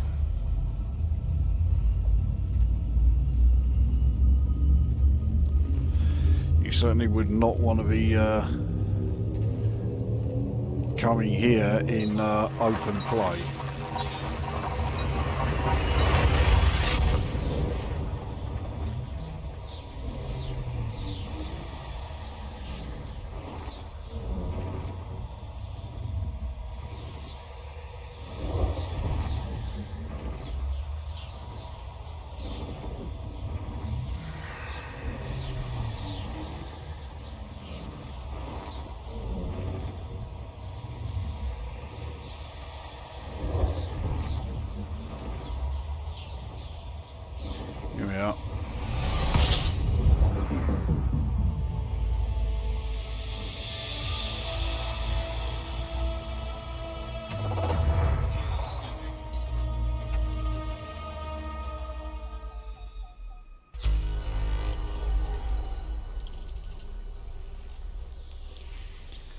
36 to scan. Well, 30, 28 left.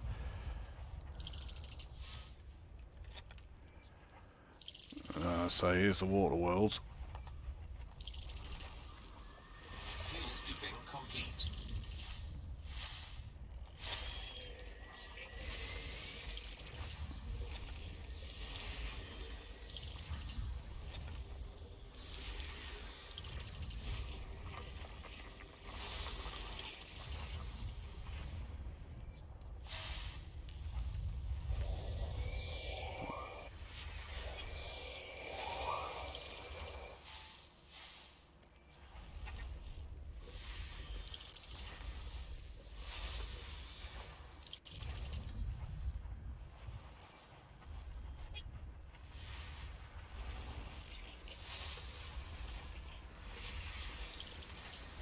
There's geologicals.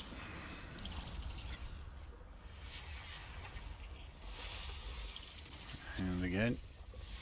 Yeah, I don't think we're going to see a great deal of biologicals in a system with a Class B star.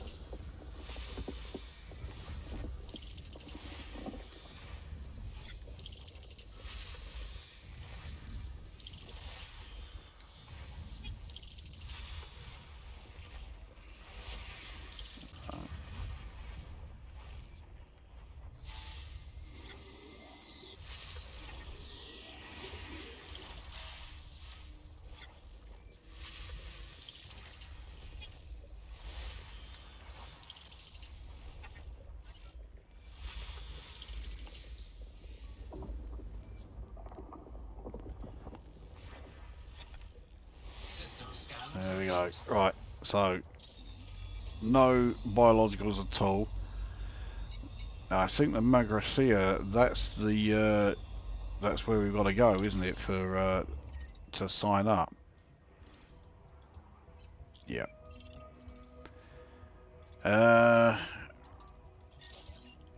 That's a terraforming candidate, so is that.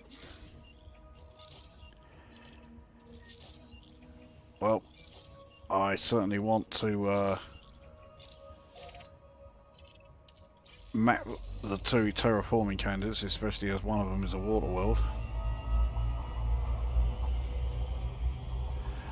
So we'll go there, do that, then come back, sign up to the event, and then we'll see how much we are handing in.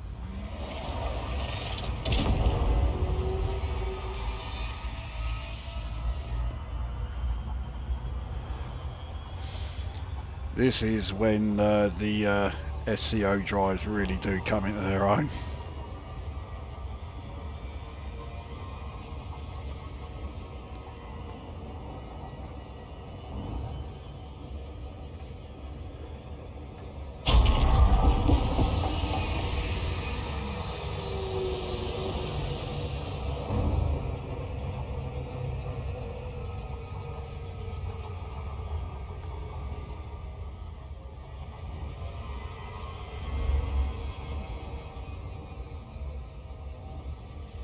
I wouldn't recommend trying that though in Explorerconda with an SCO drive.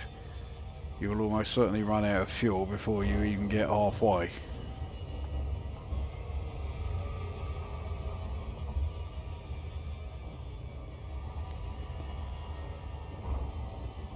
I mean, to be honest, like I say in the description of the stream here, there really is no reason to still be using an Explorerconda. There are two ships that have rendered it totally obsolete. In the case of one, you can flog your Anaconda and you could probably build 3 great exploration ships if you were using the other one. That's obviously the Mandalay. With this, if you were to sell your Exploration Anaconda, you may have to spend a little bit more. There's the Caspian is a more expensive ship than the Anaconda, but I'd like to think that if there's one thing this stream has shown, it's that this thing is absolutely worth Surface scan complete. getting. I mean, I've got 3 of them.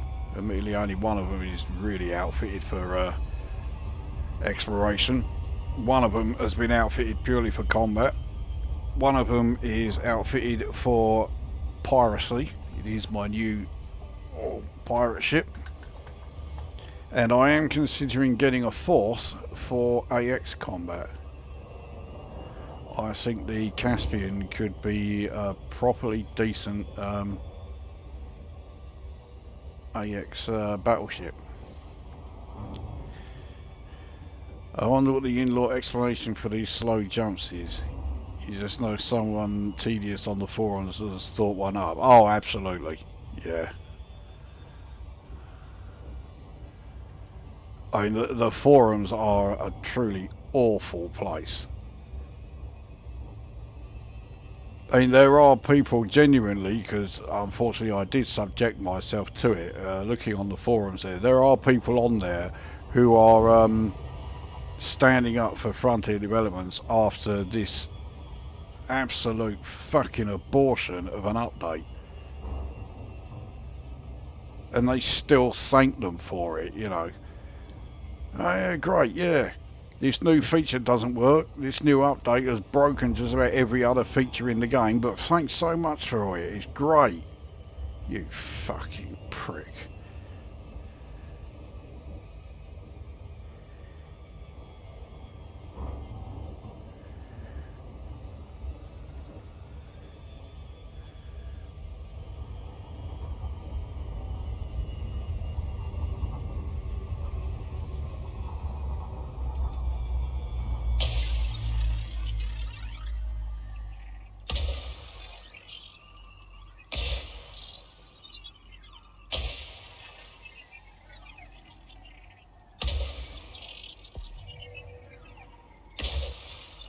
Right, that's the 2.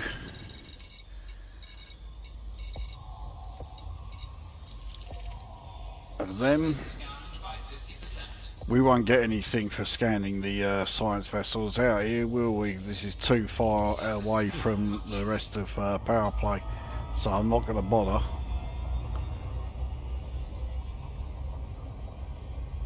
Let's make our way to the Magrathea.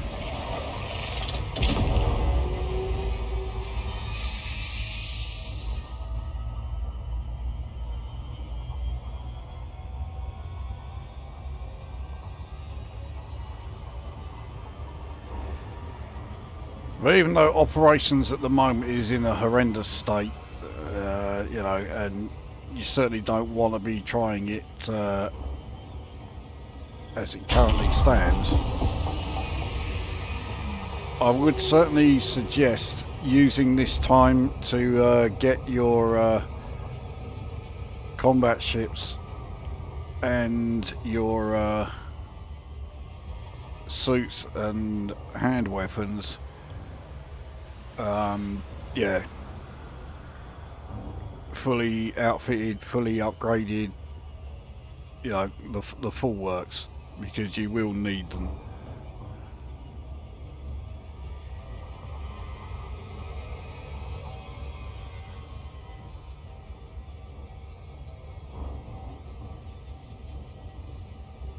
I am actually considering, it's still in the considering stage, but I am actually considering getting a second Maverick suit and outfitting it purely for operations. Because the thing with the on-foot stuff in operations, if you're doing it solo, it would be extremely advantageous to use the Maverick suit, because being able to cut open the panels and some of the lockers and that, it will give you access to more shield, no, is it more health packs, more power packs, because you're going to go through them at quite a rate. So if you can get hold of more, that would be very handy.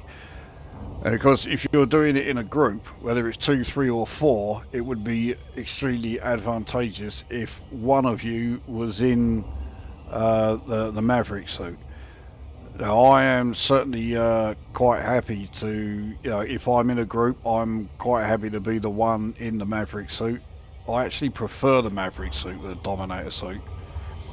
For one thing, once you've got them both engineered up to grade 5, the difference between the Maverick and the Dominator suits in terms of like armor strength, shield strength, is not that great.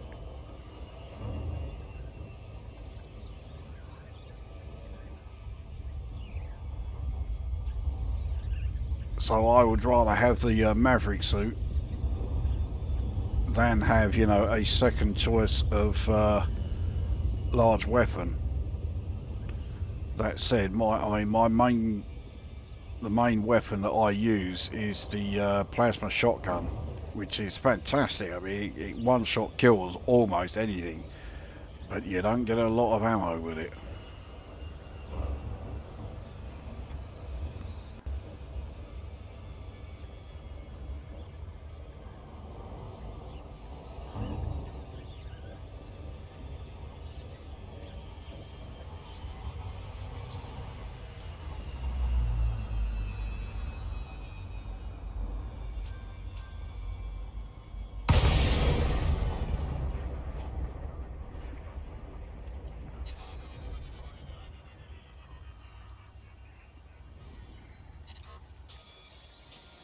So here we are.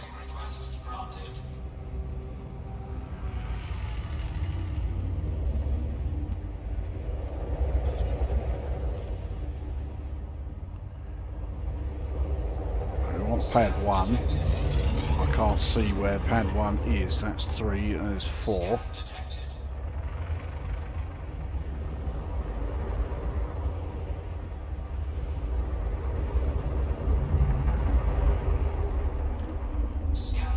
Where the fuck, has pad 1 gone? In fact, by the looks of it, it's...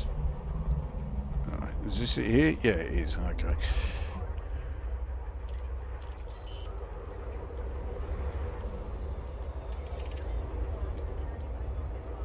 Landing gear deployed.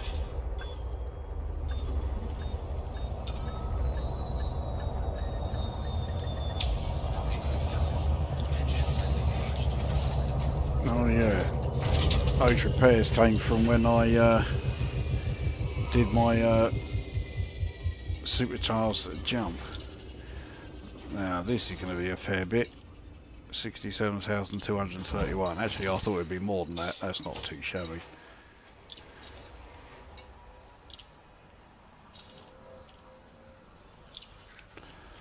Right.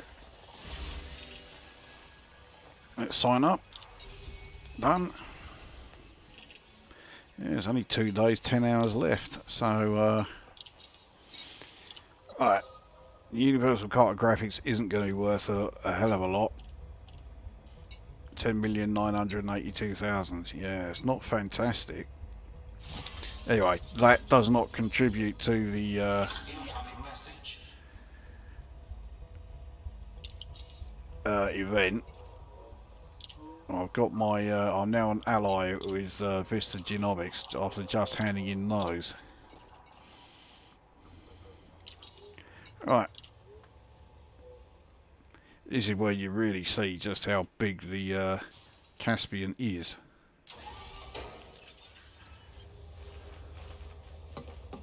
No gravity. Magnetic contact active. Yeah, this is one big bastard ship.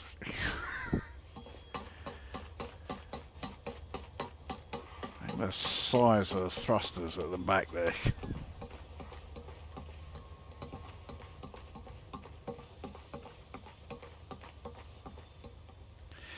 Not bad.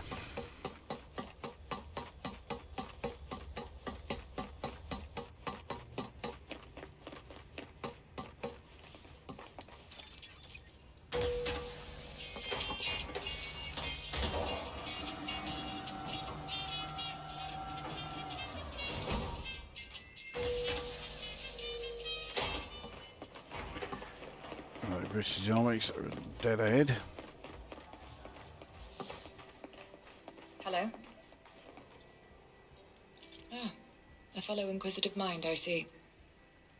Well, let's see what you've got for us.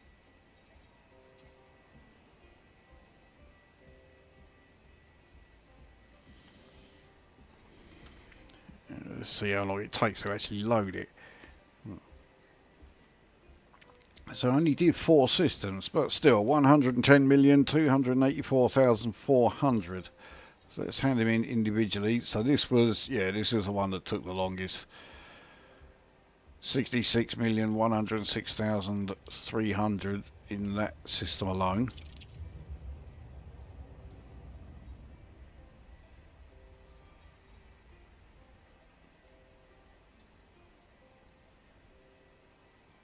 I did click on that. Okay. No, right. Oh, so I got a first there. So 31,098,800 bonus. That's not bad.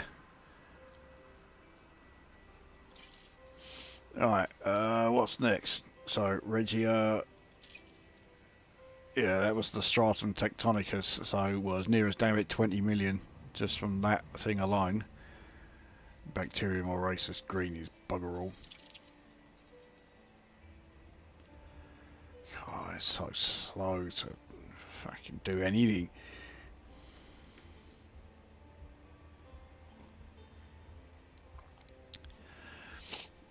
Right.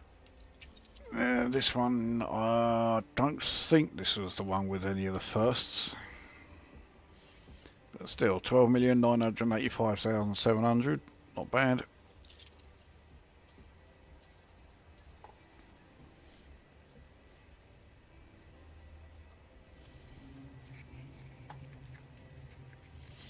Yeah, Tubus compagibus maroon. 7,774,000 just for that one thing alone.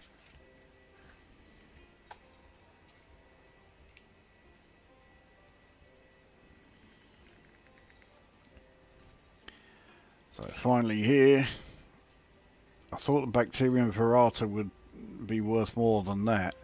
Still, nearly 4 million for bacteria, it's not bad. Fumarola aquatis, 6.2 million. Fonticula is always useless, so yeah, 1 million. But I think this is the one where all 3 of them were firsts.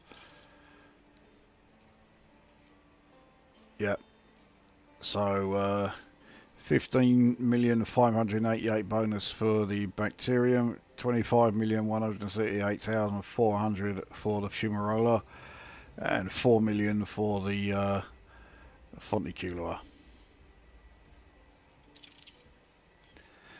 So my balance has gone up to 55,774,371,051. It's not bad. Can I help you with anything else?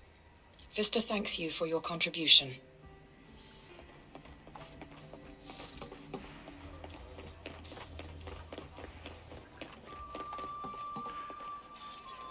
So let's head back to the ship.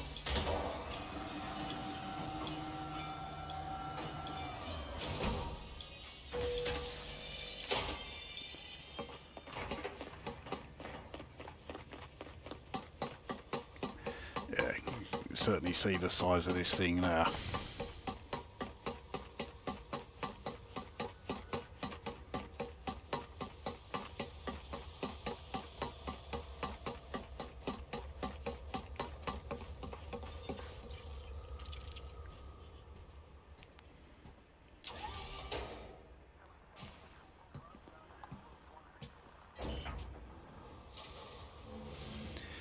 But there we are.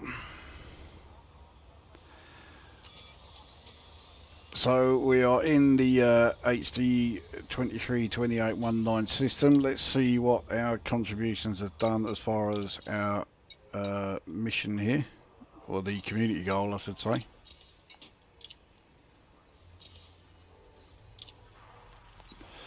So handed in 26, that puts me in the top 25%. So I'm currently going to be receiving 155 million. I'll take that. And also, yeah, the Caspian Explorer paint job, the Nomad paint job, and a Falcon de Lacy decal, which I've already had about 5 times before, but there we go. But I will definitely do some more. I'm not just going to, you know, come here as just this one-off thing. So I will be doing some more exploration and, yeah, definitely some more exobiology. And then once I've done that, I will probably make my way to the California Nebula, and I'll recall my fleet carrier, which has my AX Kestrel on board. That could be another stream. In fact, I always intended to do a stream with that AX Kestrel. Well, I wasn't expecting to do it quite so soon. So that may be what is next. So let's have one last look at the chat here. Got to log off soon. This is Jim. From what I've seen, the stream, the Nomad's a fucking game changer. It totally is. It's, in fact, that reminds me, I'll remember now to put... can't change delivery here. Oh well, won't do that then. But yeah, it does completely change exobiology. It makes it easier to do. It makes it way more enjoyable to do. It's absolutely a game changer. It's almost as much of a game changer as the fleet carriers were when they got introduced. And you know, that was really you know, a huge game changer. But so is this. It has completely transformed an area of the game, i.e. exobiology, to, you know, well, infinitely better than it was prior to this. That said, I did already make myself, you know, get myself up to Elite 5 prior to that, so the only thing I have to gain from it now are credits. But for me, exobiology, I'm much more interested in yeah, the codex. So I profit from organic data, 9,278,760,000. Profits from first logs, 3,437,000,000. Don't know how many first logs I'm going to get while I'm out here, but I'd like to get profit from organic data. I'd like to get that up to 10 billion. Admittedly, I've only got, you know, 2 days left to hand them in, but yeah, I'd like to get it up to around that sort of level. Don't know if I will do it, but would be great if I could. And of course, now that I'm in the Sanguinius Rim, I've got a lot more sort of like firsts that I can find out here. I've not found a single Cactoida or Concha or Electricae, so this is more like, you know, firsts for me rather than, you know, actual firsts in the you know, any particular system and what have you. But yeah, it would still be a good one to start filling up. But anyway, that is most definitely it for this stream. It started at 7:30. It's now midnight. Yeah, this has been a real long old one. So there we go. I don't know when the next stream will be, but it's very likely to be the yeah, the AX Kestrel because I don't see operations being ready, you know, and being actually playable anytime soon. So yeah, use that time to get your ships and your suits and your hand weapons all ready for it. Who knows? It might actually be worth trying to play operations this time next year. But that's it. Now go away.